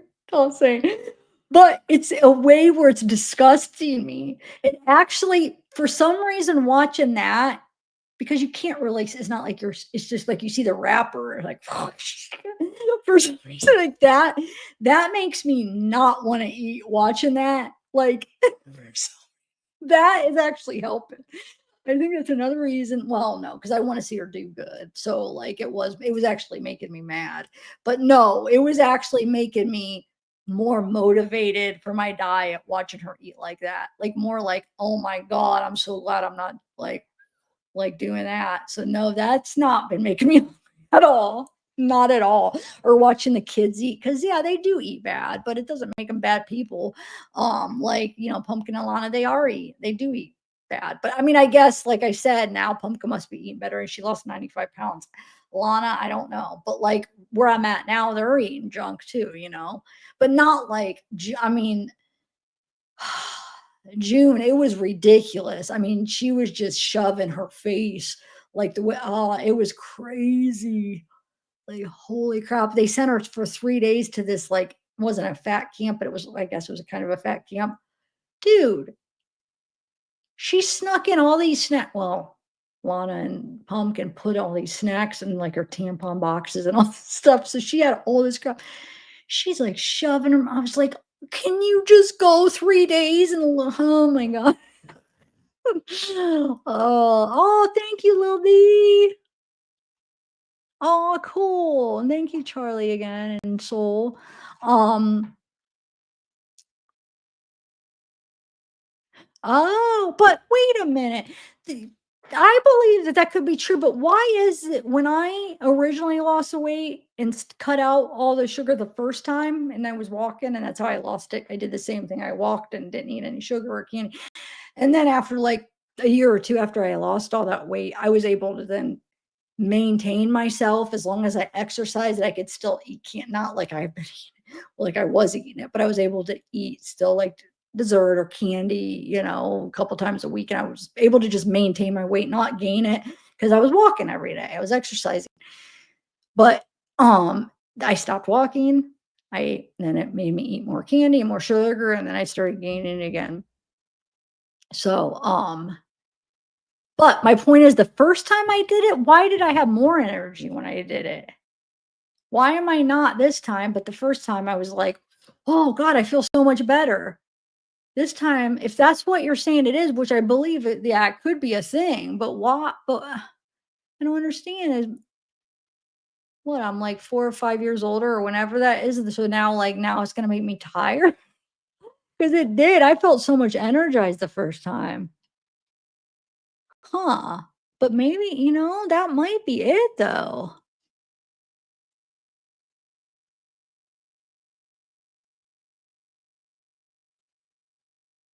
Huh. I'm just trying to think back. No, I definitely had more energy that first time. I was loving it. I was so motivated once I started walking and cutting out. I was like ready to go every day. Now it's like, even before these 4 days when I was walking, it's like a force. Like it's like to force myself and like taking Zeke, it helps. Zeke's a good motivator because it makes him so happy to go for a walk.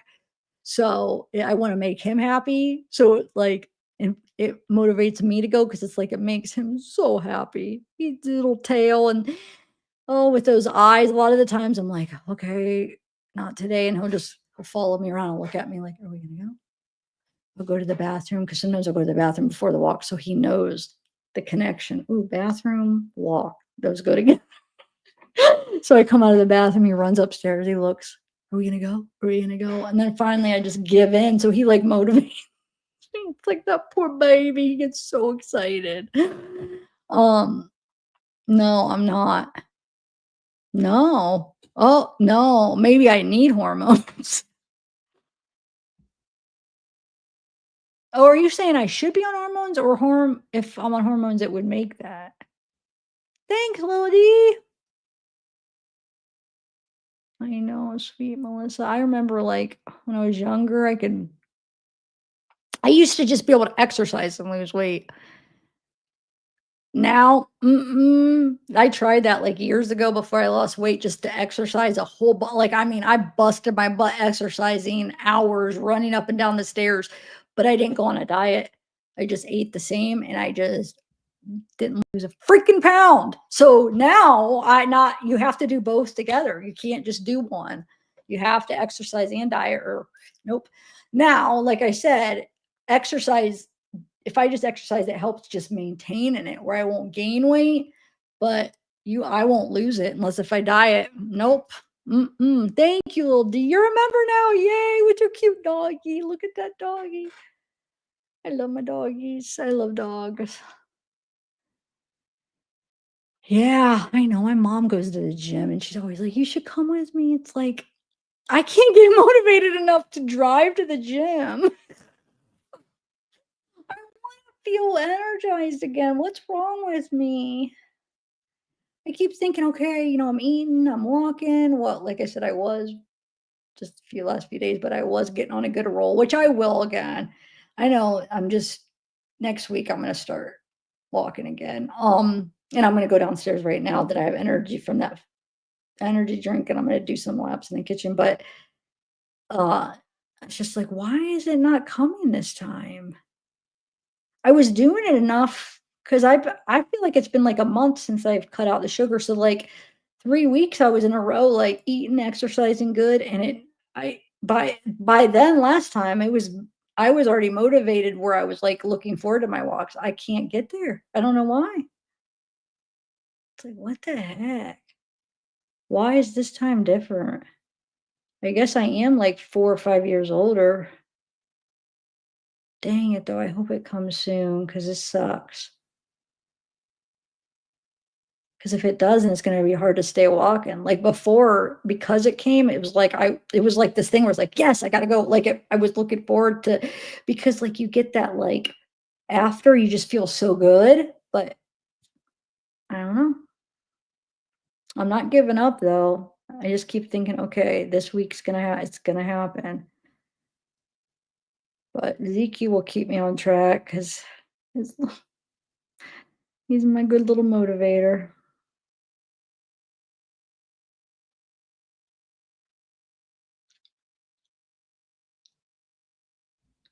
Yeah.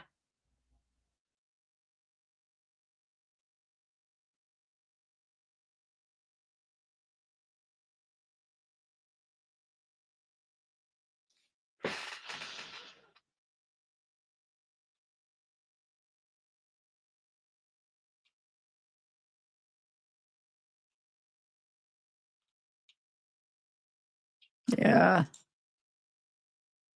No, not that I know of.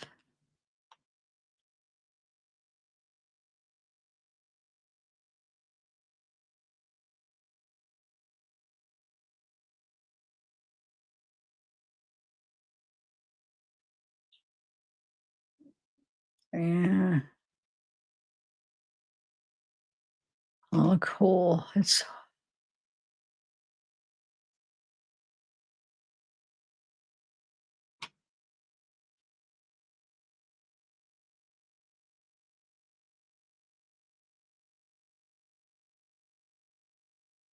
I know. How old are you, sweet Melissa Lou? Or did you already tell me?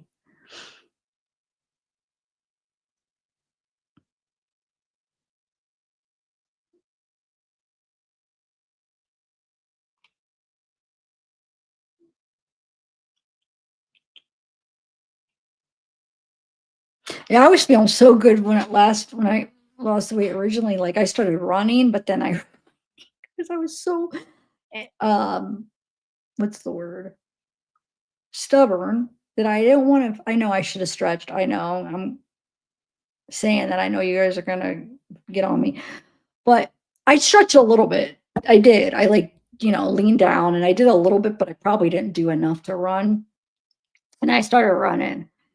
And at first I was doing good for I think I did it for like a month, maybe 2 months, and then my knee started killing, like, so bad. It got so bad that was limping, like, I could barely go up the stairs. I had to, like, hold on to the stair to, like, lift it up. So then I was max. I was like, "Now I can't even walk." So, like, now, like, I was so, like, motivated to run and walk, like, I was so mad that I couldn't even walk because I hurt my freaking knee. I went to the hospital to see if anything was wrong, and I forget what they said. It was something where you just had to wait and deal with the pain and take some anti-inflammatory or something. I forget what they called it. And then it slowly got better. But then I didn't run after that. I'm like, "Oh, screw it. I'll just stick to walking." Because the way, I couldn't walk for, I think I was out a couple weeks work because was limping. Like I couldn't. I was going to make it worse if I kept walking. So yeah, I didn't do that anymore. But that's how motivated I was the first time. I was like, walking's not good enough. I got to run. I'm over there running. Nope.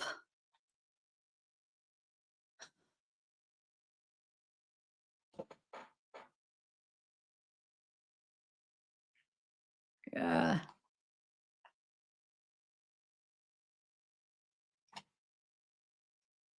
Yeah. Yeah. No, I really don't think anything's wrong with me.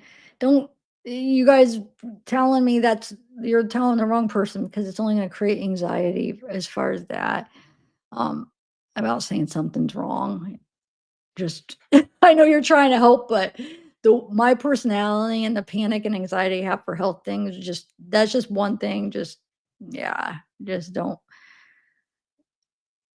even. I'd rather just you guys just keep that opinion. Like if you're like, oh, something's wrong, I waited too late. Like you don't tell somebody that has anxiety about that stuff like that to somebody like me or soul. You're the same way. Yeah, that's not what we want to hear. It doesn't help us wanna go get the stuff, it makes us put it off and be more scared, so, like, just for future, no. Um, but hormones, no. RL Frost, to answer you, I used to think something was wrong with my hormones and my, thyroid, everything for years because before I lost the weight, I was getting, like, I guess tired, or I get like shaky. I thought, okay, I'm hypoglycemic. I thought I get like these weird things where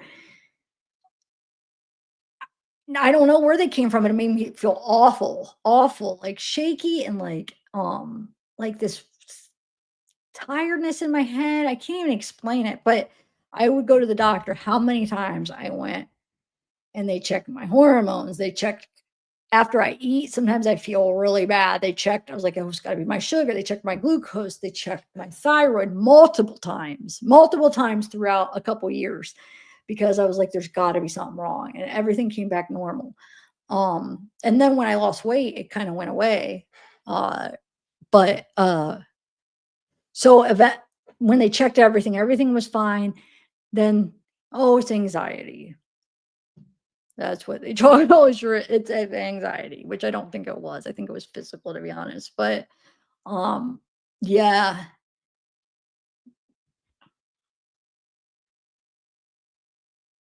Well, my vitamin D was low at one point, and I was on vitamin D pills and that, and then I didn't do that. I started taking the gummies, but then I was taking a multivitamin, and then I was taking the gummies. Well, I was taking my uncle's like, oh yeah, you could take like 4 of them, and the thing was supposed to be 2. Oh my god, this was a couple years ago. You guys probably remember that. So when I got my labs done, my vitamin D was too high, and I was having like these chest pains, and that's what it was. And they're like, yeah, stop taking vitamin D. I'm like, well, should I was like, it was low at one point. Should I then stop for a while and then take them again? No, they're like, just stop. Just, take your multivitamin. Just don't take it. Like it's too high. So they told me to stop taking it. I don't know.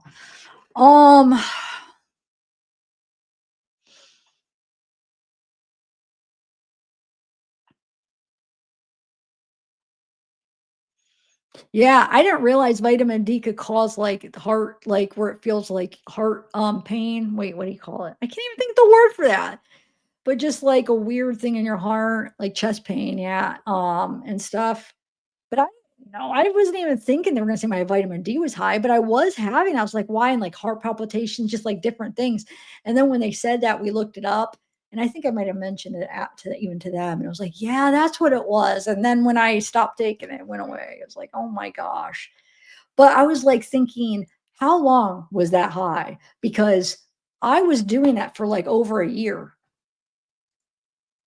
And I didn't have labs for like over a year when I got it. I was like, I probably had too high vitamin D for a year and a half, probably. And I didn't even know.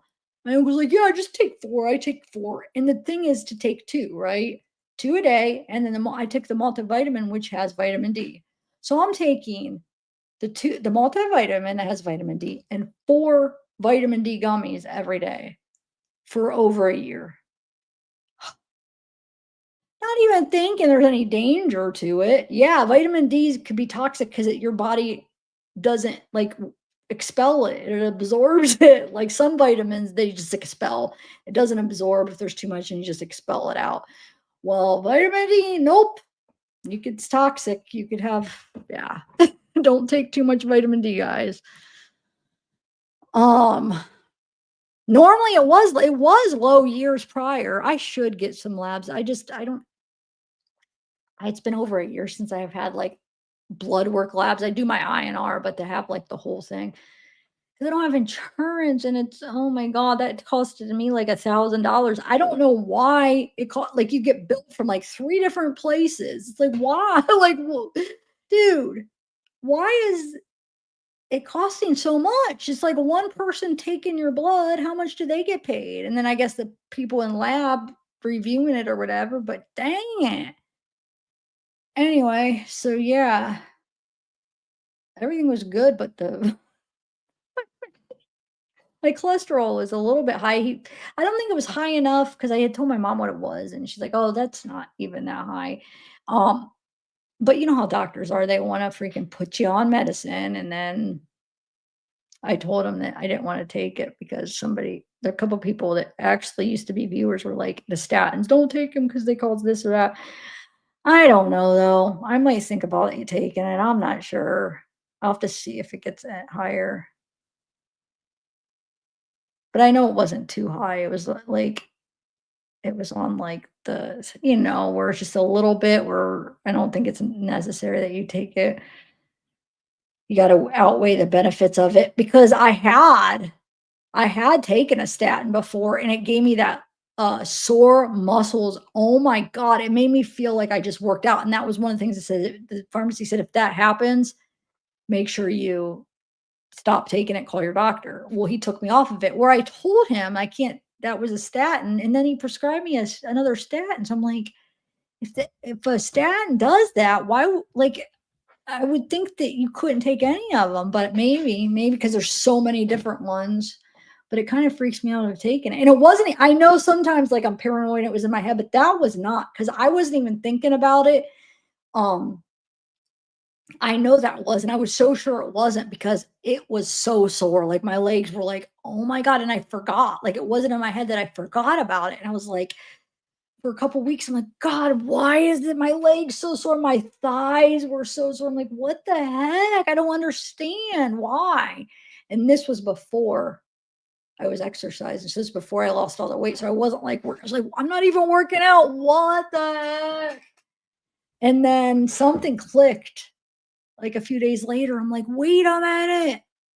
That new medicine I was taking. So I know it wasn't in my head. Holy crap. Have you guys ever had that? Have you ever been on any of the statins where you had the muscle soreness? It was weird.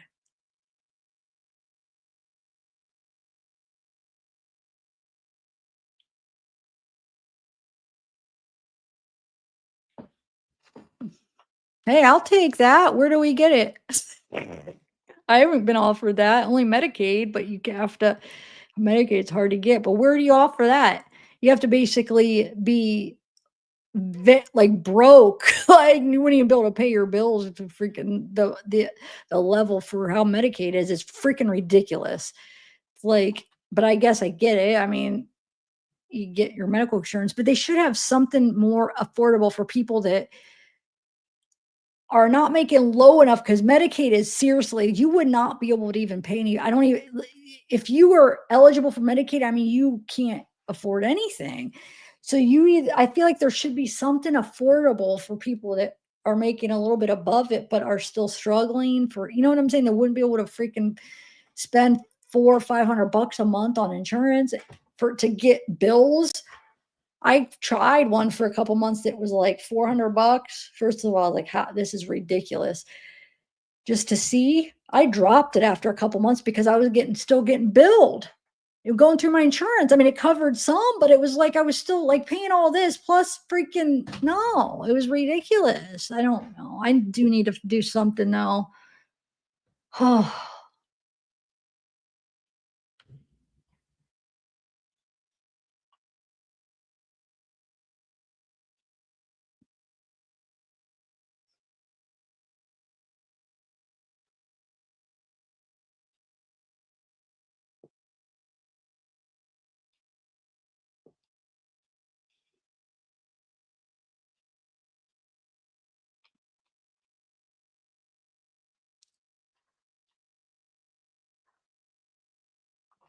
All right, I'm gonna go. I'm starting to have anxiety now. I shouldn't have brought up health stuff because it always happens because people in chat get me freaked out. I know you mean well, but okay, I'm gonna go. Bye.